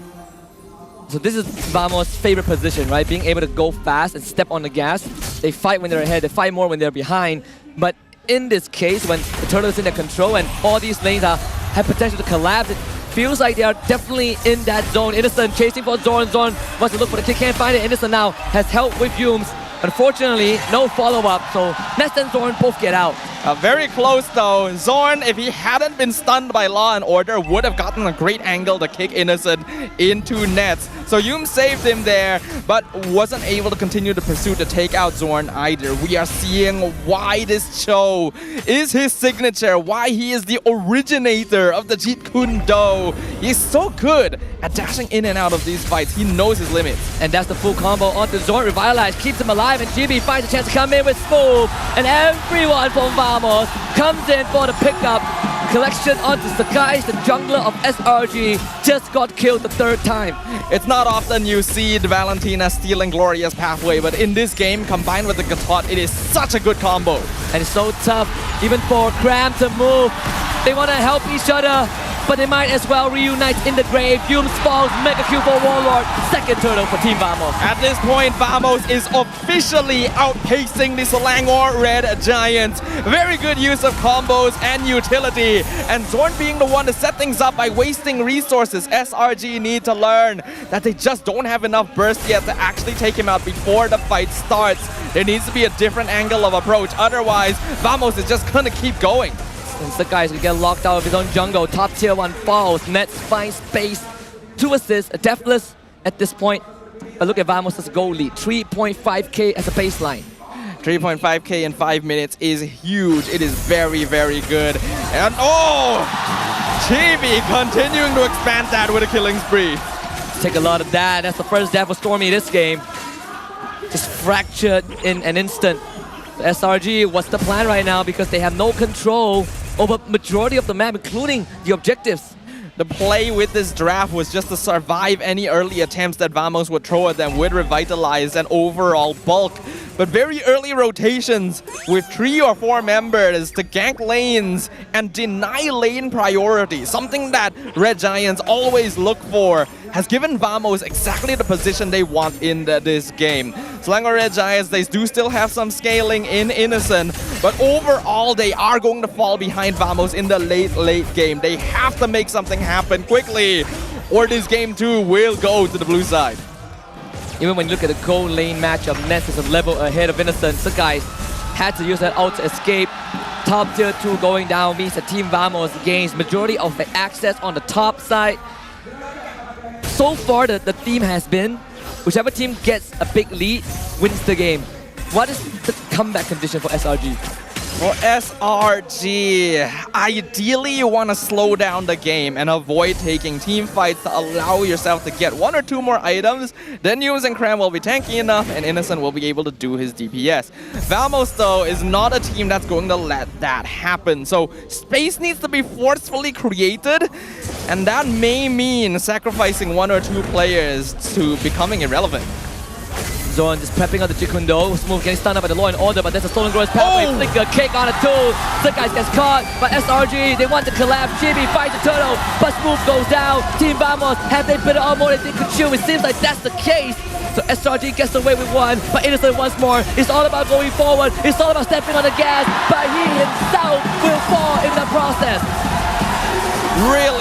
Really nice adjustment from Team Vamos. When that fight started, I thought it was too scattered. They weren't all in to try and take out the Red Giants, and that gives them time to heal up with Revitalize, but turns out they were actually the ones baiting them into a corner. They knew that the Red Giants would try to re-engage. Chibi hit in a great spot to be able to poke down Innocent, and the snowball is really starting to go out of control now. That's sitting really good on this carry at this point. 1 kill and 2 assists. The only thing that's holding this thread together for SRG is definitely that mid-tier 1. They want to look for something on the Zorn, but it's also pretty tanky. They want to execute. Good taunt from Smooth. Zorn once more escaped. The number of times that Zorn has escaped from a tree-man. Oh, Chibi! Oh, he overextended, but still durable. Vamos is just getting out of all of these sticky situations. Red Giants are literally piling bodies on top of them, and yet they are not able to catch them. They don't have a lot of reliable CC, but should, on paper, have heroes that are very good at chasing people down. Unfortunately, when they're this behind, it's difficult for them to try and attempt overly aggressive action And Team Vamos is taking advantage of that to the fullest. They are willing to overextend. This is a team that's already traditionally quite okay with just jumping at the opponent. When they're this far ahead, you can bet they're gonna do a lot more than that. Good awareness from SRG because Chibi was looking for an isolation kill. But the eagerness to defend this mid tier 1 means that SRG sacrifices both side lane tier 2s. That's going to lead to an eventual fall in the mid tier 1. Look at Chibi, right? Setting up the top wave. That whole issue is going to be gone. Nothing that SRG can do about it. Chibi might even get an inhibitor. I'm pretty sure Net stole that purple buff as well, just by himself, just by doing damage. You can see how oppressive the grasp of Vamos becomes when they have a lead like this. This is a very momentum-based lineup and they know what to do with it. Just continuing the macro the map, Chibi knows where to find farm at the same time. They even find a ton of Yums. Just cannot escape the smooth criminal. It's Vamos with the first lord. Things are not looking good for the Selangor Red Giants. And that means that Vamos are feeling themselves. 10 kills to 2, 8k gold lead at the 10-minute mark. A lord already claimed. At this stage, I think it's very unlikely that SRG is going to be able to make a comeback. Their lineup just doesn't suit it. Man, look at that separation from Smooth again. Chibi now can do whatever he wants. Innocent will fight him though. Innocent! Big shutdown. Smooth on top of him. When Net's coming in, he's going to fall. Consolation prize, I suppose, if you are SRG, finding that Chibi, but still Vamos wins the trade. Oh, Vamos just... Oh! Not done just yet. It's never done. And Yums wants that pathway to get out, and he will. Who's gonna defend the structure though? Ness flickers into it, Stormy falls! And Vamos steps on the gas. There's only one way forward, and that's the Crystal. Equalizer could be a possibility. Smooth, he's still around. No help just yet. Yums has to fall back. SRG finally finds room to breathe. I think it's fairly safe to say at this point that the game is over. Nets is online, and when he's on the carry pick, he's so good at managing his positioning. Innocent has made comebacks happen before in the past, but Harif as a hero is not very suited for those kinds of situations. At this stage, unless Vamos make a massive blunder, there is no coming back from this. I do like the feeling of hunger, guys. Of the constant starvation, right? Nothing to sate the appetite. Always getting outdone, outpaced by Chibi, but maybe this is the fight they're looking for, right? He's on Zorn, his commitment. Smooth spins the battle line, but Zorn will fall. Another big taunt from Smooth. He is just the brick wall, the guardian of Team Vamos. At the 12-minute mark, SRG are able to punish Zorn for the first time in the entire game. And at this point, Nets is the one you have to be more worried about. Again, I stand by my words. Game 2, Vamos pretty much have it in the bag, and they're gonna try and shove it straight down the middle. 5 more seconds for Yums, 6 more for Sakai's. Vamos will settle for the second inhibitor this game. SRG, we've seen them in this position before, right? This is not the first time they're put so behind. This is not the first time that their heads were hanging at the gallows. But once Team Vamos gets that ball going, we see how much of an impact it had. Look at Todak in the upper bracket finals. It was basically a death sentence. Yeah, we know that there's a lot of factors these teams need to watch out for nowadays. In this meta, while it is true a comeback can come at any time, having a lead like this gives you a lot of leeway. And Zorn is going to use that leeway. He's already so good at playing when they're even. When he knows that it's going to take SRG committing almost all of their resources just to take him out, he's going to gladly stand in front of them and recall spam. Yeah, we're trying to beat the master at this game. It's just not easy, especially when Smooth is right there. That taunt, so deadly. And Vamos, I think, just spotted where Innocent is. And Zorn is going for it. Innocent, when he dashes away the chrono dash, Chibi comes in and that's the collapse. Vamos saw it from a mile away. And this is just not fair if you're SRG. Godlike for Warlord. Zorn with the flicker kick. They want the full wipeout. Grab. You can hightail out of your own base because Vamos is coming for you. And that means Vamos will take Juego Numero 2. It was already preordained early on in game number 2, and Vamos just solidified their dominance. SRG thought their durability, their healing, their revitalizers would keep them alive. But when you give Vamos all their comfort, heroes, and all the space they could ask for, this is the end result. Feels like comfort was the name of the game for Team Vamos. SRG might have let their guard down a little bit, or perhaps to test the waters to see how good Vamos feels here at Educity Sports Complex. In Johor, the home crowd, it feels like this is where they are born. But they have just felt the wrath of what Vamos truly means. It's all about go, go, go. And with that being said, we're going to also adopt the spirit of Vamos and pass it over as we go to the panelist desk.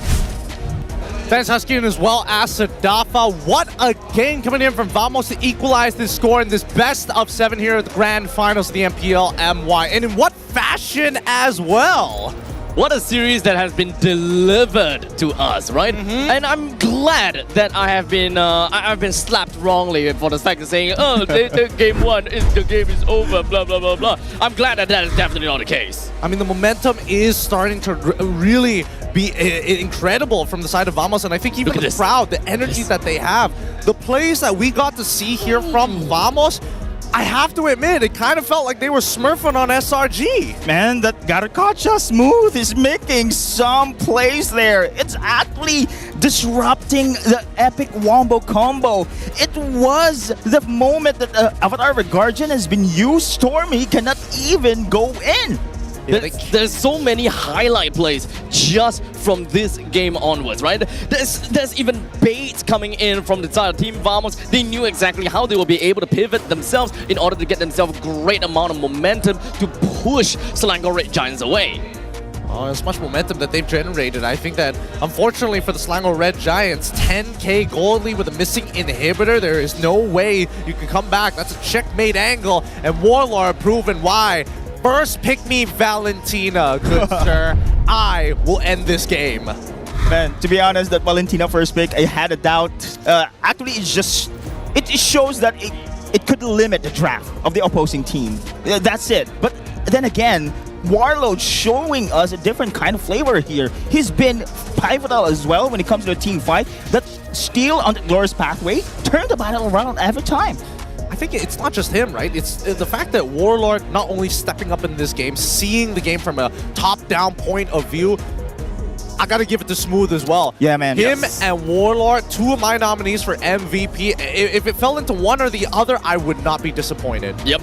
Honestly, like I said before, like when it comes down to that 3 minutes in, and there was that big taunt. That was, I would believe that was actually what shifted Vamos into that big of a lead, right? At the point in time, I think there was like 2,000 goal lead right after that fight. That actually gives SRG, or rather forces SRG to really understand where they stand, and they have to respect Vamos for their damage output as well as the massive amount of crowd control they have in this lineup.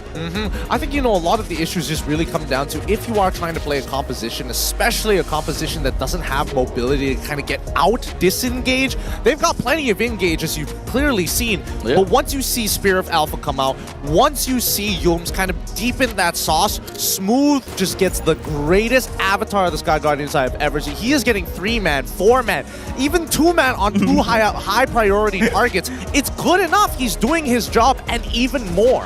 All right, I'm gonna highlight as well that Sorn, man, this guy, many resources and commitments from SRG going into this man, but he could not die. Man, once that ultimate has been expended, it was a time where Warlord steals the glorious pathway, go for the counter attack, and even if they lost those major team fights, they just disengage and go for the split push. It made their way to go for that lane pressure, and it's hard for this team composition to respond from the side of SRG. Speaking about Zord, this guy is literally a bait master.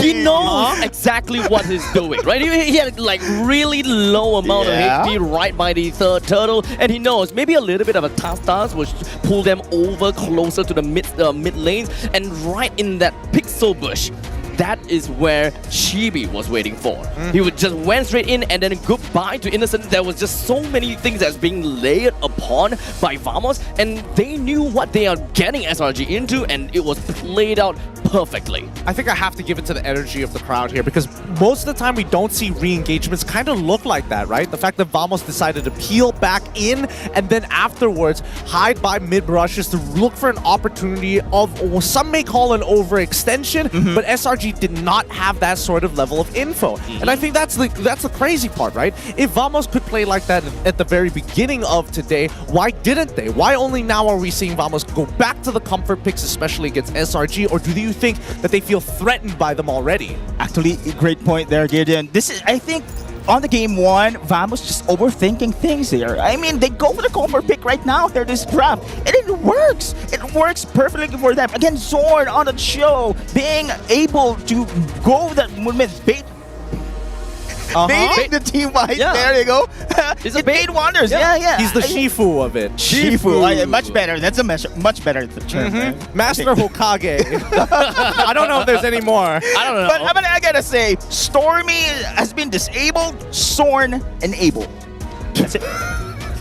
Oh man. Cliche as it seems. Woo! I thought I was dodging a bullet there, but man, yikes! That one's a tough one. I gotta give it to Warlord. Really high damage that we're expecting out of him. Does that mean that SRG was maybe overthinking this a little too much? Did they get a little spooked by seeing the Valentina get picked in the first phase? Because I feel like this is a very atypical draft coming in from SRG. So, at least for SRG, I will definitely agree on that fact, right? If they want to pick things like T-Grill or, like we say, big ultimate heroes, they would already have. In fact, they did pick up onto the Vexana. They didn't even bat an eye onto getting that. But in the meantime, Wallet is just happy to take what they were given. In the end of the day, SRG just wants to play their own game. Like the same way Vamos wants to play their own game. And I talked about it before, Vamos wants SRG to stoop down to their level and play the head-on kind of situation, and I think SRG, they don't want to do that, and they understand we need to make sure that we play our own game. I think that if the first 2 minutes kind of changed a little bit for their side lane, like specifically Cramp. I was expecting Cramp to start taking control of this game, especially when you're up against a Gaton, right? Yep. You can basically... As a Hilda as well. Yeah, you're a Hilda, so you out-sustain them, you do max HP damage as well, clear the waves with your Concussive Blast, and then you look to kind of pivot around and, you know, keep Nolan in check. We didn't see that Phantom Tax this time around. And I think because of his death at level 3, Smooth consistently had a 2-level lead over him throughout the game. And I think that was the big game changer for me. Yeah. We needed more of a pressure from the side of Hilda and just kind of put him from the, to the top, to the middle lane, to everywhere. Come on. To 673!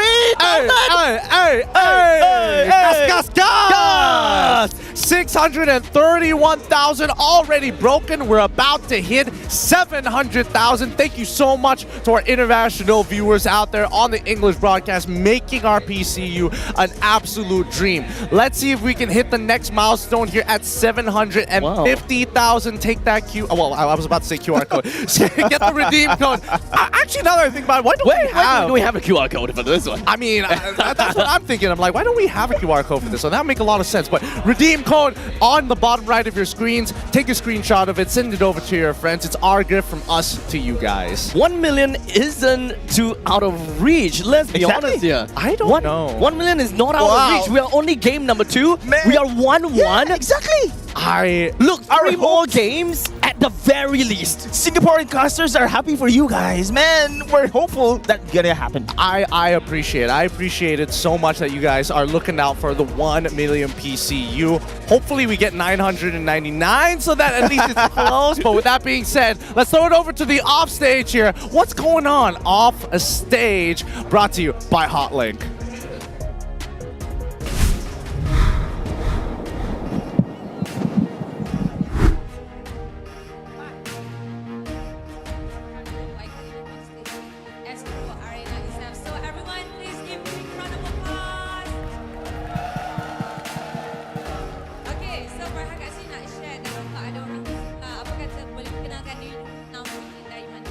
Hai, nama saya Zul, saya dari Kelang, Selangor. Dan saya support untuk tim Vamos! Okey, tim Vamos datang dari Selangor tapi sanggup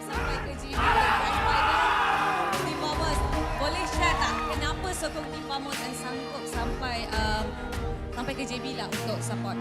Saya support Team Vamos memang untuk saya minat daripada player contoh macam Zon dengan Chibi.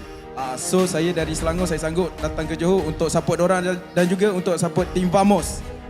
Adakah orang Selangor yang datang ke sini nak support tim masing-masing?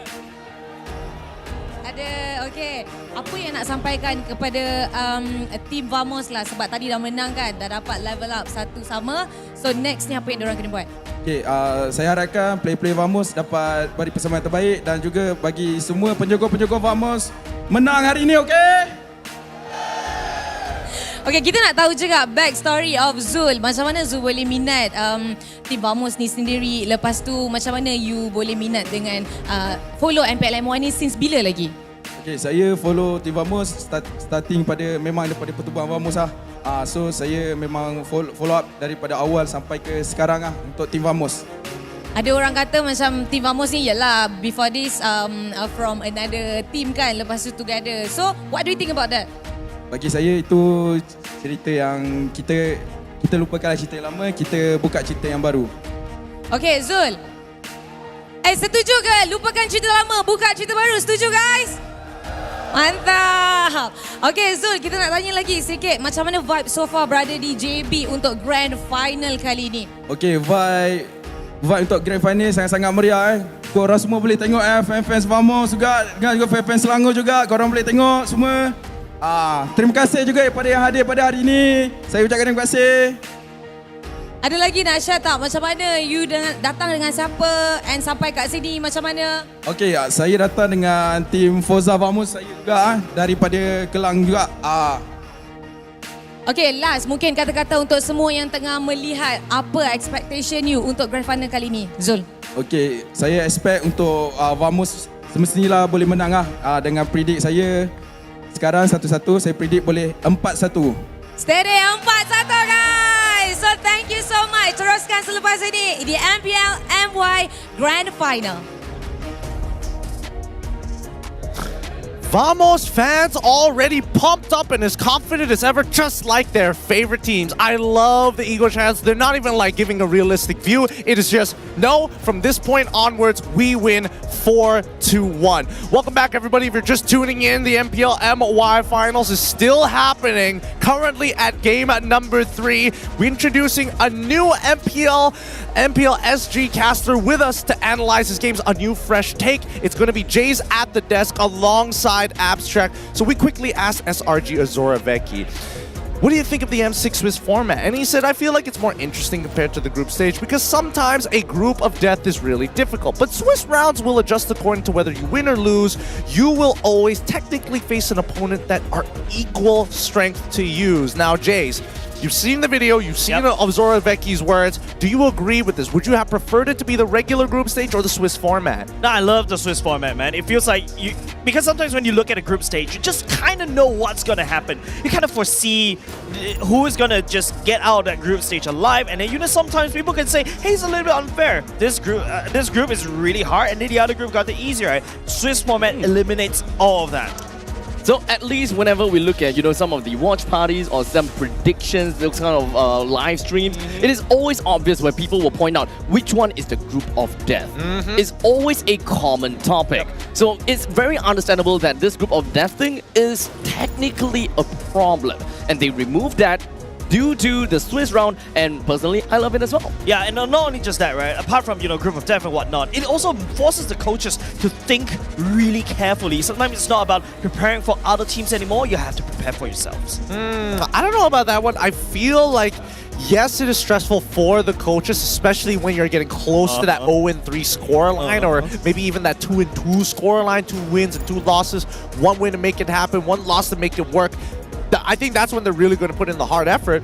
I think that the players must be extra consistent. We've seen a lot of teams having, the highest highs, but even the lowest of lows. They really need to narrow it down. And I think this time around, SRG, it kind of felt weird for them, especially with how fast Vamos was going. Do you think that this time that they're going to say, hey, you know what? Instead of letting Vamos do what they want, let's ego challenge, let's go toe-to-toe. Wow, okay, so at least in my point of view, I didn't really quite think that SRG would want to face them exactly exactly to head on, because that is exactly how other teams will want to tackle against Vamos, right? And SRG, they are a team with surprises, and of course they are a team that is of high caliber. For sure, when it comes down to Coach Arcadia, they definitely would have an answer to how Vamos is playing. Oh, I mean, and Coach Arcadia's response to it is, blue side, ban out Valentina, ban Eve, ban Cho. Vamos, their response, ban out the Fanny, ban out Jushin, and as well as Chip, first pick going over to SRG. Thoughts on this, Jay, so far?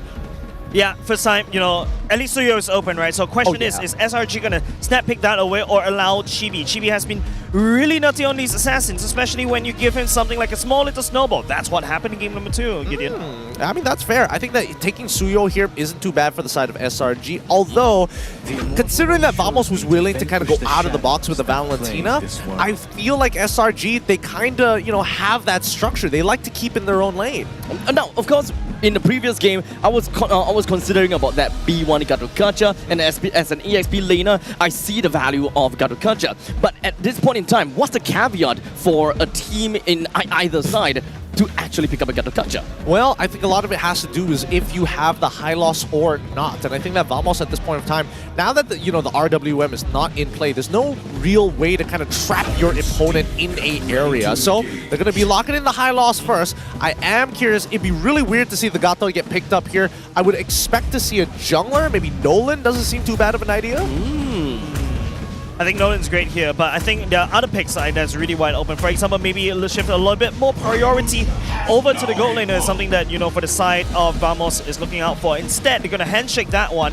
Alpha will be selected by the side of Vamos. Now, here's what I'm hoping. If they go for the Alpha, I'm hoping that SRG takes away the Matilda pick. I think they need some means to kind of pull away, make sure that if Alpha is going in and he's too deep in, he ain't getting out of there. I mean, Alpha is a very commodal hero, right? And especially pairing it up with a high loss on top of that, it pretty much says that, yeah, we're gonna go ham, we're gonna go in all the way through. And that is quite exactly how Vamos has been playing. If you do have an insurance policy to yoink people back out, that is quite literally a Matilda thing. So if SRG were to pick a Matilda in here that will qualify for the roam position, we still have quite a bit. Oh, Lo Yi. I love this Lo Yi. That's what I wanted to ask. What's the mage that they would want to bring in? Yeah, I think right now, without any like real, honestly, nothing really malleable to bite on for the side of Vamos, I think Lo Yi is a pretty safe pick overall.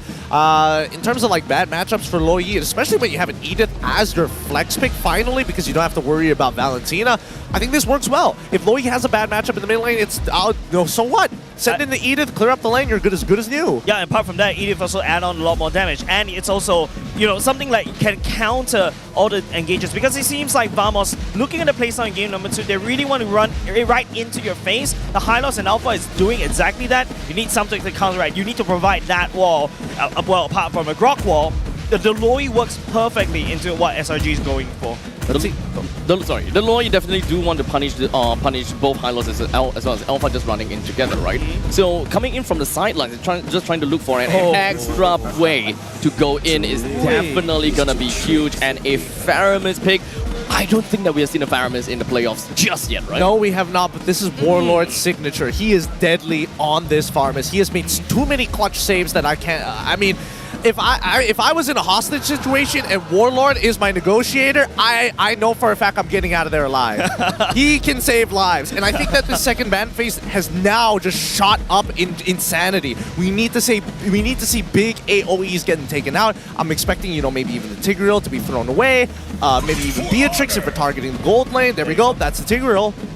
Yeah, definitely Beatrix is something that, you know, Vamos should take away, right? We talk about the AoE. So SRG seems like there's a lot of AoE potential. Apart from the Lo Yi, there's also the Edith in terms of the splash damage and the shred. But how is that mid lane matchup going to be like? Especially, lane matchup is definitely going to be slightly equal in terms of the wave clear. But when we go into these massive 5v5s, that Lo Yi, that passive is going to just wreak havoc on top of what, you know, the Faramis wants to do with the Cow Altar. Well, I mean, that's why Faramis is not going to be the first person there, right? It's High Lawson as well as Alpha, who's going to try and, you know, rock Lo Yi, make sure that Stormy is caught off a position. I mean, we saw it happen a couple of times, but then it was Nolan, now it's Alpha.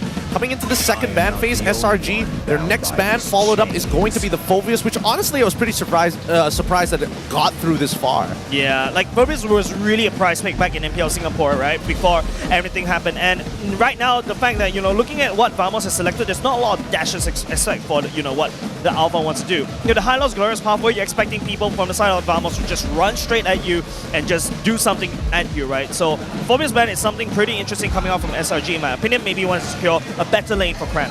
Honestly, the surprise factor coming in from Vamos should come in from the EXP later, right? You can't possibly just run right into Loi and deal with him head on using a Alpha, hoping to actually land the spear of Alpha. The EXP, I would strongly believe that the Hylos would be the one going over to Rome, despite the fact that it's very flexible. I really do want to see more of a hero such as a Khalid in the EXP lane, just so that they will be able to realistically work on the Loi. Either number one, force a flicker from the side of Loi, or perhaps even force a Purify on the Loi. We need a direct threat on the Loi to make sure that she is not the main reason why Vamos can't just move forward. Alright, then I would expect that this would be the Khalid ban. No, Matilda ban instead. Good stuff coming in from SRG, but now I have to agree with Abstract. I think Khalid is a really dangerous pick. I don't think there's a lot of bad matchups at this point for Khalid now that the Phobius is gone. But Jace, are you along with that thought? Yeah, definitely along, right? In terms of the Claude, in terms of the Khalid, just Raging Sandstorm right into, we talk about a lot of AoEs. In fact, Vamos has shown that they're really afraid of the AoEs. Claude comes in with the AoE as well with the Blazing Duet. However, I'm also thinking slightly differently for the side of SRG. If a random Moskov appears from the side of SRG, that could be quite interesting. Ooh, actually, no, that doesn't sound too bad. Yeah, I think that Moskov is totally fine in this area. I do wish that SRG would have a better way to kind of set up for the Beatrix, but I'm not seeing it so far. The Tigreal and as well as the Cho are already gone. Those are the big setters, unless you're thinking like Kufra for an example, but then you're only really just blocking BMI and as well as Spirit Alpha. So there's the Khalid, smartly enough taken by Coach Arcadia. Thank goodness it wasn't just left out to dry with this final pick to finish off the composition.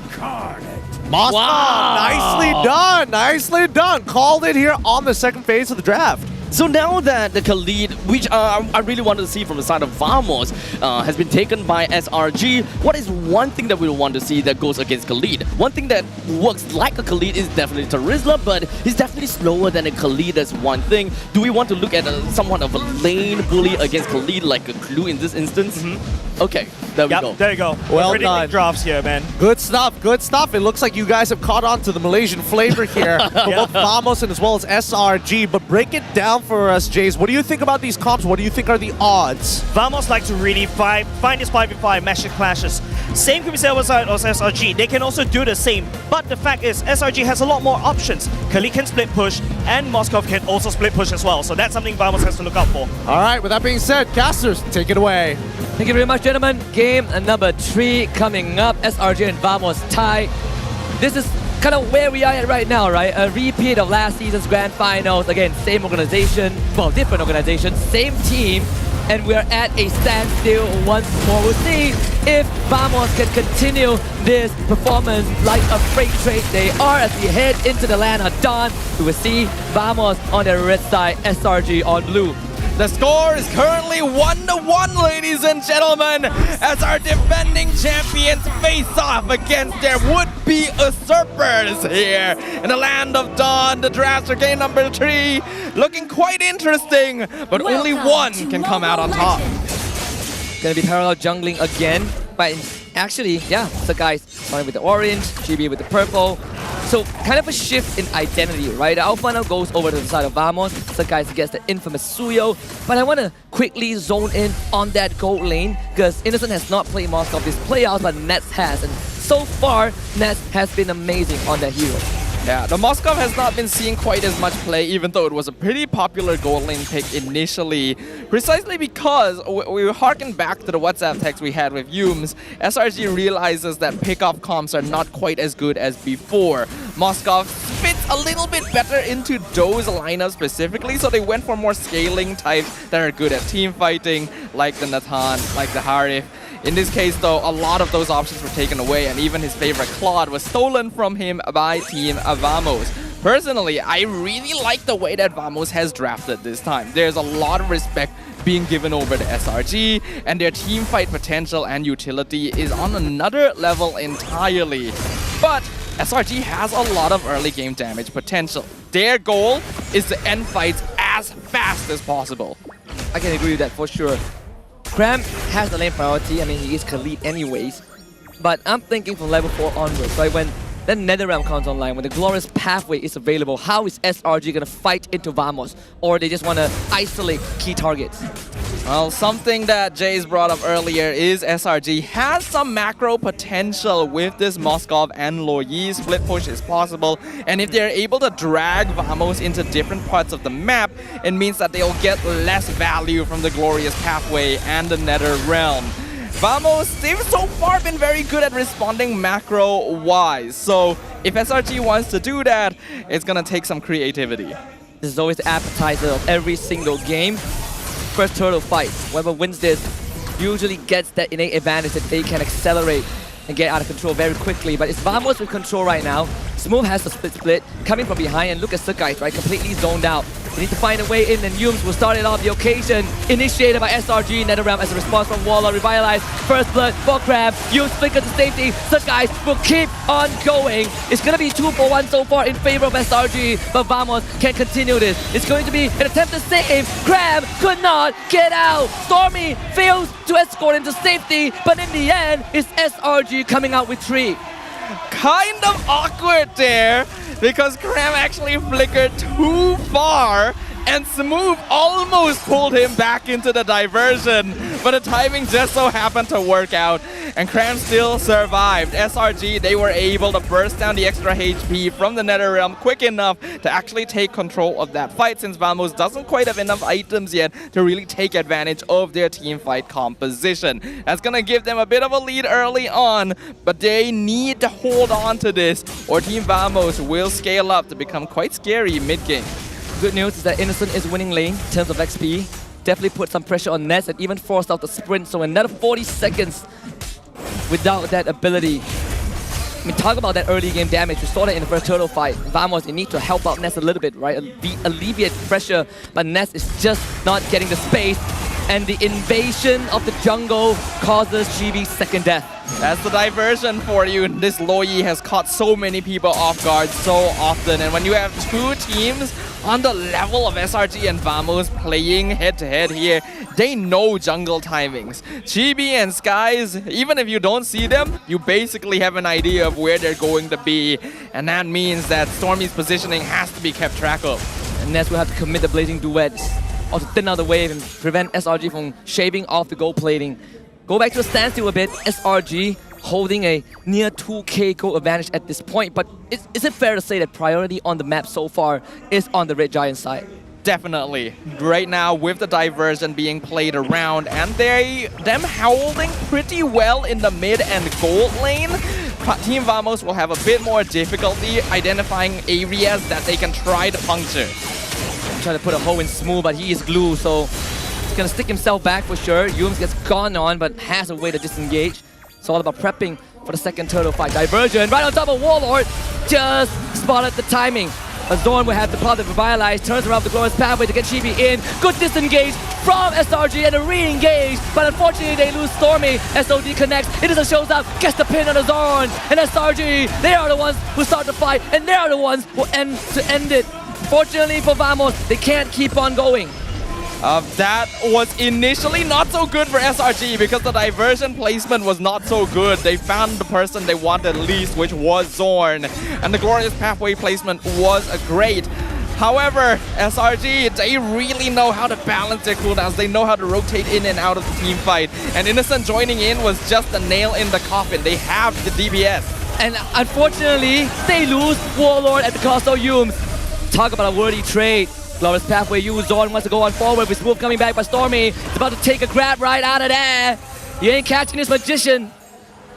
Very well played. Again, SRG, they're identifying what cost them game number 2 and are adjusting to deal with it. I really love what I'm seeing right now. There is evolution in thought processes during the game by the Selangor Red Giants and growth in terms of drafting from Team Vamos. Unfortunately, the latter a little bit behind right now, but not by that much. 2K is still workable at the 6-minute mark. They just gotta make sure that this goal lead doesn't expand too much further. You're a numbers guy, right? How much does Retribution do at, let's say, level 9? I mean, I don't think I'm that good. But I can tell you that the Tap Soul Sever plus Quell the Evil deals almost 1.6k damage. Because that guy took the turtle without any retribution. And we saw that combo come right out, right? No buffer needed. There's a reason why many people consider Suyo to just be unbeatable in retribution battles. The percentage damage is too much. Ness gets pinned. It's going to be delayed to where Yums actually misses the onwards, and Chibi brings him down to the turret. As a means to disengage, Goes Pavic gets light down, but Chibi needs the help of multiple ultimates. Even the Nether Realm is committed. And Vamos is all about surviving, and for now, they do. Now, throughout this playoffs, I have personally been complaining about the lack of Edith we've been seeing. And Smooth putting it, Yums putting it on display here is really demonstrating why I've been so frustrated. This hero has so much utility, so much potential, and the damage coming out from Primal Wrath is just contributing even more to SRG's overall DPS. Team Vamos, they're facing a similar issue to what SRG was encountering in Game 1. They're not actually surviving the damage despite their sustain. Yeah, it's pretty surprising, right? Oh, here comes the gang. Where's Chibi? Siapa Chibi? Who is Chibi? Where is Chibi? How is Chibi? The answer is he's dead. Smooth with the split spin trying to get away, but they're gonna chase him down. Smooth gets out with his life, but third turtle on the board. Everyone always asking where is Chibi. No one asking how is Chibi, because he can't be feeling too good right now. His rotations are being identified every single time. Information is being passed through the grapevine so efficiently, so quickly. The moment that Yum saw Chibi walk to the right side of the map, Stormy is right on the ball with the rest of the Selangor Red Giants, and the timing is perfect as well to claim the first Lord for free. We saw Turtle, they waited for it to transform into the Lord, right? Let the Turtle go back to where it belongs. Talk about the Holy Trinity. I think yesterday on the panel, Yi, Loyi, Jushin. When only Loyi is left, SRG, they hit the jackpot. Damage dealt ranking. So guys, in the lead, followed by Cram and Stormy. Skies has done 10,000 more damage than the second place member, which is Cram. If that doesn't tell you that Suyo may be just a little bit overtuned, I don't know what will. There's so much potential coming out from this hero, and while I personally felt like Skies wasn't the best with it initially, he sure feels like it now. They do send Yums into Fine Zone. It's all about controlling the map. Smooth getting sucked back by the yin-yang reaction. Innocent on tier 2, but Graham, he actually wants more. He actually has the damage to do so. Stuck guys comes in, gets stunned out by Law and Order. Glorious Pathway committed. It's a means of turret. SRG finds another pick. And now they'll have a chance to crack more structures. We talked about the importance of early game momentum in this meta, and we're really getting to see it in this series. The game is basically being decided by whoever controls those first few minutes, and in this case, it is the Selangor Red Giants. 9.5 minutes, they're already pushing in the inhibitor. And the yin-yang reaction is a bad omen for Team Vamos. They go for a re-engage, but finds nothing. Smooth splits into Goblins, but SRG, they like those odds. More Goblins, more damage, more screen time. SRG finds 4. Vamos comes in, Glorious Pathway. Warlock gets jumped on. Drone gets stuck back in. No more Red around. Only a severed soul. Selangor Red Giants takes the lead and takes game number 3. Oh my goodness, SRG toying with their opponents. They basically live in the base of Team Vamos anymore. Their opponents are just left homeless in the land of Dawn because of the control, the lead, the gameplay, the execution. Looks like SRG were the ones to adapt and come out on top for game number 3. Absolutely, what a spectacle we're witnessing. Every single time those roars come through, you just feel electrified and invigorated. So far, all 3 games have been quite a wash, pretty lopsided. You get that early game, you run away with the win, and now the ball is on SRG's court, and we're looking to see if Team Vamos can get the steal, dribble past the point guards, and score the slam dunk. It's always dangerous to let that Loyi through the diversions. You never know when they're going to hit you. But let's go ahead and divert the conversation over to our panel to let them tell you what they think. As our counselor said, it is heating up and things are speeding up as the crowd turns electric here at Edu City. The Vamos fans have been silenced for now as SRG have found new invigoration. 2-1 is the score. Honestly, I saw the end game. 10 minutes. 10 minutes. The games are getting faster and faster and faster. Honestly, I mean, I understand that in MPL MY, you guys have the fastest average game. But to see 10 minutes game between these two, especially in the grand final stage, is not something I'm expecting. Yeah, of course, as we look through the highlights, Gideon, I would just like to point out that this is a very mobile team. Apart from the strong side lanes that, SRG was able to secure for himself, Boskov against Claude, you got a Khalid against a Glue, you also got a very mobile mid laner. Stormy could just send a diversion all the way to the back. Team Vamos is getting split up like no tomorrow. Yeah, I think, a lot of it just came down to that one mistake in the draft, picking up the Claude. As much as Claude is really good and a great denial pick coming on for the side of Team Vamos, I think the important one was that Khalid instead. Definitely, the Khalid was just out-rotating a lot more effectively as compared to the Glue, right? Earlier on, he was able to wave clear, and then after that, start hard invading Team Vamos. Move was left to kind of play a little bit of a response game. For a period of time, he has no choice but to stay at a wonderful part of the bush, trying to just open up the map, give information over to Team Vamos, and unfortunately, it is just SRG. So mobile as a team. Extremely mobile. And you got to give it up to Sakai's here, our MVP, brought to you by Hotlink. He had a pretty strong start. 7-1-8 is his final score, obviously getting into that BOD towards the very end here. But a lot of these motions, it feels like if the EXP laners do well, the game starts snowballing out of control. I don't know what it's up. I don't know what's up with just EXP laners. I would love to say mid laners, but a large indicator for me has been EXP. When it comes down to the EXP lane, most of us wants to clear away fast, move and help out the jungle, move and help out the middle lane. At least when it comes down to SRG side, they have got a pretty good answer to clearing up the EXP lane. They also have got very good answers to clearing out the mid wave. So that eventually be able to help them to move themselves over to the side of Vamos. At least when it comes down to Khalid, the main problem is, yeah, you're gonna have to deal with a Glue. But when it comes down to lane priority, even if he don't manage to clear it fast enough, he will move faster than the Glue, which eventually really helps out the mid lane a lot. And let's not forget about this. When it comes down to the middle lane for the side of Vamos, I honestly don't expect too much of a wave clear between when it's literally a Hylos and a Faramis versus an Edith and a Luo Yi. Yeah, on top of that, Gideon, I'm also looking at the draft once again. You mentioned that the pivotal moment is when, that small little purple buff skirmish when Chibi lost his life as an alpha because it was hard invade by the side of Stormy, Sakai's, and also Cram, because these are very strong heroes when, they're low levels, right? They're super online very quickly. Vamos is just struggling to pour in the damage against SRG.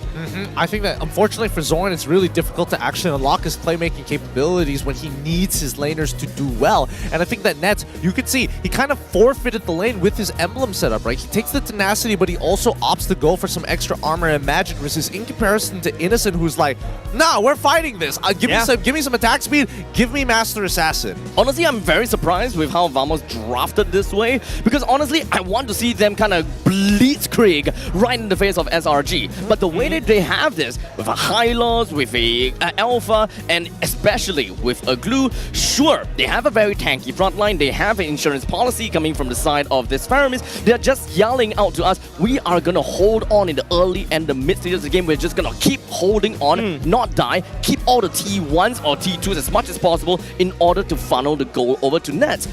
But as we talked about this before, Claude is not as scalable as compared to many other marksmen that we see out there, especially since Vamos, well, their main initial concern in the early game wasn't exactly addressed, and especially the Luo Yi is still a problem. Yeah, and I just also feel like you're right, Abstract. Vamos in game number 2, they were so aggressive, they were able to just pick up heroes very quickly, get them onto the bounce spikes quickly. Whereas Vamos, yeah, you're right, just trying to get Nets up to speed, I think it takes a little bit too long. Vamos is trusting the remaining 4, which is the Hylos, the Faramis, the Alpha, and the Glue, to kind of do some form of damage. But look, as compared to SRG's side, Innocent was activated so early on, even if, the members of the side of SRG, the main 4, is having a little bit of trouble, one Spear of Destruction, hey, Innocent is there. That's fair. I would have expected Innocent to be the one who's getting the goal per minute, but actually it's the guys with 913. Wow. He sits on top of everybody else, inclusive of the carry. So that early mid game really started to go out of control for them. Now, the shortest game so far, which is this game, 10 minutes and 3 seconds. Apparently, the second shortest game is 10 minutes 6 seconds, which is SRG versus RSG game 1 in the regular season. So that's a 3-second difference that they were able to shave off. Yeah, I was actually really surprised, you know, Gideon and also Abstract. SRG is literally knocking on the doors of Vamos in like around 9-minute mark already, and that's surprising. We need to talk about Innocent here because he has been an extremely stable laner, although I do feel that, like, in the worst case scenarios, he is still able to clutch it. You give him a winning matchup similar to Cram, and he does wonders with it. Innocent, he is definitely consistent. The way that he eventually just pilots the lane, and of course, the way that the entire Selangor Red Giants can play around things and give him so much space, Innocent just knows exactly how to be efficient with his time, and also he is really good at just kind of adventuring around the map in order to get the most amount of gold possible. And let's not forget about teamfight. You know, he is pretty good with it. You know, Abstract and Gideon, if I'm actually thinking of buying insurance, I'm buying from Innocent. He is the insurance of SRG. When SRG is having a bad early game, bad mid game, don't worry, there's Innocent ready to just back the whole team up once he's online. Remember that that Nathan game that in the first and second day, bro, that's just amazing stuff. Yeah, you definitely want somebody who's willing to kind of, you know, take the hits early and then clutch it at the very end. But I think that Innocent, as of right now, I can understand his feeling of like the gold lane. Yes, we do play for the late game. We want to be kind of like snowball this game out of control. But in terms of raw impact compared to the last patch we were in, I think he's like, man, my role has kind of fallen off a little. Just a little off the edge. There's also another thing I would like to highlight about Innocent is that when it comes down to discipline, he's got it. Like, he knows exactly how not to just run straight at enemies because, oh, I have a lead, that kind of stuff, right? He knows that, okay, there's a certain push, there's a certain pull, and I gotta have to play around my teams in order to not actually grieve the game. Oh, what's that? Hold on, sorry. Zipper's telling me that we're already breaking the 700,000 PCU already, boys. 50,000 more to reach our next bar, and you can get another redeem code. Every single time you see this PCU lower third show up, you know that it's going to be a good time. So, Adult Abstract, how you feeling about our PCU with Adult J's? Honestly, at this point in time, I would just say, get to the chopper. I would say stocks. Oh, massive stocks. Hell yeah. That actually sounds really damn good. That sounds pretty good as well. Yeah, all right, so Baby Abstract, walk me through this, right? As our viewers are redeeming their codes and as they are breaking this PCU, do you think that we can make it to the 900,000s? Nah, I think that we can make it to 1 million. I'm sorry. Yeah. I can't take, nah, I mean, the child is gone. You can't take me seriously anymore.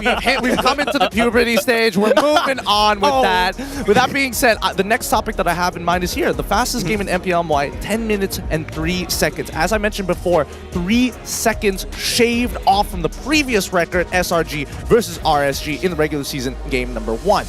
As much as I would believe that, like, yeah, you were a little bit more cool, calm, and collected, I'm starting to feel like we are really becoming just like Cambodia, where we're extra hyper-aggressive and we're even faster than before. I'm entertained. You guys never fail to amaze me. Never fail. Crap, I can't English at this point.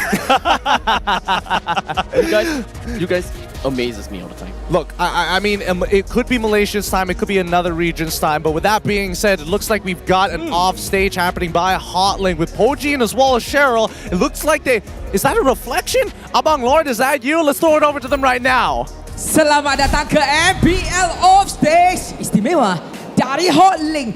Bersama saya dan juga Cheryl sekarang, orang yang dikenali oleh seluruh peminat-peminat MPL, Abang Lord. Ramai peminat Abang Lord kat sini. Saya difahamkan Abang Lord masa MPL playoff ni mula demam-demam. Demam nervous ke, demam sakit ke, demam apa tu?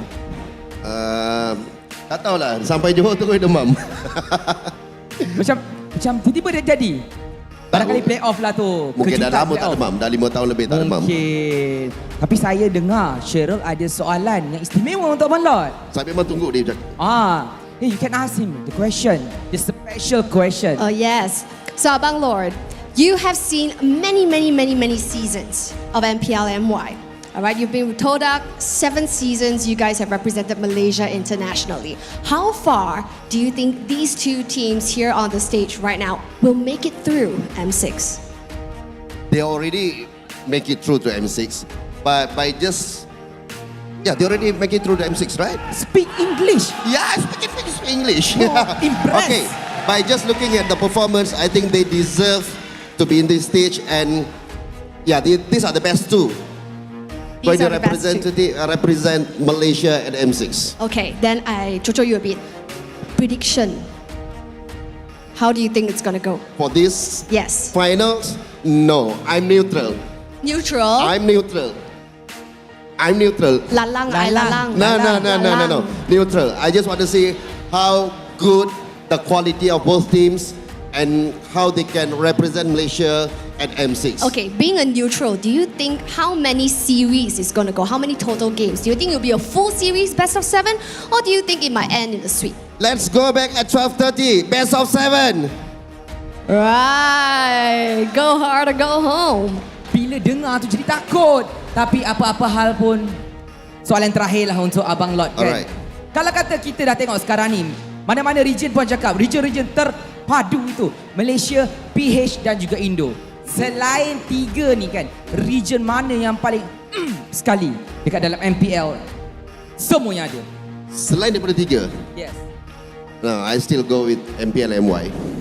Terima kasih untuk semangat patriotik yang ada. Betul tak fan-fan Malaysia semua? Alright, itu saja daripada kami. Let's go back untuk game seterusnya. Thank you so much, Pojin, as well as Cheryl. Abang Lord, it's always good to have you as an interviewee, but it's now time to get back into business. 2-1 is the current score, with SRG currently holding the lead, and we're expecting that these two evenly matched teams, blue side is going to jump up in priority. Now we're bringing back Churros onto the desk with a fresh new outlook on this after watching these past 3 games. Vamos, it's their game to win technically, right? Yeah. I mean, if you look at the trend, look at the statistics, it's always SRG win, then Vamos win, then SRG wins. This game might be a possible for the blue side win again, but I do want to talk about Vamos just a little bit, and both these two teams, their strategies have changed. They have changed, but we quickly asked Vamos to join. It's great that you brought it up, because what advantages does this meta bring for Vamos? This team fight meta gives us a lot of benefits because everyone knows we're all about fighting. We don't like to play slow. With the current meta making the game faster, it feels great for us. Is that the sentiment you were going for, Churros? Oh, yeah, 100%. Like, once Zorn picks up that Cho, you know it's like up to shifting gears to gear 5, and it's all the way in. Especially within that jungle, Sakai's had one of the largest deaths in game number 2, and going into game number 4, they have first pick advantage. But I'm seeing a shift in terms of the picks as well. What do you mean by shift in terms of the picks? Because I mean, based on what we saw earlier, like, yes, I do think that one of the bigger mistakes is picking up that Claude. Stop going for that denial. They need to get a winning EXP matchup, because I feel like the EXP currently is holding the crux of the game rather than denying their opponents. Yeah, I agree with you, but it's also the fact that in game 1 and game 2, the bans were mainly focused on, like, okay, what works in the meta, but now it has slowly shifted to, okay, let's respect ban our opponents, and that changed a lot. And the fact that the Faramis was even brought up was sort of like, okay, I'm going to test it a little bit, and they can afford to. I'm going to bring back Coach Arcadia and his message and what he said. A BO1 is a lot more difficult than BO3. In BO7, you have room for error. I see. So there is a little bit of, poking and prodding as we're going into game number 4. I hope you guys are ready. The expectations is that blue side is on the up and rise, and Vamos should technically equalize it unless SRG have an answer. I'm curious, Absai, do you think that SRG this time on red side have an answer to it? Honestly, I would say that SRG would... I would technically say that they would want to answer this through their execution and gameplay, not necessarily on the draft. Because I still feel that Chip, I mean, in terms of batting, right? Chip, Zhusin, as well as perhaps Suyo, is still a very viable thing and still something that they would want to go for. In turn, this gives Vamos quite a bit of a change, or rather give them quite a bit of an advantage if they want to first pick onto such as Valentina, which is something that we saw, or it could also be a Cho, which is still back over to Vamos' comfort, because when the game when they won, it was all about comfort. They will want to play fast, they will want to make sure that there is a there is a way for Zon to initiate. So Cho, I still feel that's a pivot. Okay, so Cho is something that we have to keep in mind, but Vamos is going with their infamous Valentina opener this time round. And it worked once. It worked once. I don't know if it's going to work again, Charles. Do you think that SRG is more prepared this time coming into the Valentina? Definitely. They answer your question. Coach Arcadio is like, hey, they kind of want to go for that Cho. Let's pick it up before Vamos figures out what they're doing. They've already got the Aurora to kind of pair it up. Do you think that they're going to go with, I mean, we've heard, the Filipinos put it best. It's either you have two answers to this. Either you give them no alts or you overload them with alts. I don't think that the Aurora out might be, I mean, it's a potential take for that Valentina, but I don't think it's what they're going for right here. I think one of the more interesting setup initiations would be coming in the form of maybe the Gata the high loss, but the Nolan we picked up, the high loss. You want to be able to fight within that team fight capacity, which is what sort of Vamos has been shifting towards. You see in game number 1, they've always gone for a pick-off strategy. Game number 2, they went for a little bit more split push, and right now in the blue side, it's more favored towards that team fight capacity. Actually, I felt like yes, maybe in the very beginning the pickoffs were definitely there looking for Vamos, but then I feel like both teams kind of shifted towards that team fight playstyle. Now we saw the SRG previously pickoffs did not work for them, which is why they started getting hard countered by Todak when they first dropped down to the lower brackets. So this is a little scary for me, right? Is this exactly? Is this the previous kind of homework that Vamos could bring up to utilize against SRG? Possible. It's very, very possible because you want a lot of directions coming in. I'm not a fan of this. It's interesting because then again, I mean, 1-1 does well against tanks because you can proc your weakness points fast. But yeah, you want to explain yourself? I'm looking for burst potential. I'm looking for Beatrix, I'm looking for a carry, because you want to make full use of this singular factor from Cho, which is to kick people over to you. You are able to literally lock one person out, right? 1-1 is not someone that is able to burst you down, neither is an Aurora that's able to do that, and as such, you're actually putting quite a bit of a burden over to Sakai's in order to make full use of the Whale of Dragon and burst that one person out. I was looking over on towards, our caster's side, and they're giving me the face that I don't know, this Cho is starting to look like a cram Cho more than it's starting to look like a traditional Yups Cho. It's possible. Has it been done in the regular season? Yes, it has been, and also this is a little bit of a flex. I'll give it to them. I agree with the flex, but I do think that the 1-1 is to deny the options from Vamos more than it is to benefit for themselves. I think that's why we're seeing the SRG banning out the Irithel. They want easy things to catch. Put them on a Beatrix or something like that. Put them on a Moskov if they have to, right? We see the Kali. Oh, actually, yeah, Natan should technically need to go as well. You know what? Let's hold it on. Not really a high priority for Nathan because 1-1 can kite around, and because of his passive, it pushes him back. I think the Tigger is a good ban from SRG. You want to stop all of these big engages that are coming through, and Zorn mainly plays on the aggression. But I think that 1-1 pick, I do have to agree with you, Gideon. I don't think it's the way to go forward because you're picking 1-1 against and up against Nolan, which creates so much easy pickings for Chibi. I'm seeing the disagreement on towards the side of the casters. I'm just interpreting this. I'm just trying to interpret the sign language here, but they're trying to inform me that the last time we saw Cho actually being played by Cram was in tandem with 1-1 on Innocent. So I'm gonna go with their expertise on this one. And it's not like a you guys seen them a lot more. So, I mean, sure. Yeah, definitely. I mean, yeah, it's not like there was a bias towards Singaporeans or anything like that. That'd be crazy. Of course not. That'd be wild. When they picked the Cho 1-1 up. Oh, they won? Yeah. They won the game. They don't lose that often. Okay, fair, The only exception is Envy, and I that was remember what I that draft thought too. distinctly. Now, we do see the Gatal Kacha actually get picked up here. I was thinking more towards Vamos' side until I saw that 1-1. So now I'm a little iffy on it, right? Because now we have like a toss-up between two potential EXP laners, both of which having their own differentiation of bad matchups. There's a lot of counter-engage from the side of SRG, and I think that that's pretty nice. And to add on to the show with the engage and initiation, I think that right now these four are looking good, but it's not necessarily great when it comes down to 5v5. They kind of gel well all together, but it's really just all about mechanics as well as how they execute it together. Oh, Ruby. Yeah. I actually that's kind the of like the Ruby Ruby. Zorn, It right? reminds me of Singapore. We always prioritize Ruby when it comes down to like, oh, you want a Cho coming in. It disrupts the Cho so hard. You want a Jikundo in? Nah, I'm gonna stop you right there. There's a red light for you. I like that. I like that a lot. One of our, Staffa would probably agree with your statement as well. Generally, the go-to Ruby guy. He likes this matchup a lot. But now coming in towards SRG, now that they see the full lineup, it's Moskov, Ruby, Hylos, Nolan, as well as Valentina. Yes, you can kind of give and take with the ults. They've overloaded them with a lot of the ults, but I don't see a guaranteed way to burst down their targets until we see. I'm Alpha. hoping that this is an assassin. Please give it to me. I kind of want to see an Alpha. Give me a Link, give me a Hayabusa. Give me a Hellcurt, man. There's no Alpha. Going back to the Alpha. You gotta deal with Ruby and Hylos, right? Yeah, that's true. That's true. But I was hoping. I kind of miss seeing Sakai's on the assassin. I at this agree. point. But there is a very obvious fact that Sakai's didn't exactly do well against Todak with the assassins.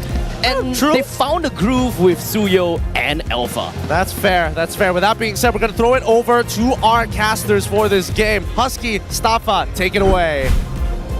Thank you very much, gentlemen. Game 4 coming up. It can only go two ways once we're at the halfway point, Sadafa. Either Vamos achieves equilibrium or SRG puts themselves at the cusp of making history once more in Malaysia. We're gonna hop right in, and so far, only blue side has taken the W. We'll see if Selang Red Giants can change it on the red side in Game 4 with Vamos on blue. A victory here means a match point for SRG. Well, for Vamos, it brings it to even. Choked a little bit on myself there because I'm just so excited to see what's going to happen in game number 4. Energy definitely is very infectious. It's good to see Zorn back on that Ruby. Red Riding Hood here to catch the big bad wolf, but we get the opposite path in terms of the junglers, both of them starting on the orange buff. Of course, the guys could end up where the Hylos is going to be, and whereas for Achibi is going to end up where the Hylos is going to be, and Sakai is going down to the gold lane. Smooth finds info to confirm where the pathing is. So unfortunately, my assumption that this would be Cramcho did turn out to be incorrect. Ooh! It's first blood though. Well, gets the job done. It sure does, and Ruby Roam is supposed to be a kind of an answer for Cho Roam too, so Yoom's already showing something to start things off here. And we've already seen, right, throughout this series, the team that is able to etch out an early lead for themselves has a pretty good chance of closing out the game. First Blood isn't usually going to determine anything too heavily, but Zorn is going to lose a bit of presence on the map. He did style on SRG in Game 2 with that show, so if there's any response from Yooms, as our panel did mention, he was included in the green team, so he wants to prove something to Zorn. And now, Zorn wants to run away, concussive blast, Zorn gets out with the mobility, SRG forces him back home. I really like how Yooms knew that Zorn was going to dash over the wall as well. He was already setting up for it with the Jikundo. Unfortunately, Skies didn't have any skills left to follow up on the kill, but Yooms does seem to understand it. Oh, wow, even coming in the flicker. Really no hose bars there. SRG wants to speed it up. SRG wants to show that it is possible to get that early game victory on the red side of the draft. And we are definitely seeing Yooms now showing that he can do just as well as Zorn by escaping narrow situations with low HP. Team Vamos, they do have okay tools though. Once it gets the team fighting, they have a lot of utility that they can play around, so Red Giants will need to be more strategic with their entry. And Zora's Power from Smooth, stolen Frigid Glacier right onto Sakai's, but SRG will just eat it up. Chibi finds the turtle, SOD comes in from Nets, but unfortunately SRG are prime for victory, losing one but taking two. Well, even though it seemed like SRG was trying a bit too hard to force it, they literally all funneled down a single line into the enemy glorious pathway. They're still doing a better job, it seems. The Gatot being used as a secondary initiator. This is what we mentioned as well. When you have both the Way of the Dragon and the Avatar the Guardian to play around, it gives you a lot more space to determine which angles you want to attack from. And I really, really like Stormy's positioning this game. He knows where he needs to be. And Vamos, unfortunately, doesn't have the best heroes for going into it. The King, not really the angle needed, but still, nice to kill. Legend Glacier saves Stormy. Chibi once more couldn't get the fracture in the right direction. Innocent also forces Nets to retreat. And I'm seeing SRG, despite having that slight Roman disadvantage, Yums is still somehow able to outmaneuver Zorn. Generally, the advantage that SRG creates for themselves in the early game comes heavily off of a lane priority. And we're seeing a lot of that right now with the waves being shoved up and controlled on both sides of the map. Innocent even straight up winning trades against Nets here, which is giving them a lot more freedom to open up, explore, and look for players that they can maybe catch off guard. Yums especially right now doing an excellent job of comboing with the Aurora to get pickoffs. Priming the Jukundo, Nets has no Purify, and Yums has Flicker. Will they find the pick? Seems like it's not going to be the case. Nets, it's a bit too far away for Yums. You could literally hear the audience react to Nets dashing away from Cho there. I know some people will say, oh, that's a coward's move, but you know, he kind of has to do it. Yeah, well, they go for Zorn instead, right? Take him on the third time. AOG follow up. Frigid Glacier just absolutely encases everyone from Vamos and Ice. They drop the green carpet. Glorious pathway into the fight, but Yums will escape. Jikundo on his move. Cram continues fighting. Innocent shows up. Waller and Naz compromise. Stormy flickers. Doesn't find the freeze, but Smooth will be sacrificed, and SRG gets away with two.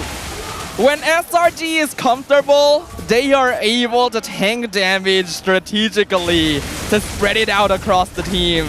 They will often leave fights with very low HP across the board, and that is what we are seeing right now. Yums doing the exact same thing as Zorn in the previous game, going in, setting up, tanking damage, then getting out on a sliver when he's already done exactly what he needs to do. SRG right now with a 3k goal lead, 5 minutes in, is already in complete control of the map. Team Vamos, late game scaling, not too bad, but Chibi, I was just about to say, Zorn has went down 4 times in 5 minutes. That could have been his 5th, but thankfully he had the flicker. Once more, SRG finds priority half a minute before the turtle spawns. And Warlord has been stealing the Frigid Glacier every single time. He wants the Aurora ultimate, but just does not get to achieve the same effect that SRG has. Yeah, it's surprising too, considering SRG are the ones running at them, but you could see the way they split out the team fight is making that Frigid Glacier hard to land. Man, Cram is just eating everything up. As Innocent takes on the bot tier 1, Cram is still tanky. Chibi from the back looks for Stormy, that's the passive out. Good kick from Yum to keep Stormy alive. SOD connects, but it's going to be the crossbow attack from Innocent as he pellets them with darts left, right, and center. Smooth will also be pierced right through. SRG lose through and find 3. SRG have reached the point of the game where members are willing to throw bodies and lives potentially in order to funnel more into their cores. In this case, Innocent and Skies, both at 3 kills respectively. Innocent has been uninterrupted in his lane the entire time. Skies starting to invade. The aggression is being made plain. Team Vamos cannot afford to let this goal lead go any more out of control, or they risk giving up match point to SRG. Sometimes still find it hard to believe that a team like SRG, who just debuted 4 seasons ago in season 11, but they finished 5th and 6th, are now the beast that they are, truly giants and beyond. They've built a dynasty, right? A new one that usurps Toad Up. Now is about leaving a legacy. Again, being a first historical team to achieve that back-to-back with the same team and still keeping the Golden Road, the immortal run alive, something that has never been done before. maybe Cram is going to contribute to that. Nets losing most of his health. Cram continues to chase. The entirety of Vamos shows up and Cram will throw that Revitalize, but it's all about buying space. Cram willing to die. My goodness! Almost goes down, and can you believe it? Cram himself is a machine. While it's not necessarily the most worth it to die there, just look at how much time he bought, and he nearly took out Nets and Chibi by himself. It's the guys forces the Purify out from Warlord, used with the kick. That's the roundhouse right there. On to the key targets. 2 kills for SRG. Sorry for the Purify from Nets. Everyone from Vamos on the run. And another spear of Alpha to give Innocent a double kill. The game is officially out of control. This is the same situation we've seen throughout the series on both sides.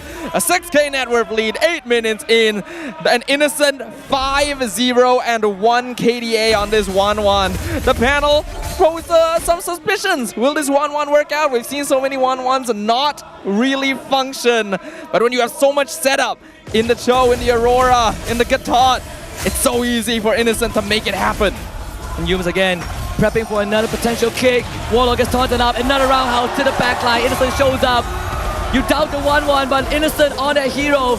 If he wants it, he gets it. A freeze on the smooth. Again, refreeze. Just cannot thaw out in time. A takedown for SRG, and now the objective is compromised.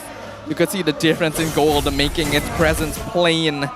A fracture right in the center of an entire group of SRG. And it's like they weren't even tickled. Innocent finding those angles. SRG so bulky, they were in the center of the glorious pathway.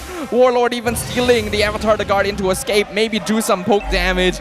And SRG just walk out of it as if they never took any damage at all. Well, you can say the same for Warlord, right? And then Purify, Hume sticking on him, drop an iceberg, Warlord walks out. It's a good time to talk about how this feels like poetry in motion. Like Shakespeare can't even write this. 2 seasons ago, Smooth was denied a trophy by basically most of the Vamos roster except for Nets. And now he's en route to get the second one with them, but it seems like it is getting further and further away from possibility. AOG shows up, Cram is going for the backline, Nets forced to retreat, Smooth again, needs to keep his team alive. It's not good when your Hylos is forced to use Glorious Pathway multiple times in succession for defensive play. Selangor Red Giants knows this, and like you mentioned, Husky, there are players on Team Vamos that are eager to look for that trophy. They even said earlier in a video that they want to award a champion title to Nets, the only player on their team who hasn't had one under his belt.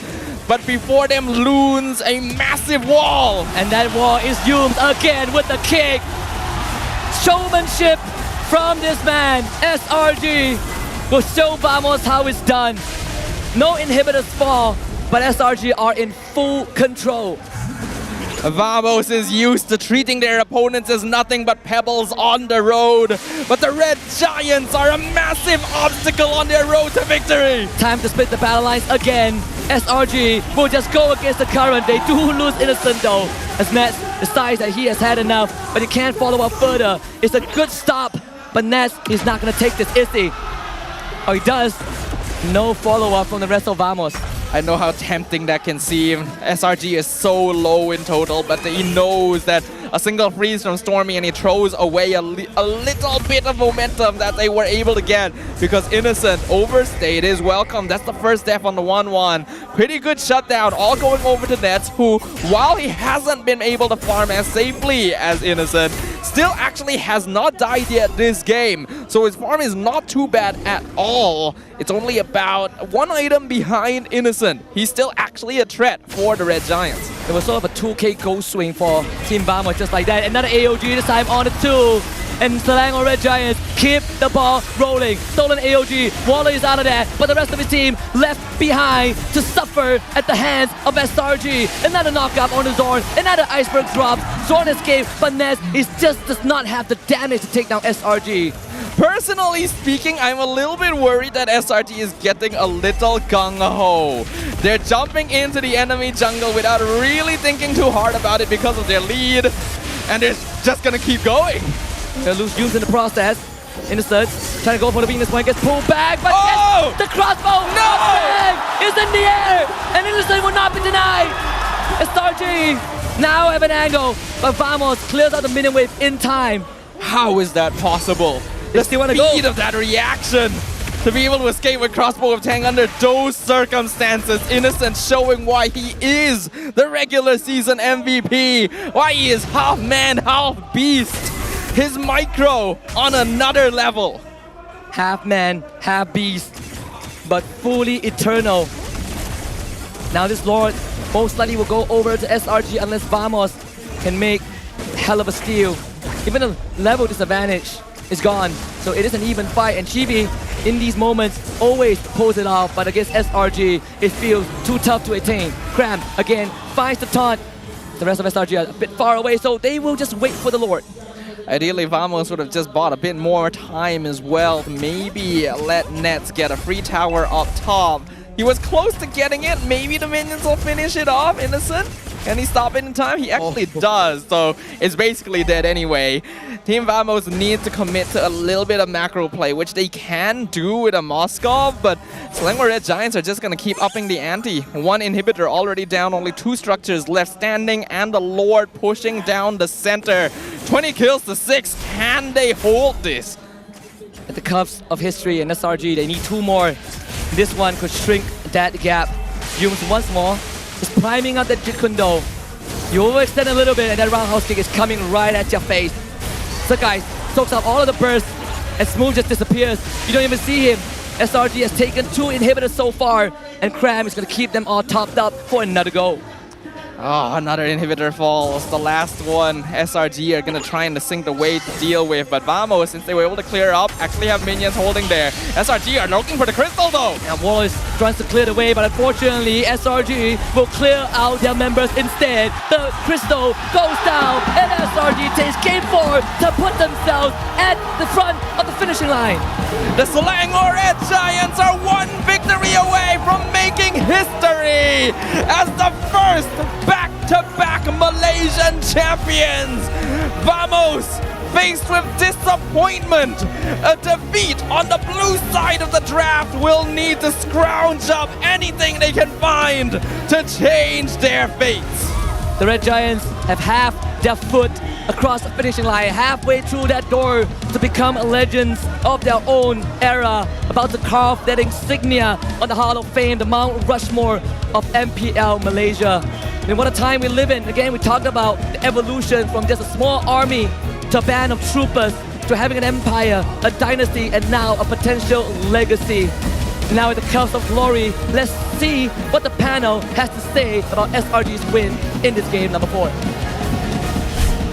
Thank you, casters. Oh my God, match point for SRG as the red side of the series already giving their cheers and jeers. Vamos right now just looking for that turnaround with their only hope of turning this around against SRG in a reverse sweep fashion. You're still watching the grand finals here, playoffs and championship Sunday of the MPL MY Season 14. We have got Churros once again, as well as Abstract here on the desk. What do you think about the game? Because again, it feels like SRG have this unstoppable momentum.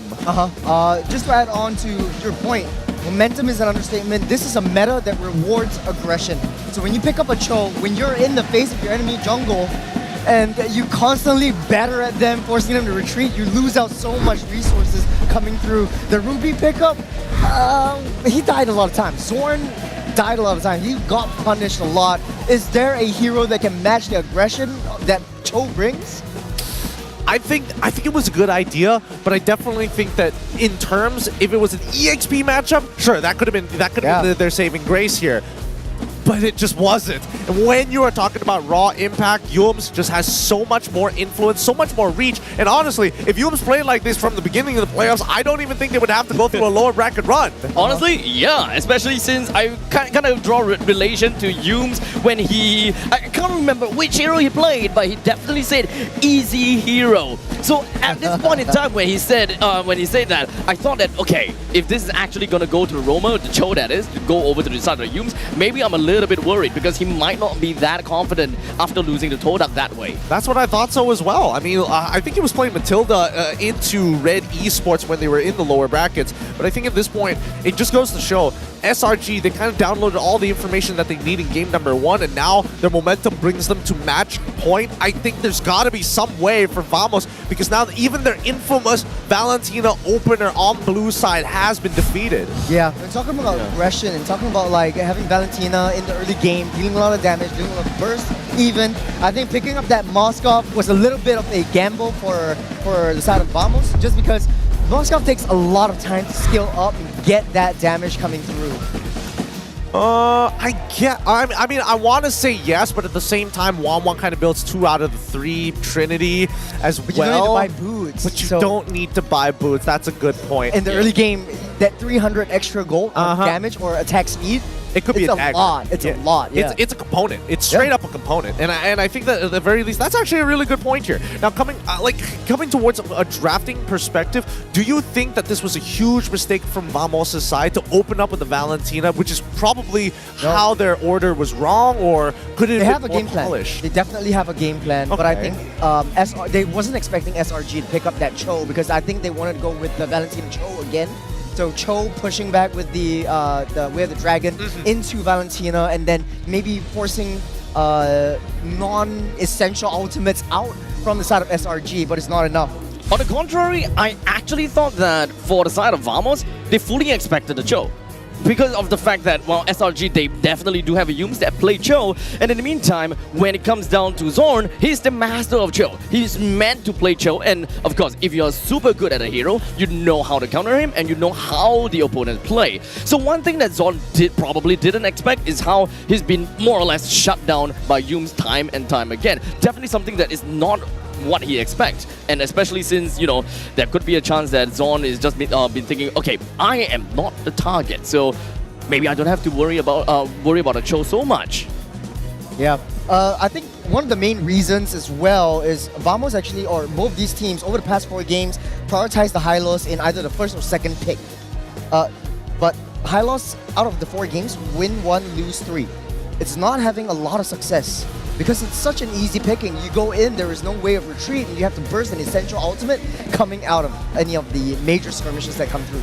Do you think that if they swapped it over to maybe Edith, that could have been the answer here? Definitely, because you have the Edith and Ruby combo as well.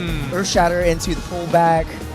Got a lot of options right here, because a single target stun or STS is not enough, especially when you're going to play team fight. But in this case, the only AoE crowd control comes in the form of that Ruby, but once you pull everyone in, there is no follow-up straight away.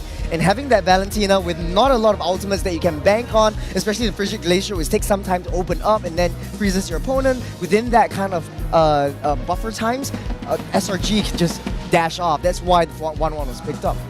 That makes a lot of sense here, because even if we were talking about just like raw ultimates, the 1-1 just doesn't care. You steal the Aurora ult, you steal the AOG, you steal the Way of the Dragon with Spear of Alpha. Literally does not matter to her at all as long as she has her cooldowns up. But speaking from SRG's point of view, right? This Gatot. Overall, Gatot has been doing phenomenally well throughout this matchup for both Vamos and as well as SRG.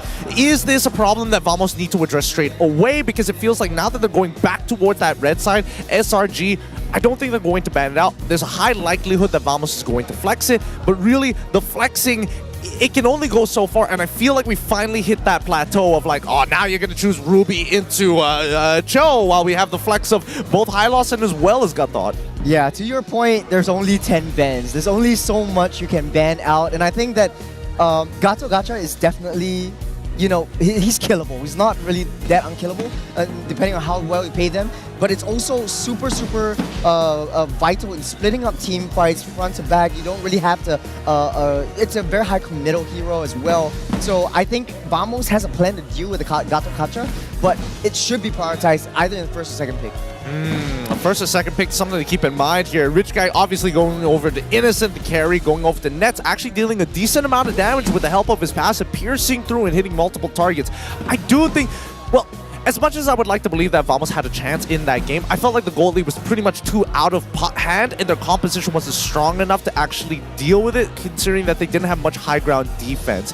And that's the big thing here. I feel like right now, marksmen's, as much They as need some range, I feel like as much as this Moskov did well, I would like them to kind of pivot their compositions more towards like Beatrix. At least then you have a secondary person who can clear the wave. And I mean, Valentina, she's like she's short to mid range, so even then it's pretty dangerous to walk up. Yeah, so in the end of the day, it's still about how you manage waves and all that kind of stuff. I really want to see the plays, the macro plays from the Moskov. That is quite literally the beauty of what Moskov brings onto the board. But once again, I always want to say that MPL MY's meta is just different. We're a little weird. Macro probably isn't the top priority per se. Split pushes definitely is nice, is great, but it's not at the top of your mind. It's just kind of like somewhere at the back of your head. It's a great escape mechanism. If someone's jumping me, okay, SOG, I'm just gonna run away, that kind of stuff. But I'm sorry, did we not all just watch game number 3 over there? Like game 4, I get it, maybe not the most macro intensive, but game number 3 at the very least, like we were, I mean, SRG were winning, but they were making all the smart choices. But that's just SRG. But for a team like Vamos, who's like a very strong in the local scene, when you go into the international stage, now I'm bringing it up to M6, when you're facing up against teams like Philippines and all that, you really need to watch your lanes. You need to really watch your back, because any single one of the players will be able to take advantage of the lack of lane control, so to speak. Maybe that's something they could address. With that being said, we're going to go with an MPL offstage segment by Hotling with Poji and Cheryl. Alrighty, so thank you so much, guys. And now we're here at MPL Offstage, brought to you by Hotlink. Now here we have 2 representatives from both teams. So tell us more about who you are. What's your name? Hello guys, my name is Bob Husky, and I'm a community leader from Selangor Giant. That's why I'm lead the chant in front of you all. Fantastic. And what about you, sir? Hello, my name is Dean, and I'm a fan for Vamos eSports. Fantastic. So now, first question to both of you. It's no longer Malaysia versus Malaysia anymore, because these 2 representatives will be representing Malaysia over the M6. So what are your hopes for the teams on the international scene? Bahasa Melayu, bahasa Boleh jawab bahasa Melayu. Kamus di sini. Kamus di sini. Tenang. Okay, so harapan saya tak kisah tim Vamos ke tim SRG ke, asalkan dua-dua tim dah layak. So sekarang harapan saya sebagai rakyat Malaysia sendiri, saya nak tengok kalau boleh, tak kisah mana-mana tim yang akan mengangkat Piala M6.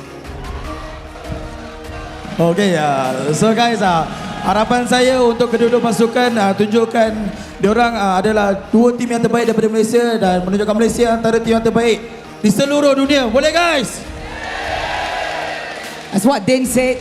For Dan, he doesn't care because both of them already, being the Malaysia representative, but for him, he hopes that both of them can do great in M6 and can lift the trophy in M6 because they represent the Malaysian name. So Malaysia have to win the championship because Malaysia have never won M series.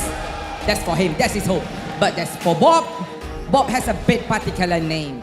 He hoped for SRG to lift the championship.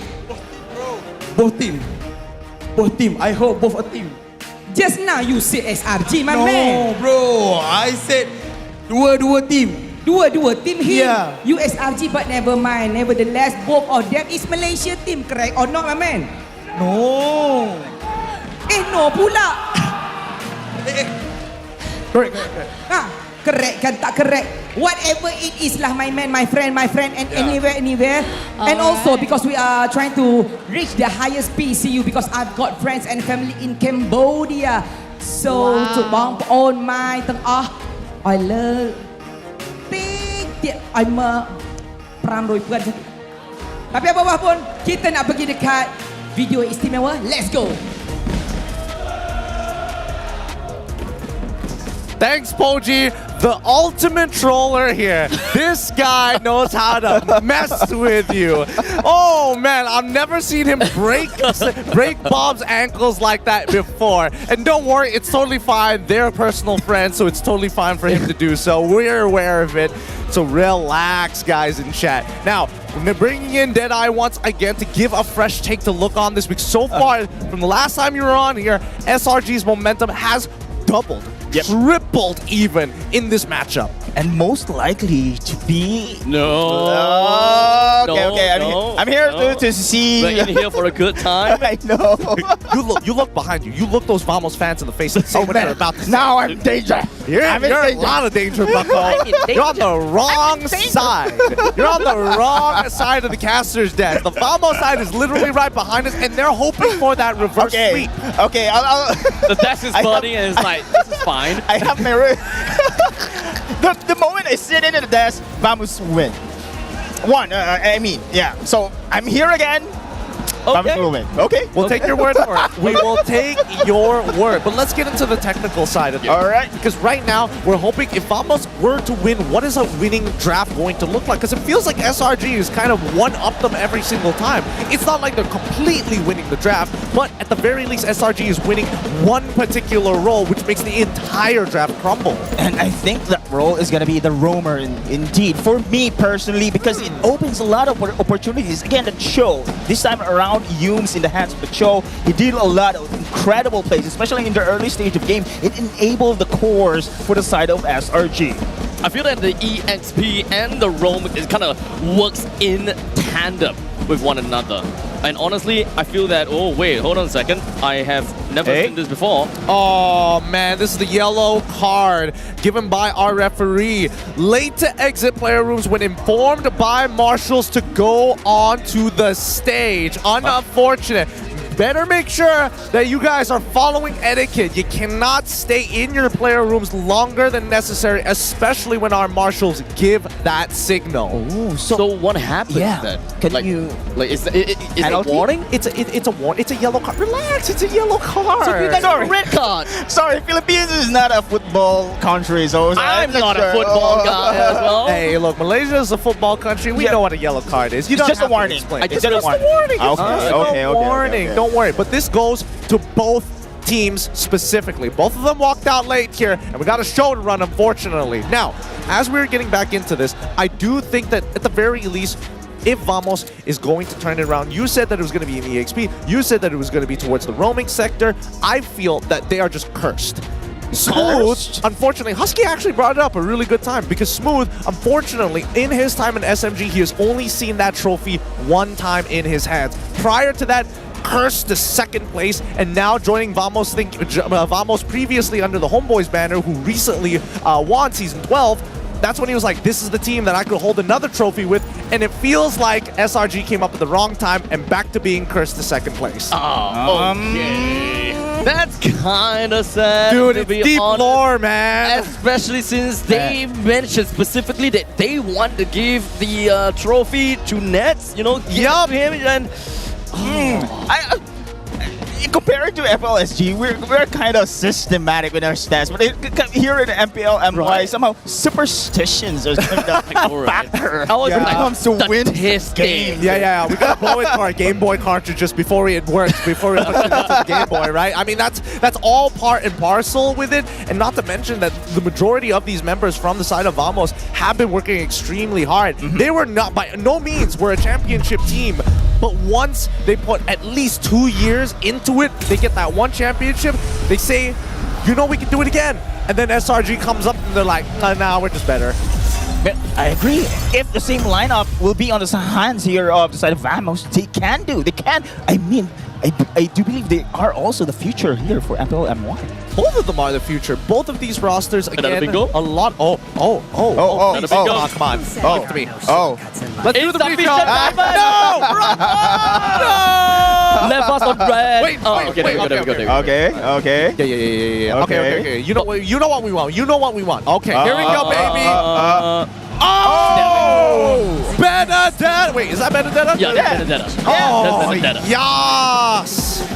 Woo! Goddess skins are one of the expensive skins you can have in MLBB. Yup, God is good, and boy is the fan service even better. Now, SRG on the blue side up against Vamos on the red side. It's going to be Valentina as well as Heath getting banned out by SRG. They are following their atypical blue side draft. Okay, yes. And even getting rid of the Cho, Vamos, they've been sticking to the exact same red side bans every single time. Zushin. They opened up Zushin as well as Suyo. Zushin for sure. For sure, right? This has been kind of a pattern from the side of SRG. So at least for the side of Vamos, you're just kind of thinking, okay, we are definitely going to pick up the Suyo, but what's going to be the next one? In terms of statistics and in terms of what we have seen before, it has been a Gatakacha.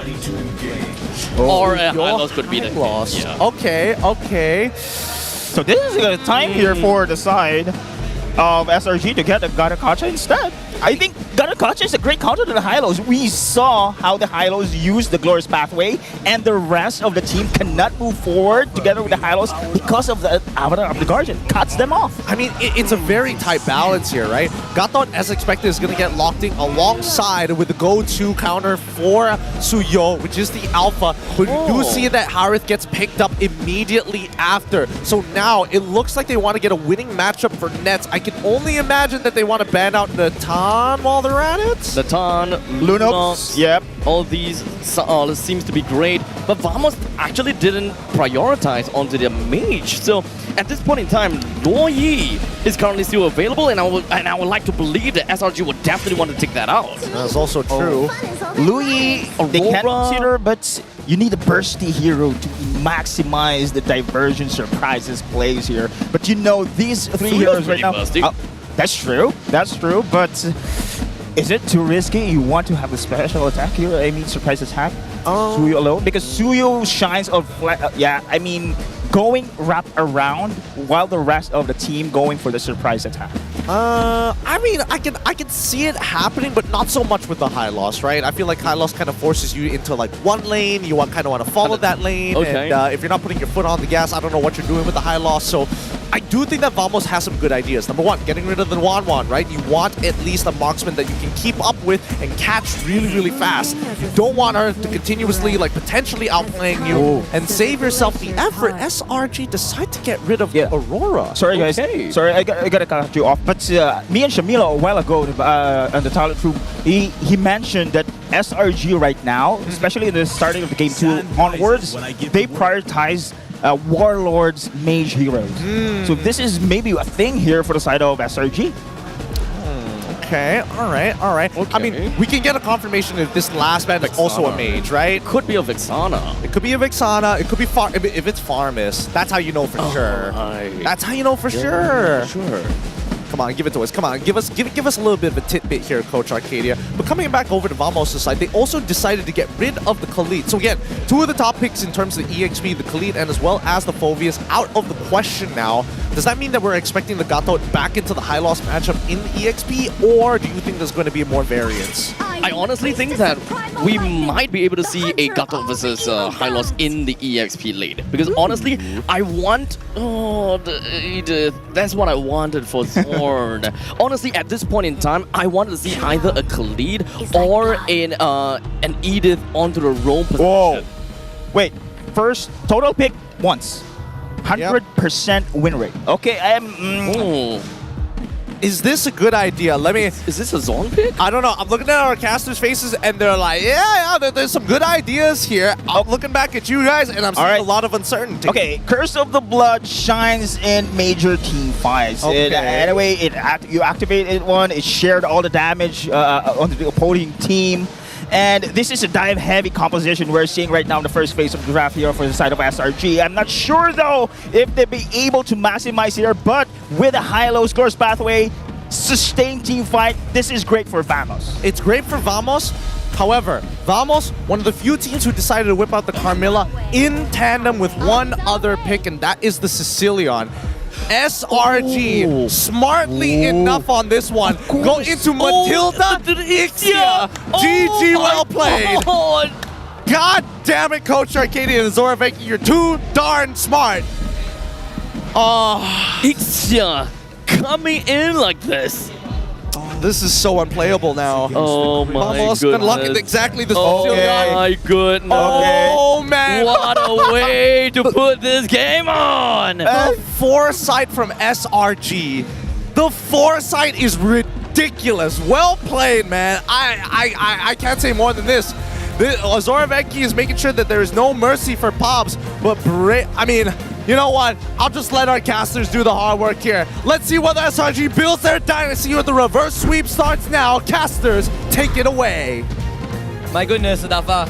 I know we talk a lot about the Sicilian Carmela combo. The only duo has been shown once by Vamos in the group stage, but to see it in such a pivotal game where they could lose it all, and SRG to come back with the classic Iskandar Matilda, this is gonna be a heck of a game. Game number 5 as they head into the land of dawn for the SRG on blue side and Vamos on red.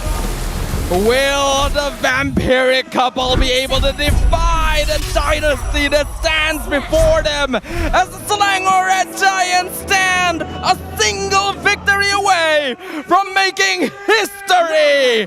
Only time and the land of dawn shall tell as we bear witness to what could be the ultimate game of MPL Malaysia Season 14.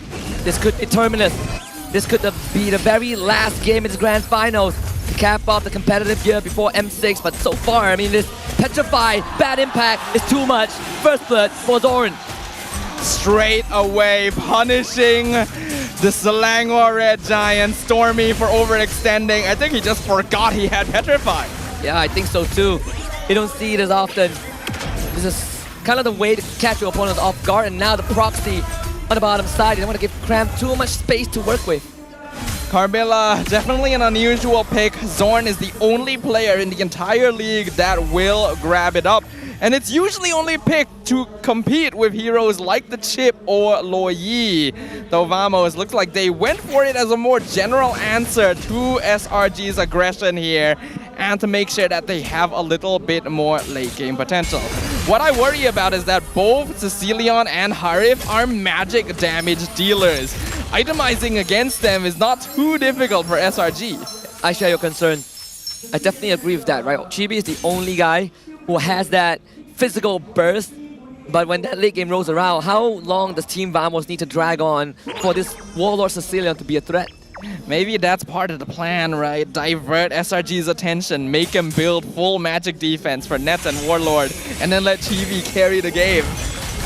It only carry if you get to that stage, but the panel talked about how this Carmilla Sicilian is a staple of Vamos, literally their pocket pick, their last resort. But once the Matilda X that came out, Gideon instantly said this is unplayable. Is that really the case? It does make it a lot more difficult because Team Vamos is playing a front-to-back lineup now. It's very obvious. They're not really going to be doing any flanking because they want to play behind Smooth and Zorn. And when the enemy is front-to-back, that full barrage, that's the positioning it wants them in. As long as Innocent holds out fine in lane against Nets, he becomes a monster. And Warlord sends Zorn towards Doom. Bad impact. It's gonna connect. That's gonna be another kill. This time on the Chibi. Glorious Pathway revitalized AOG from Crab. Another knockup control. Zorn goes down. Stormy in the fight still. Double kill for Chibi. And Team Vamos wins the trade. The unfortunate thing for SRG though is that their early game damage potential is actually on the lower side. With Views on the Matilda, Stormy on the Zeusin, and Cram on a tank Gatot, Skies is the only source of DPS they can rely on. Oh, Innocent in trouble. Potential solo kill. That's Innocent having to use the flicker. And Nets is coming back for a round. Oh no! Innocent gonna fight this out! A good attempt, but not good enough. Kind of underestimated the timing of the Zaman Force. Thought that he could walk back in time for it to expire, but Nets was able to re-engage on him with it. Maybe they can get Zorn. Just crowd control him, but Warlord saves him. You don't take down the Carmilla that easily. Just like that, Vamos have gained control of the turtle. And this is good. Team Vamos need to be in control early on. They got to take advantage of the fact that SRG just doesn't have enough burst right now to take down the Hylos with Revitalize, to start building up Chibi as a threat. If they itemize against the Suyo, Nets and Warlord go ham, and vice versa. Is there a middle ground to this predicament? You kind of go Athena and then into Antique. Is that going to kind of balance out the scales? It's a bit difficult because you also want to maybe get Radiant due to the amount of magic damage sources that are coming out. Would be quite easy to build up stacks on the Ring of Punishment, for example. It's gonna require a bit of strategizing. Not to mention that SRG are mainly going to be wanting to build a lot of damage on Innocent and maybe on Stormy as well, just to be able to deal with them come mid-game. They can't afford to let this drag too late because, well, we've seen what Warlord can do. Absolutely. Then I also said that Every time he's on the panel, Team Vamos wins. It seems like we have started the trajectory. It's not big of a lead just yet, just under 1,000. So SRG not out of the woods by any degree. If that's the case, maybe they'd be interested in taking him in as a mascot at this point. But I digress. For this game right now, Vamos is going to keep the pressure going. And the target is Stormy. Petrify committed, but Yums gets him out. Petrify is a very interesting choice on a Carmilla. It wouldn't be as effective as on someone like Benedetta or Yuzong, for example. But now I'm seeing the logic. Zorn is keeping them in place just a second longer to make the bat impacts easier to land. It is fully a duo play here from the Sicilian Carmilla. Let's see if it works out. Vamos already have a 1k gold lead. The XP laners will start proxying waves. That's kind of the wet noodle fight on the bottom side. And we're seeing that interesting interaction between what Vamos and SRG have, especially the unexpected amount of burst, right, that Team Vamos has. It's so easy to connect the bad impact with Sanguine Claws.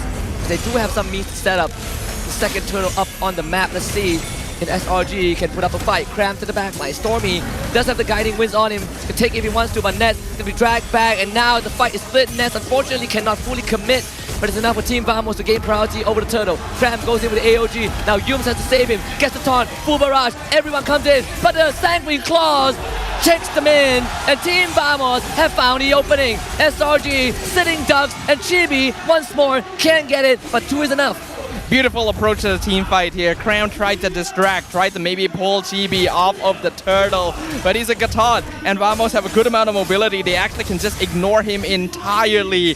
And although the Ixie is pretty good at dealing with a front-to-back composition, the Sicilian having those Sanguine Claws from a distance, easily canceling full barrages, SRG are in a little bit of trouble here, actually. No, just like that, it went from under 1,000 to a 3k kind of goal advantage, and it's still growing. Chibi, level 11, 4-0. Sakai's not even close to that. And this Jusin is actually suffering a little bit despite the amount of utility that she brings, and what we've witnessed, Sakai is again ran at, and help is not arriving anytime soon. Chibi is unstoppable. One approach you can deal with a Zusin is in a similar way to the different methods of handling Valentina, where you either don't pick good ult or have too many. In this case, Vamos is going for a full dive composition, where as long as they have the lead, doesn't even matter if Stormy picks them up, they're just gonna run at them and overpower them in terms of damage and durability. And that is exactly what's happening. We've also highlighted Vamos only really need either Chibi or Nets and Warlord to pop off. And the dangerous thing for SRG is all of them are farming very efficiently.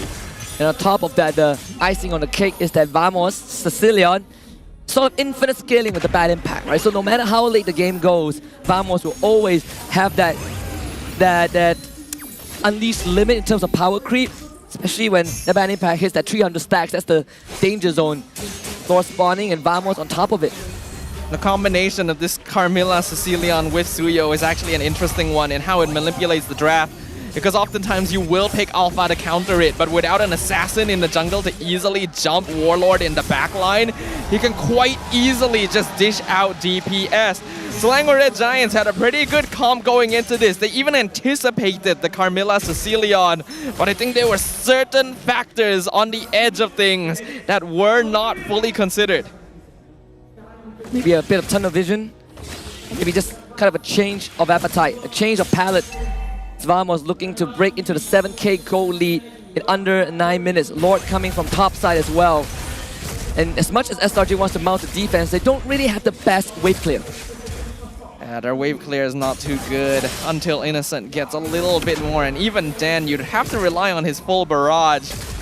The lack of early game pressure. Oh! Well, here comes the pressure, right? Stormy is going to be tied down alongside Sakai. Another Petrify from Zorn. 2 kills for Vamos. And it's time to break that castle wall. Just chip it bit by bit. Cement not really as tough as SRG wants it to be, as Vamos has the Lord in the favor coming in from top side. A 3 against 5 defense, respawn time is pretty short, but unfortunately Innocent compromise pulled away by Yoon, but that full barrage goes wide. Completely nullified. And Team Vamos still wants to go for more as the rest of SRG comes back to life. Holy Crystal for Ness, mid inhibitor goes down, Chibi escaped, and SRG just cannot find a way. Yeah, it doesn't really seem like they're prepared to deal with this Cecilion. Their positioning is not ideal. Total Draft isn't doing too many favors. Unfortunately, this series, the trend between these two teams does seem to be who can play faster, especially from the start of the game. And for this one, that was Team Vamos, a 10k goal lead in 10 minutes. SRG has been getting humbled quite a lot this playoffs, and this is looking like another repeat of that.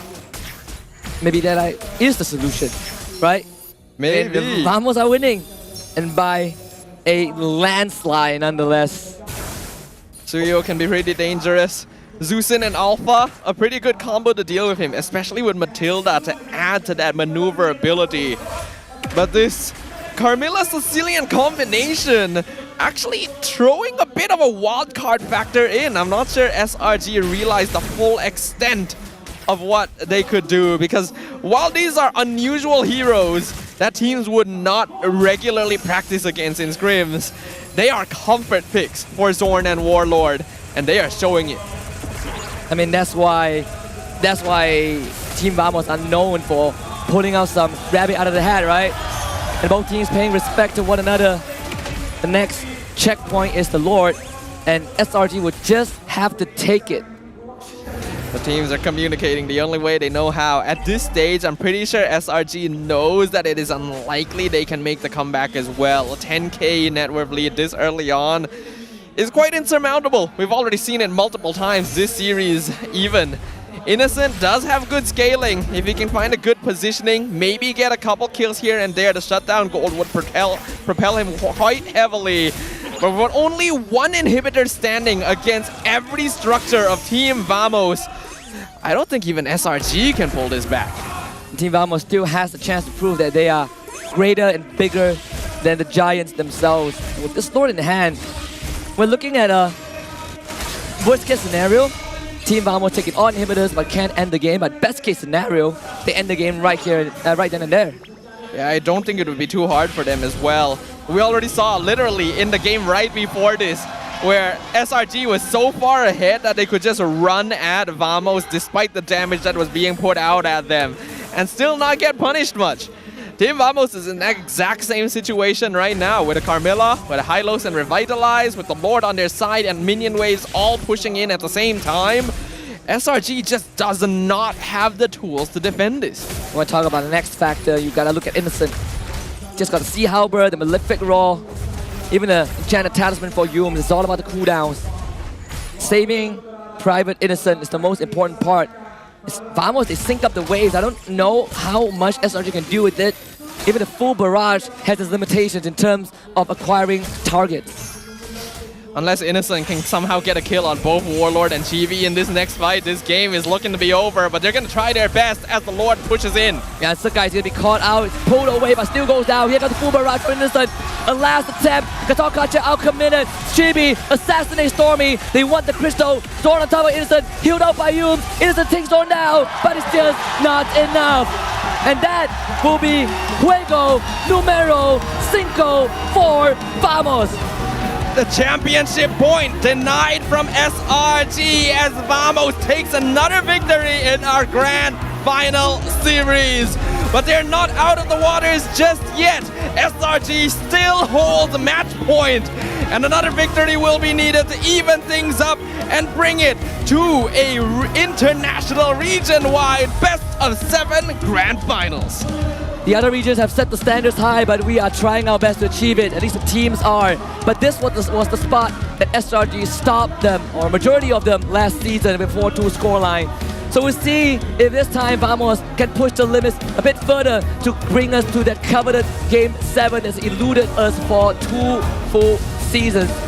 I want to hear what the panelists have to say about this, because they thought Ixia Matilda worked, but Team Vamos proved it wrong. So panel, take it away. All I gotta say, GG, well played to Vamos. They are breaking the limits here by crushing the early game. The only opportunity that they had was to just scale faster, and they did it in 10 times speed. Well done to Vamos here. Well done indeed. Honestly, kind of scary. It's always scary to see MPL MY being able to get, what, 10,000 lead. And I just confirmed, yes, superstition is indeed a factor here in MY. Let's not forget about the fact that you are here. Call me. Oh wait, that is a superstition that you're talking about. Hit me up, Vamos. I mean, yeah, at this point that you pretty much deserve a jersey from Vamos, but walk me through this game, because initially for me, I'm thinking that as long as SRG walk out of the laning phase okay, the early game, it should be a pretty free game for SRG in a majority of these fights. And that's true, and however, this game, it did not happen. And the combo of the Sicilian as well as the Carmilla, it's just mind-blowing for me. But it did work indeed, the front to back, and the Sanguine Claws can also reach the Zushin, which is the most dominating in the mid laner hero right now. Well, I gotta give it specifically our MVP of the game, Chibi, because I think he is the X factor in this. Yes, Zorn did cheese out Stormy early on with the Petrify. Again, most people don't expect that to happen. I do forgive Stormy for failing the first time.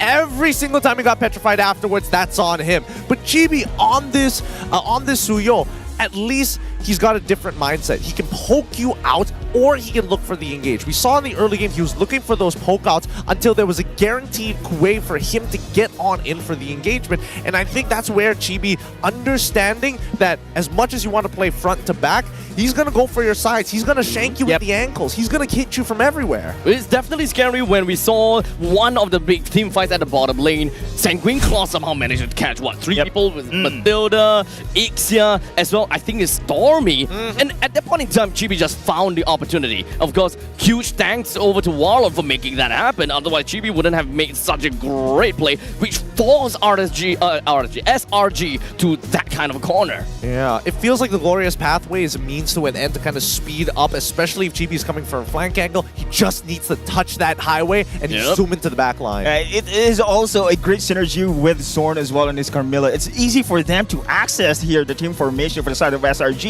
And all eyes on this Carmilla Hylos, but they did not know that Chibi, at the right moment as well, is flanking them on the back line. I think that one of the main thing for the side of Vamos is the fact that they have a glorious pathway, and once they set it down, technically it's very telegraphic, right?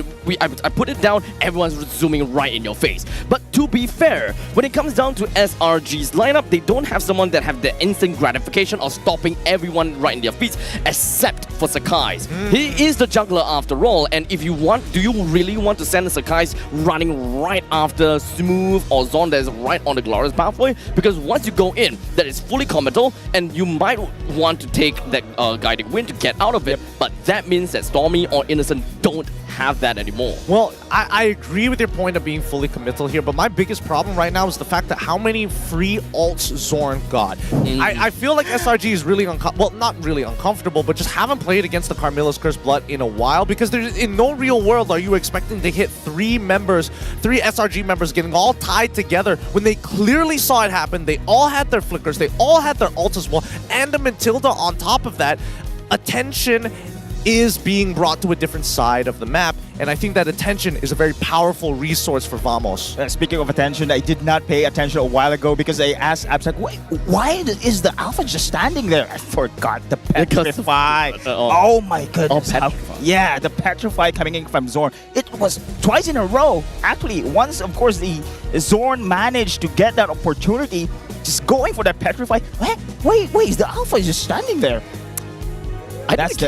Yeah, exactly. I did not pay attention. Oh my goodness. Just Singaporean eyes, let's be honest. Forgive me. I have 4 eyes already. That's why they called me Dead Eye. Oh my goodness. Oh my god.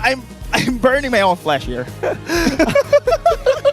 Look, as the game is going to continue to press on, this is a huge surge of confidence for Vamos, right? Let's quickly look at the damage taken. I am curious because, again, as much as Innocent is able to pump the damage out, unfortunately, actually, it's a lot more even than I thought, to be fair. Zorn getting saved by Warlord multiple times, and I think that SRG probably still following their game plan of punish Zorn, win the game. Now, I think they should have adapted a little bit better here. They probably could have punished Smooth more times, more effectively, honestly, or at least come down towards Nets' side of the map.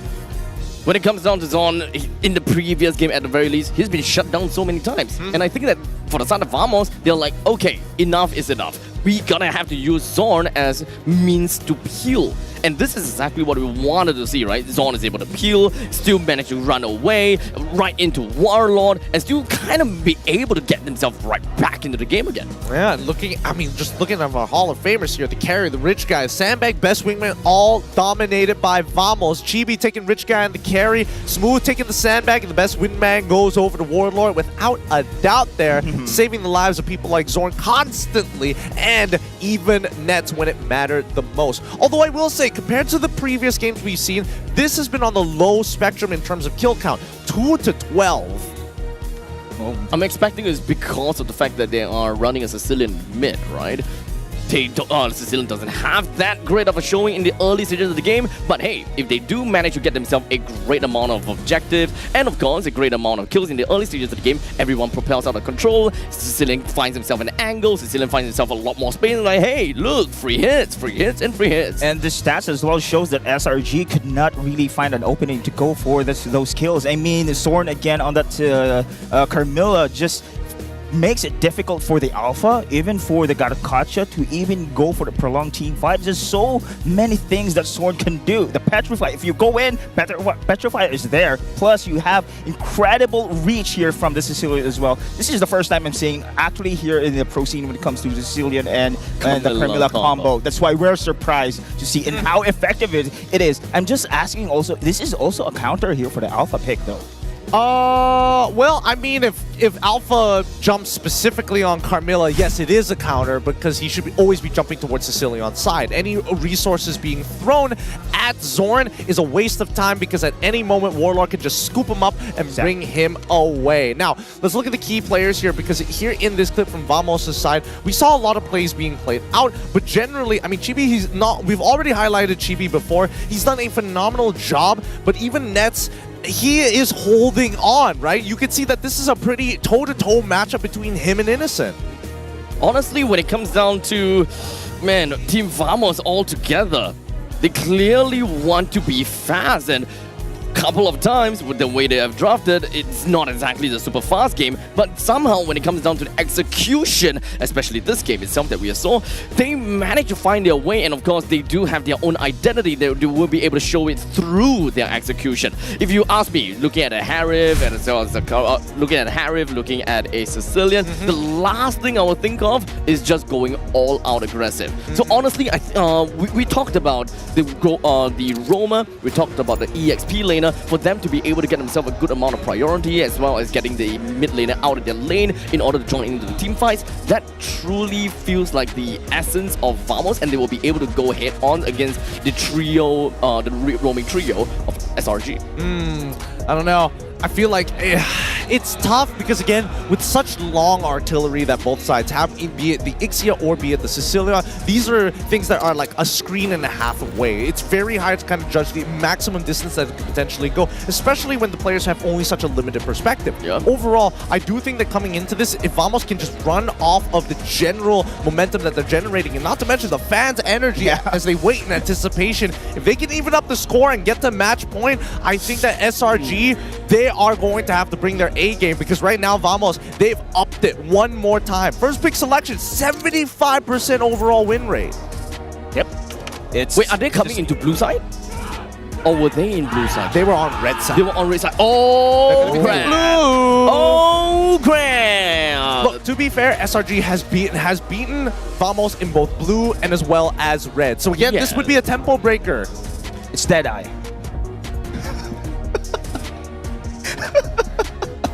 On the dot. That's, I guess you could say that. You brought it, Husky. You brought it up in the stream. I would feel that it's more of a bullseye, I suppose. But Very punnable. We'll go with that. We'll go with that for now until I decide otherwise. Until my pun meter has taken enough. Now, 3 minutes left on the clock. Adaptation. Yep. What are we expecting? Because Vamos has been on the blue side multiple times here. But before we get into that, let's quickly pull up the WhatsApp that we asked from Azora Vecchi once more. And do you think SRG can fare better in a BO1 or BO3? And he says, we are the kings of BO3 for a reason. We've never lost the BO3 during our ESL and MSC run, actually. BO1 is more challenging for us because there's no room for you to adjust. And it's a lot about what you really prepared and just go in blind. Exactly. Remember what I said a while ago? It's really a challenge for the coaching staff. And Swiss format, patch upcoming, now best of 1 series, and you don't know which team you are facing. It's really a big challenge. You're gonna have to make massive amount of homework. Like, I you only have know, one man. game, make it work out, draft it correctly. It's kind of comes to the point whereby to a certain extent, you don't draft against who you are, or rather, you don't draft against who you're fighting, but it's more about making the best out of your own draft. Or you can just tell your players, hey, stop making mistakes. Play perfect. Just play perfect. Like I'm done. Like I guess. I mean, I personally think that in that previous game, Stormy did not do very well. I think that generally it is just it could have been better for them. It could have been better for them. With that being said, we say farewell to Deadeye. We'll see you in just a bit here. Oh, wait, actually, I think we have enough games. Bingo! Bingo! Come on. Hey! MPL One gives another Benedetta. Let's go! See, the extra luck, it feels so good rolling in the arena because it feels like you always get extra luck. Now, funny enough, Jace, thank you for being here. Once again, break this down for us. MPL MY Season 14's unpicked and underrated heroes. We got a full list. We got the Yishinjin, we got the Freyas, we got the Uranus, Ixia, Atlas, Paquito. Why? I mean, we've seen Ixia at the very least. To be honest, if you're actually preparing for a team, you would have gone for, your meta heroes, right? Your the Suyos, the Jusins, everything, right? But sometimes this is exactly what happened earlier just now, right? We saw Camilla being picked and the Sicilian as well, wombo combo. This is a combo that I think Muntan has actually wanted that to be in pro play, but it doesn't really pop up. We only either see either the Sicilian or the Camilla happening at the same time, so that's kind of awkward. So I personally think it's underrated, yes, but I feel I love it. It introduced another different layer of the coaches that they need to anticipate. I mean, don't say that, because then there's other hidden interactions like the Forsaken Light interaction, the Oriental Warrior interaction as well. I don't know. I don't want that to become a thing. I don't want people to be drafting for the Oriental Warriors just to get like a minuscule to non-existent buff. Oh, of course. Right? Oriental Warriors. It's not. I'm telling you. It's not a thing. It is a thing. It's just not very good. Yeah. Now, coming into this game, it is still match point for SRG. We're hoping that Vamos can bring it to the equalizer 3-3 as they are on blue side and they have a 75% win rate there. Well, this coming M6 will feature players from 20 different nationalities. Wow. This is definitely something that I am looking out for. M6. And Innocent is the first players to win back-to-back regular season MVP in MPL MY. Yep. Oh, wow. Yep. He is the most consistent player on SRG. When everybody else is doing kind of dog water, you know that Innocent will just, hey, I'll try and carry this game. I'll do my best. Look, how about playoff MVP? Who was last season's playoff MVP? What is play of MVP? Wait, do you guys not have playoff MVP or is it match MVP? It is just matched. Oh, you mean like the finals? The MVP. finals, like the finals. Why do you call it play MVP? What does that mean? Playoff MVP. Oh, yes, we do. Playoff MVP, right? Yes, we do have that. We do have that in a matter of fact. I don't remember, to be perfectly honest with you. I'll get back to you on this, but Jace, what do you currently think about the draft so far? Because we're already seeing the atypicals except SRG making sure getting rid of the Zushin and as well as the Suyo, and then we see that Vamos, I'm not going to mention Chip because we know why, Phovius, the Yeep, and as well as Fanny, it seems pretty much exactly the same as their blue side bands. Yeah, and I personally feel like, right, these bands are pretty normal, pretty standard, but what Vamos is going for, first picking that Cho right off the bat. First picking Cho is really something that I really don't see very often. And then immediately you see SRG respond with Valentina just to counterpick that away from Warlord, right? That means that, you know, Vamos is going back to something they've always been doing for all the games except for that last game. So SRG probably knows what's up. And SRG, personally, Gideon, I feel they're strong when they're facing the normal Vamos instead of these, you know, random Langar or some spin the wheel kind of Vamos. Yeah. Interesting. I'm gonna bring up two things. Number one, to answer your question, Abstract, yes, Innocent was also the FMVP, the finals MVP, play MVP, whatever you want to call it, for last season. Secondly, as we get into this, I'm now noticing a particular trend here. As the Gatot, the Valentine, as well as the Wanwan get in, we are getting a similar resemblance to game number 4. Game number 5, obviously going over the Vamos' side, but we've seen this happen, and it's very much based around the early game. Last time it didn't go well for Vamos, I'll just say that. Yeah. But now you're in Zorn, right? Zorn's on this show. It's something that he's really comfortable with.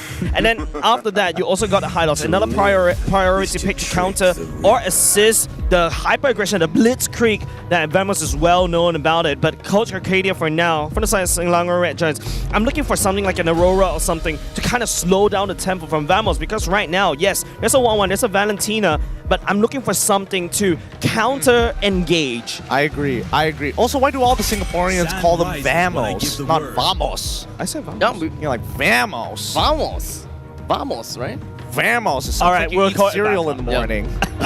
Sounds like you eat like white bread. Oh yeah, Vamos. Vamos. I don't know. I can't get that out of my head. Sorry, it's an accent, I guess. No. It's not a his problem. It's an MPL SG. I've noticed that every single one of you. Churro said it. Deadeye said it. You said it at some point. I did too. Yeah, it's kind of interesting. But let's come back into the second half of the draft, right? We see that Khalid which is a huge problem for Vamos the last time they saw it. But SRG target banning back onto the mid lane with once again the farmers too. Now we got the answer that SRG really wants to focus on the Warlord, because in the previous game, or rather the previous round, we were looking for that Faramis ban. Yeah, we were looking for that Faramis ban. But man, on top of that, the Cecilia, like SRG, want to make sure that unfortunately Warlord doesn't get to play the game. This is kind of tough for Vamos to blind pick a mage at this point in time. It really propels me to think that Vamos would very much want to take a look at what are the jungle picks for now. But at least SRG, they are going to be looking at an R4 pick first. So at least Vamos have got some time to react based on what we have on SRG side. And very likely what I want to see is what is tried and tested, the alpha on SRG. Yeah, definitely, right? I think R4 is a really good pick from SRG. If not, Vamos is definitely going to take that away. Alternatively, I'm also liking what Vamos has is smelling out from the side of SRG, right? Banning away these massive AoE CCs like the Khalid and the Tigre, so I'm thinking exactly what Yums like to play. But now, I think this is an alpha slot. Alpha should be the go-to here. I see no reason not to. The unfortunate line. Interesting. Okay, so they go for the Nolan. This could actually speed up the pace of the game. I mean, Vamos could lead. I mean, this is, again, very much on the denial path for the side of SRG. Feels like they're not playing their own game. It's about making sure that Vamos feels uncomfortable trying to recreate some form of success. I think that at least for SRG, Coach Arcadia drafted this Nolan for Sekai's because they wanted to put the final nail in the coffin on the Vamos, right? Because Sekai's out of 6 games, you won 100% of those Nolan games throughout the season. And it's also a very good pick, right, to zone deny the Harif, especially when you go to Zaman Force. You know your Fracture is going to leave that A mark on the floor, and as a Harif, you just want to dash out of it. But now that Lawyer is coming into play, and there's going to be a Martis coming up of Vamos. Oh boy, win for ride. Oh, this is not good. Nolan doesn't have very high HP. If he gets caught by that Martis when he hits level 4, the Decimate could send him to the next world. I think that at least, at the very least, SRG has Valentina, which does pretty well against melees generally with the help of her Shadow Strike and the fact that she can kite. Not to mention, she can also steal the Decimate to make some turnaround plays. At this point in time, I'm just looking out for an initiator from the side of SRG. If they are just going to be making full use of the AOG for a counter-engage kind of play, especially since Martis will want to run in hard, and not to forget, Cho does have got a very good way of just initiating and just funneling all these kills over the side of Martis. I definitely want to see a lot more lane priority from the side of SRG. Okay, so Gatot is going into the roam section as CC is going to head on over to the EXP. Some sacrifices needed to be made, and unfortunately, Smooth is the one who has to take that punishment. Yeah, CC is really good against high loss. Like that shred and that constant chasing on, especially, you know, with a yo-yo ultimate, is very good. With that being said, thank you for the breakdown here. That's it for the panel. We're throwing it back to the casters. Good luck. This could be equalization point. Thank you very much to the panel. Like Eden said, this could be equilibrium again. We could go back to square one and head into the deadly Game 7. But we gotta get through this first, especially if you are Team Vamos looking for the third victory in this BO7 as they find themselves on that blue side, coming in with 75% win rate with first pick, and SRG on red. Vamos are eager to disrupt the status quo! Carmilla Sicilian combo has already worked out once, but now the Martis makes an appearance in the land of dawn. Will he decimate the hopes of SRG, or will the Red Giants finally put their foot down? God, I miss this matchup, especially Chibi with the Martis. Always gives you that semblance of hope that Vamos are going to win the game. I mean, he's only played it once this entire season, and this is his playoffs, right? He won that game against Todak, but still was quite a performance. Innocent though, just toying with Nets and Zorn. He's gonna trade his health bar in return. Pretty darn low, in fact, but with Yuns coming to the rescue, it's gonna be kind of a ceasefire down bot. Always impressive how far Innocent is willing to go, especially on comfort picks like this. He's taking a lot of damage, but it's still okay enough to stay in the lane and continue farming. In terms of emblems, I'm not seeing anything too unusual. Teams are basically going for standard for now. In Pure Rage on Chivita, we know that he wants to rack up kills on this Martis. Though what I personally am most excited to see, Stormy made a name for himself as a Valentina. Because even when there were big teamfight ultimates to steal, he would always take Decimate when there was a Martis on the enemy team. Talk about overloading the Valentina. This is one of the ways, I guess.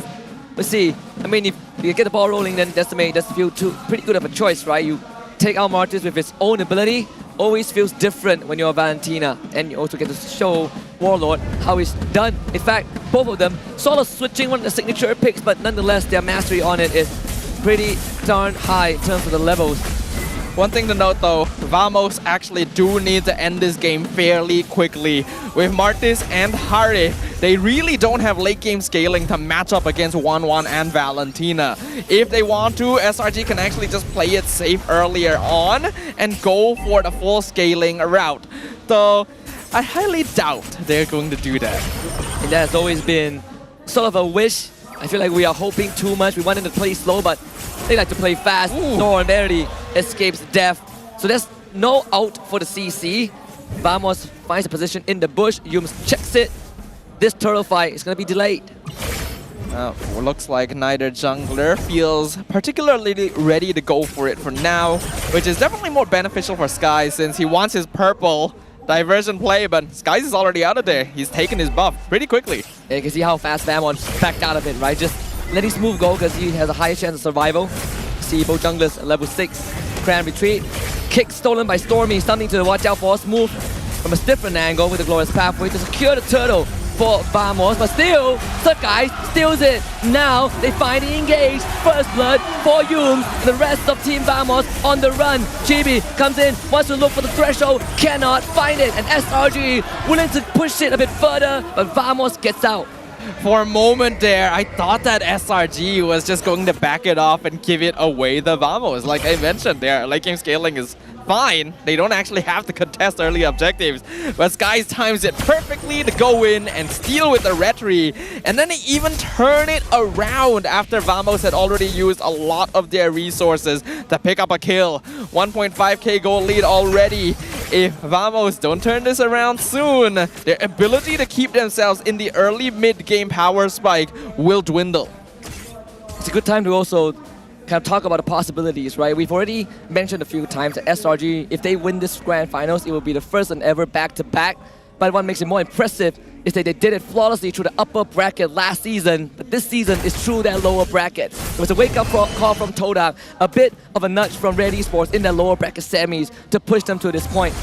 Taking out one of our legacy builders, I mean, the fact that it's SRG, I don't what is the ceiling for them, right? Yeah, it feels like they're going on that completionist route. They're trying to 100% the game while grabbing every achievement along the way. And in their case, the achievements are defeating all of our legacy teams here in MPL Malaysia. It's gonna be hard. Team Vamos, they managed to farm out a little bit to narrow that goal lead against the Red Giants. As long as they stay even, once we get to around the 6 or 7 minute mark, they can really start fighting against SRG. But 5 minutes in, Chibi with no kills. This Martis is not racking up nearly as quickly as before. Stormy just stole the Decimate. We might be in for some action, right? Having 2 Decimates, 1 on each side. SRG gathering in that middle side. Head towards the turtle, it's the second one. Remember, first one was stolen. Diversion will not amount to anything, maybe just to get some info, but Vamos will start the aggro. Glorious Pathway, Yunus will be the target, but unfortunately, there is no way in for Vamos. Meanwhile, Ness finds the solo kill on the Innocent, maybe that's the opening. Zorn brought down low, not dead yet. Decimate from Stormy though, you gotta watch out for this guy. He might be bootleg, but still is deadly. Guys finds the second turtle.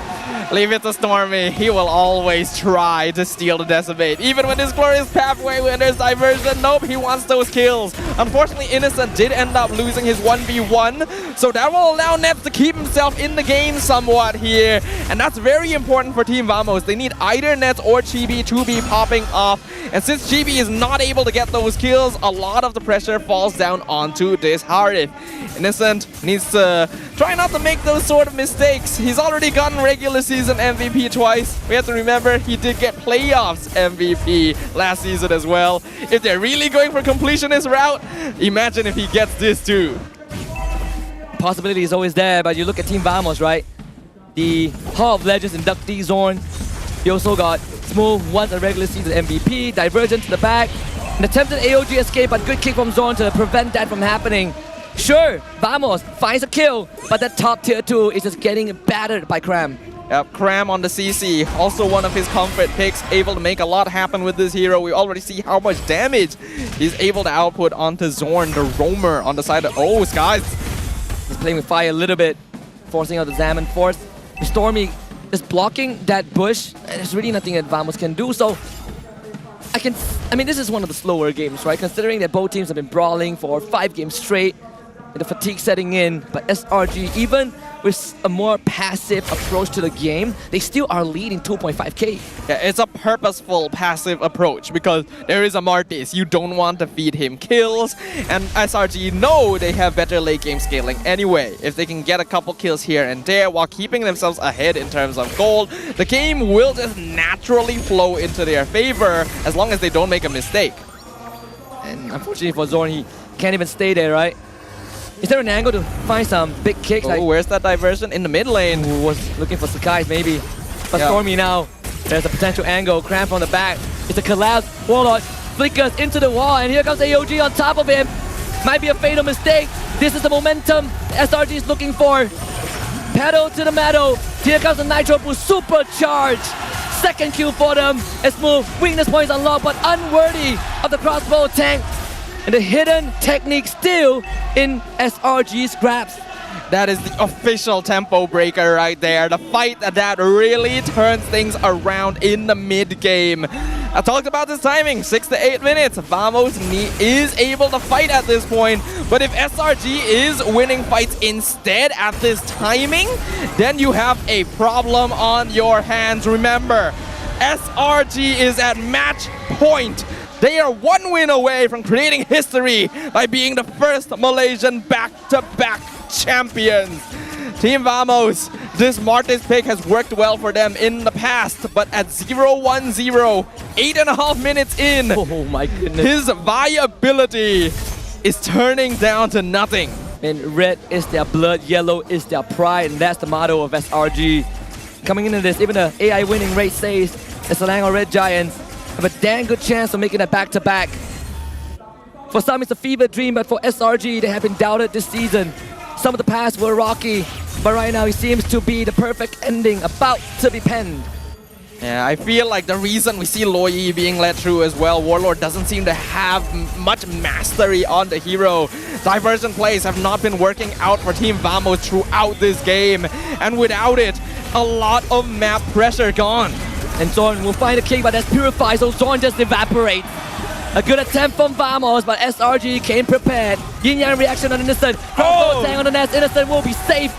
And Team Vamos, you feel the desperation, you smell the tension, but SRG will not let themselves break. Nets is lucky that Innocent didn't have his Inspire there, or that would have been a death. Oh, they're jumping in again. AOG stolen Decimate, but unfortunately Stormy can't use it.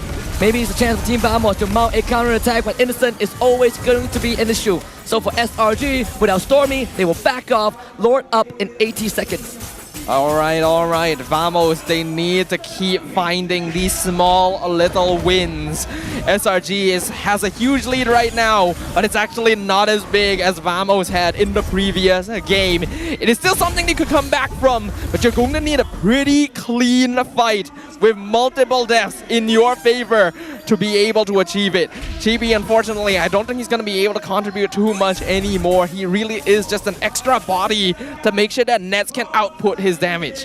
Have you reached a cutoff point where Chibi is more of a durable meat shoe and the kind of burden is on Nets? Or is there still kind of some wiggle room for Chibi to pop off? The only wiggle room Chibi would have is if Nets and Warlord really whittle down SRG first. Oh, and the tie into the AOG! They are just leashed by SRG, controlled. And they found Nets.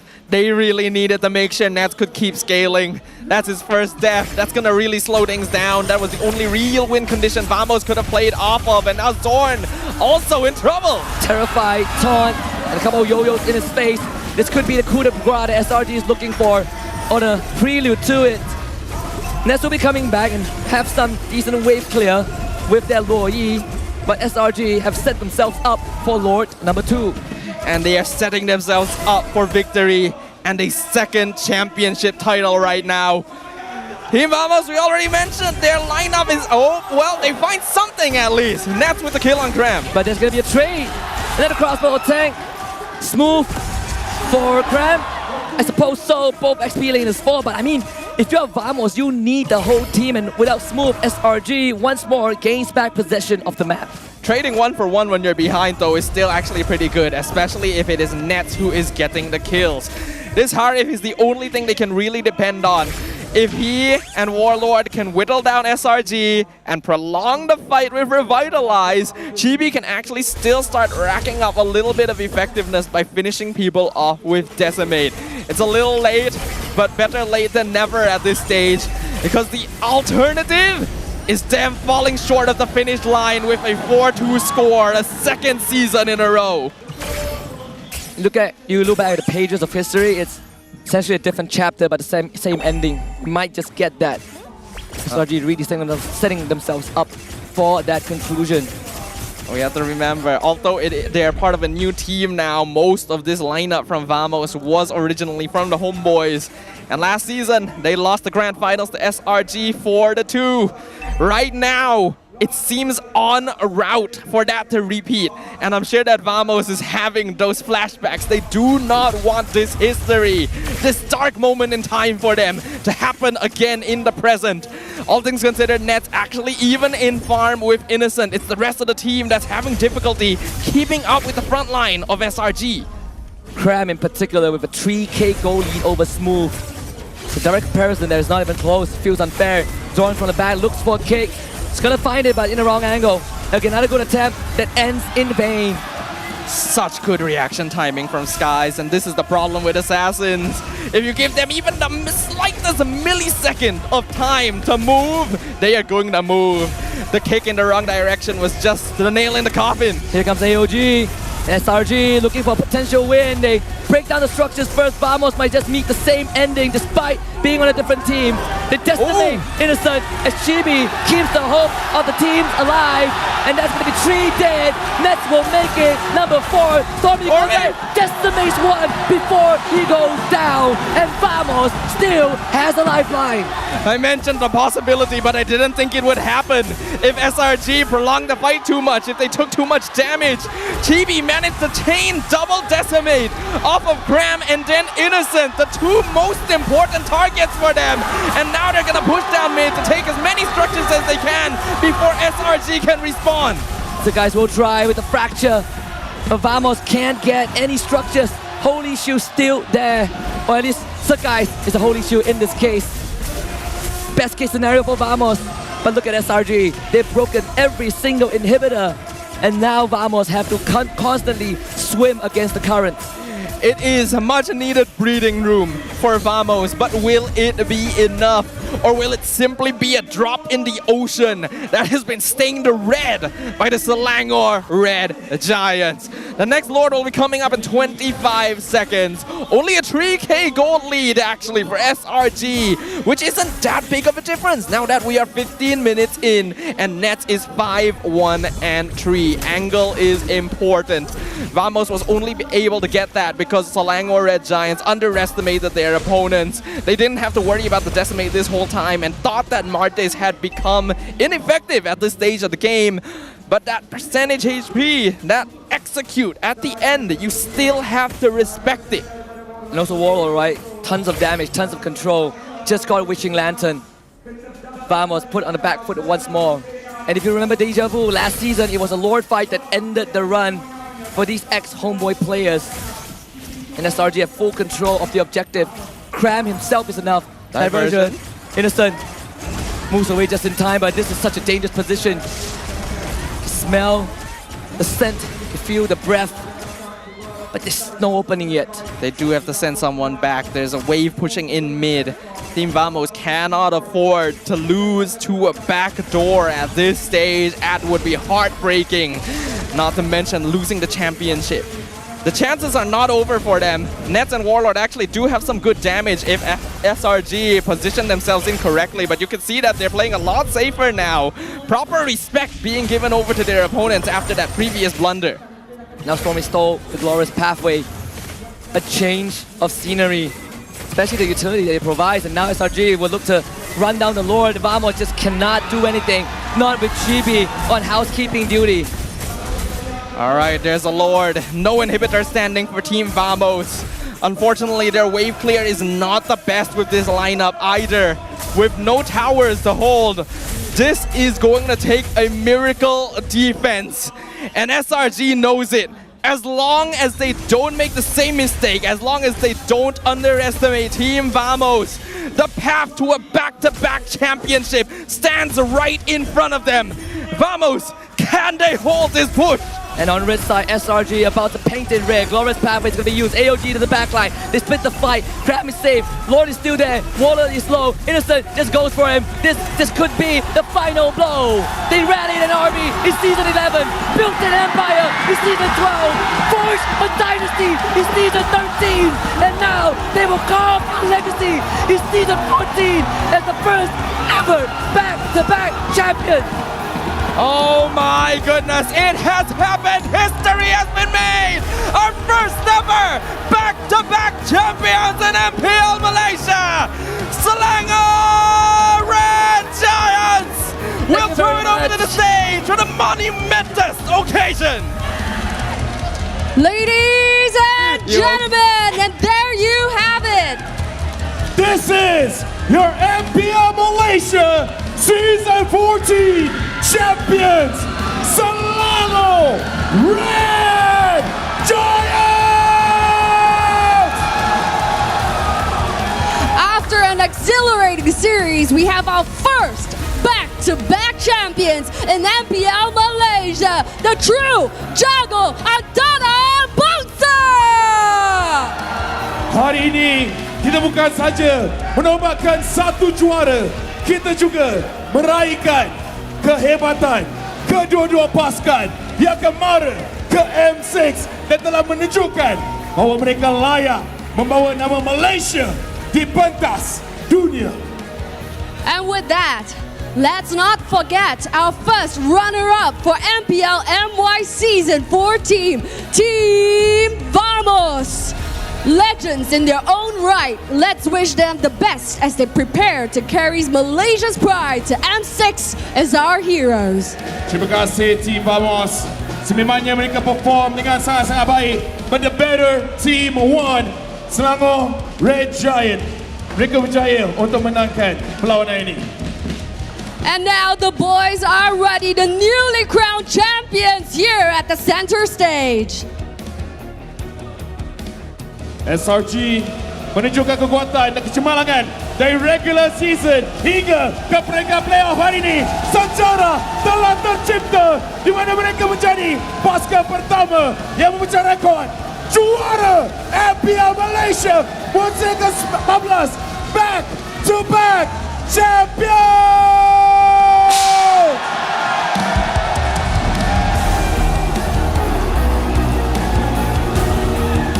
Perjalanan Selangor Red Giants luar biasa mulakan di musim ke-11 dan sekarang pasukan yang pertama back to back champions dan mereka boleh mendapatkan the Golden Road. Mereka berpeluang menjadi jago dunia. And now, the Golden Road, the immortal run, the ultimate achievement that's yet to be unlocked by any team in the history of MLBB is now possible for SRG. Selama 2 tahun, Selangor Red Giants, mereka berusaha, management, coaches, players, semua daripada Selangor Red Giant, mereka telah usaha untuk momen ini bukan saja menjadi back-to-back champion, but to bring the trophy back kepada Malaysia di M6. Bringing the MSC 2024 trophy back to Malaysia was a huge moment, not just for SRG, but the entire MLBB community here. They have truly made history. Sekarang kita akan teruskan di mana kita akan memberikan medal kepada pemain. Tapi dengan ini, kita akan menjemput VIP kita, YB Adam Adli, Timbalan Menteri Belia dan Sukan, Mr. Fikri Rizal Mahrudin, Marketing and Business Lead of Mutang Games, dan YB Tuan Muhammad Hairi bin Mat Shah, Pengerusi Jawatan Kuasa Belia Sukan, Pembangunan Usahawan, Koperasi dan Sumber Manusia Negeri Johor untuk naik ke atas pentas menyampaikan pingat. Kita akan memberikan medal satu persatu kepada players. And now, our VIPs will be adorning the medals on our players of SRG here on stage. First, we give to the head of the team, Coach Arcadia, and the dynamic duo, Ozora Becky. Back-to-back Dream Team inclusion, consistent performer, Graham, the one and only Innocent, the Moments Maker, Youth, the Beige Prodigy, Stormy, the Sky Prince, Sakans, and of course, one representing ISF, Gorgeous.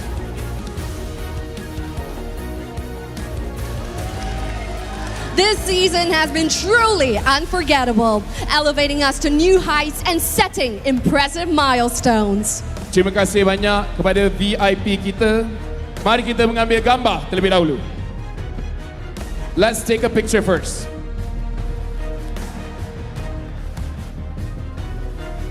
All right, get ready for the pictures. 3, 2, 1. All right.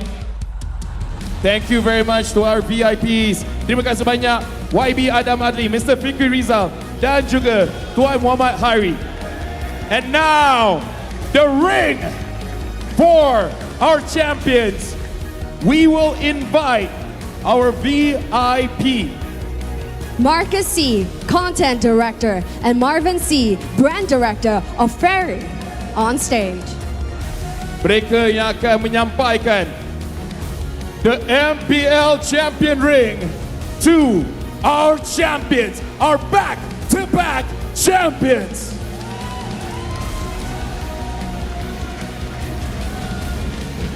This is the team that harbor the true spirit of the Gaya Harimau.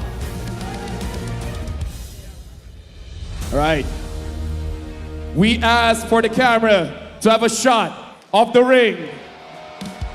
And now we present the ring to Coach Arcadia. Show it to the camera.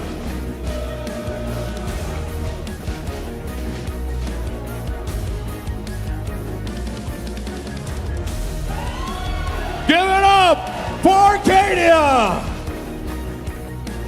And now the championship ring for Ozora Becky. One of the founding pillar of the SRG squad, going to his first M Series.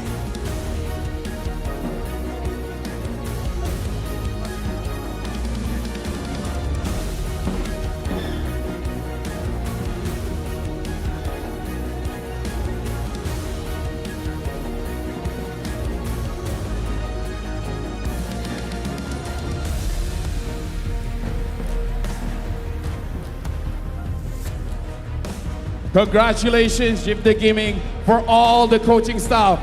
And now, once again, the Sky Prince will be given the ring. The Mage Prodigy proven again, best mage in Malaysia and perhaps the world. Now, Cram, again, the perfect teammate.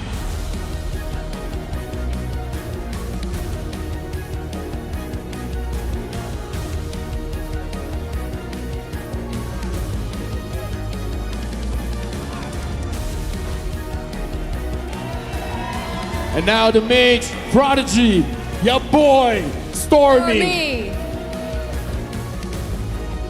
Let's present it to Gorgeous as well. They'll be representing Malaysia.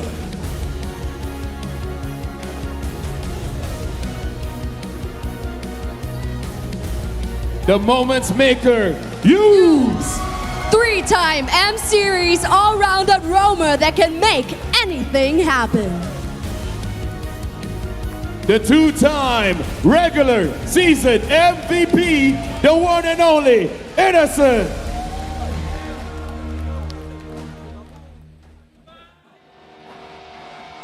Thank you very much, Marcus C, as well as Marvin C, for awarding the ring. Now, Selangor Red Giants, please move to the center of the stage.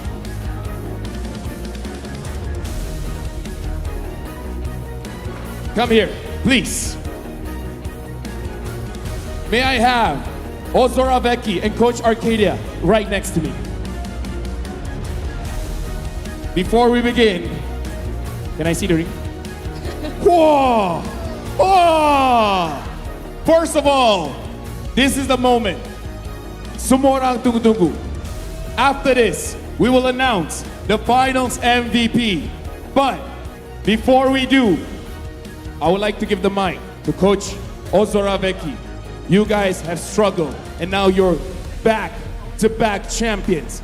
And again, representing MPLMY in the world stage. What do you have to say? For me, really felt pressure. I would thought that like we are so strong. This season not gonna be so hard, but times and times again, MPLMY is improving really fast. Losing to Todak really stress.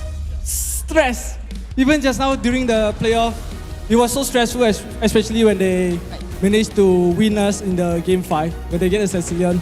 So much regrets actually, because we know what they are gonna pull off, but we hesitated. We actually hesitated to make the right call. And then course after course, I felt winning this one feels twice as good as winning the second one. The first one. Back to back is finally we are the first back to back champion. The first one in MPL Malaysia. The crown favors the fearless indeed. And now, Coach Arcadia on stage again as champions. What do you have to say to your team as well as everyone here supporting Selangor Red Giants?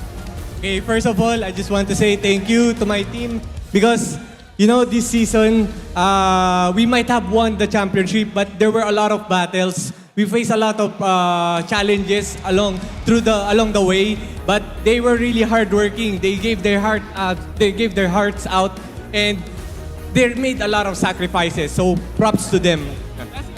And then, lastly, I just want to say thank you for the whole MPL MY community. You guys are very kind to us, and everyone who went here just to support us. Your support means a lot to us, and thank you again, guys. Without your support, we won't be a back-to-back champion. You guys are the champion as well. Thank you. And now we will continue by crowning the finals MVP.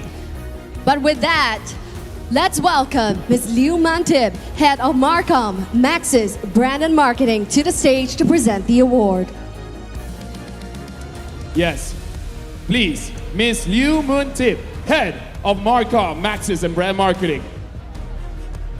And before we show the video of who is the finals MVP, do you guys have any guesses? All right. Right now, on stage, we have the one and only Innocent, the perfect teammate, Cram, the moments maker, Hughes, Sky Prince Skies, and the mage Prodigy Stormy. And the finals MVP is...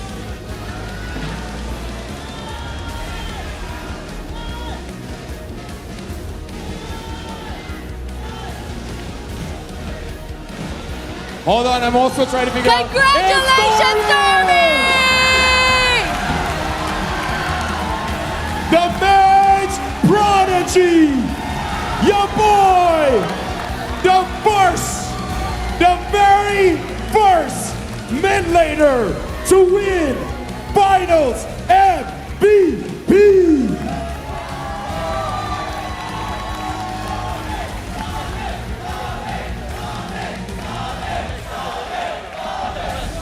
Congratulations, Stormy.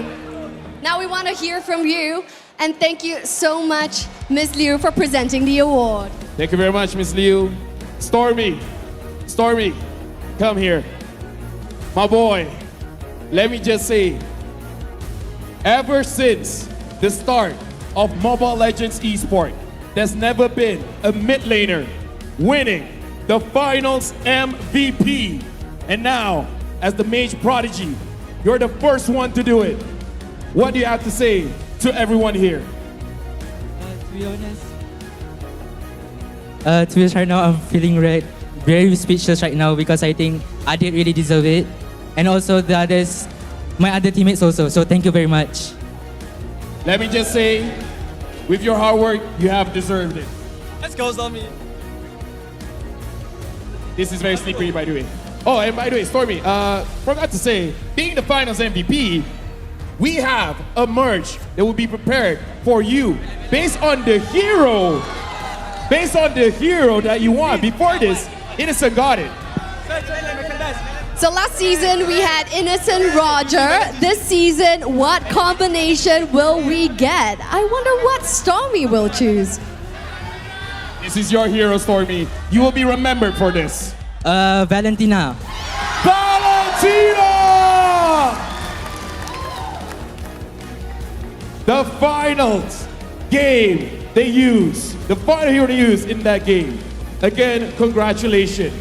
And now, let's prepare for that trophy.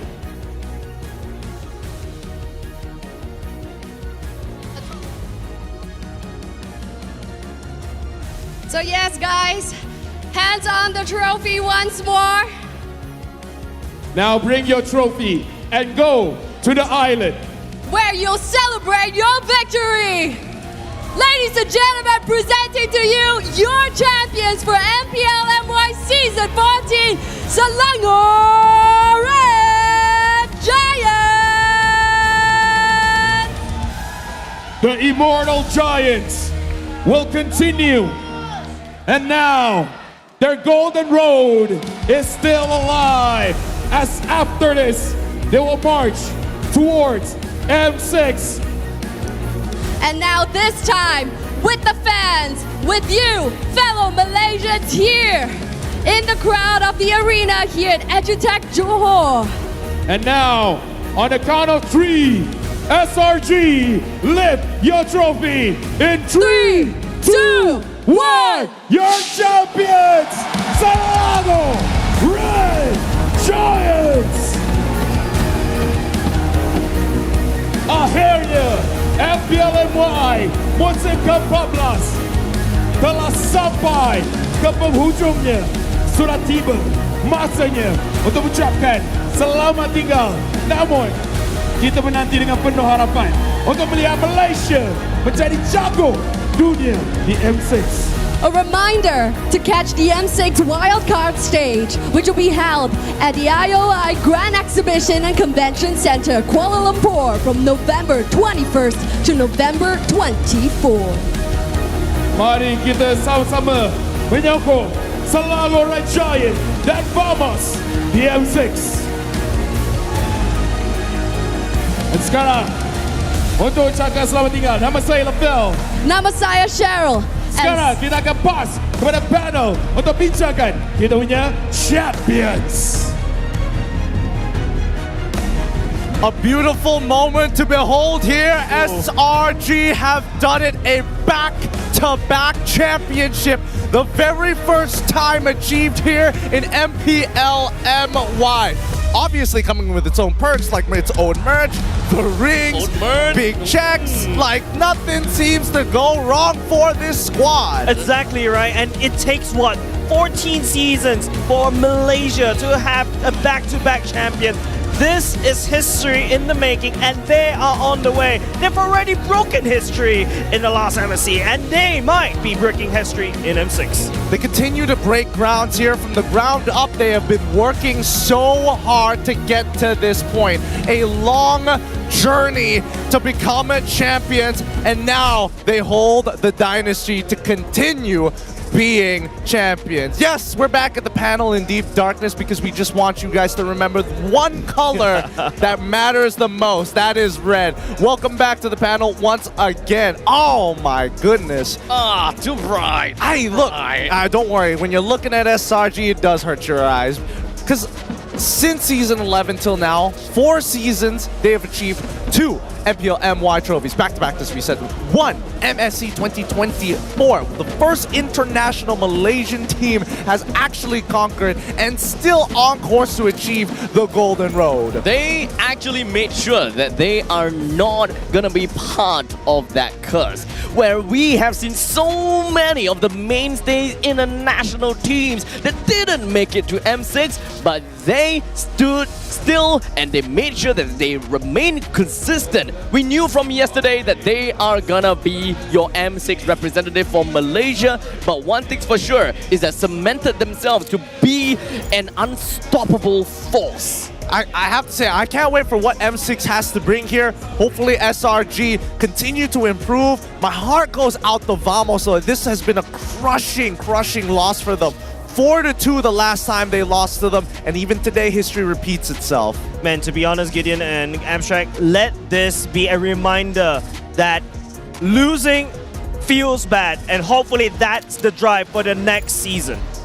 Remember guys, losing feels bad, but what's worse is when you're just that close to 850,000. Once again, thank you to all of our audience members breaking bounds here. We have already broken the record since season 13. We are happy with that. Yeah. With that being said, 750K for a final total of 812,906. It is the more that I think about it, I did the math in my head. We're actually so close. So very close. But it is 38k short. Yeah. I'm surprised you'll be able to actually calculate that very quickly. I'm actually kind of surprised too as well. Hey, pretty good. But to be honest, this is a massive amount of crowd. And also, thank you very much once again, the supporters outside, watching us and witnessing everything, especially history unfolding live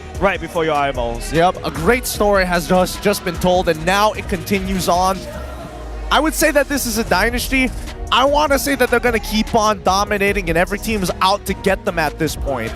I don't know if they can deal with that sort of pressure. They've done it once in MSC, but at M6 on home soil, the target is twice as big. Sometimes I completely forget how strong home country is. You get that kind of roar coming in from the Malaysians supporting for SRG as well as Vamos. Let's not forget about that. So, to be very honest, I'm actually kind of scared for my NIP Flash boys. Hopefully they don't like. Hopefully they like loud sounds. I think they do. I hope they do, because again, it's going to get pretty quiet sometimes here. I don't know. We'll see how many Singaporean fans are going to come down. Hopefully a majority of them, actually, considering that it's so close by. Exactly. Not here again. we go again. I was thinking, when did I break my voice? Well, Abstract, please, baby Abstract, please tell us about the M6 qualified teams. You can list down that very first column if you may do so. Oh, perfect. With this voice, even better. We've got Fnatic, Onyx, Philippines, Aurora Gaming. We've got Team Liquid Indonesia, RRQ, Hoshi, and Team Vamos. I can just kind of get... Oh, yeah, it's auto-tuned, for sure. Jace, would you please take the second column? All right, of course, with pleasure. All right. Summer Red Giants, NIP Flash, CFU Gaming, Twisted Minds, and Maycamp Evolve. So many stack teams in only this column, Gideon. Okay, thank you so much, Jace. And finally, Team Spirit, S2G eSports, Bloodthirsty Kings, Falcon Esports, and Keep Best Gaming. These are all the teams who have qualified for the M6. Oh boy. Man, I am exhausted. I'm exhausted. After a long journey that we've been through today, I'm glad to see some new faces, some old faces, just to spice things up here in Malaysia. I'm just hoping for your voice to be auto-tuned. Don't worry. Wait till M6. That's the M6 special. That's what we're waiting for. That's what we're waiting for, buddy. I like the fact that both the Singaporean casters got auto-tune, but you're the only one. So we'll be looking forward to that one, Gideon. We are going to be looking forward to that one. Honestly, thank you so much to all of our viewers out there for watching the show. Thank you once again.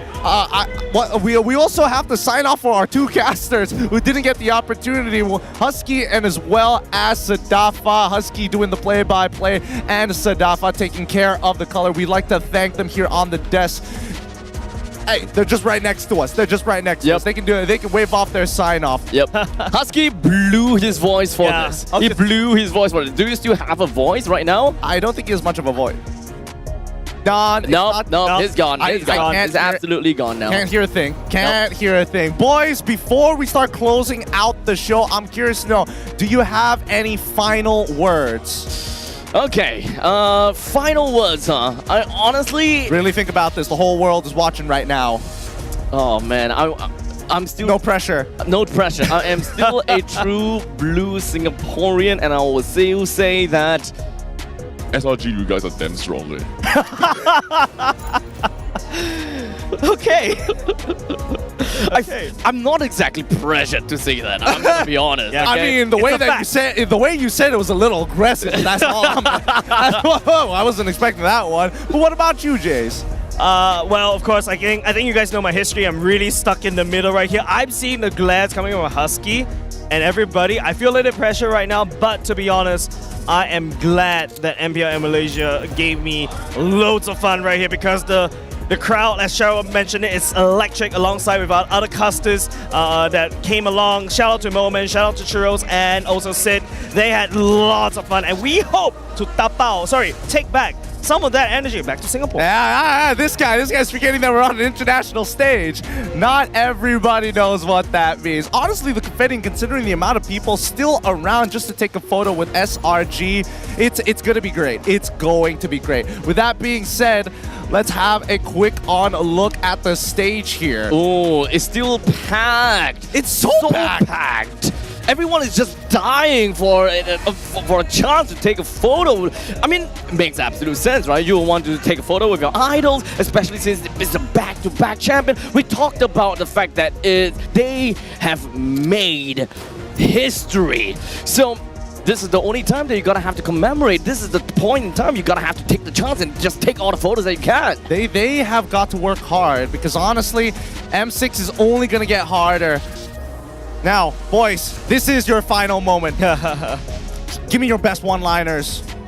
Thank you so much, MPL MY, for having me, as well as the rest of the MPL SG casters over. I'm looking forward to the golden road for SRG. I wasn't expecting that one, Jace. I wasn't with that.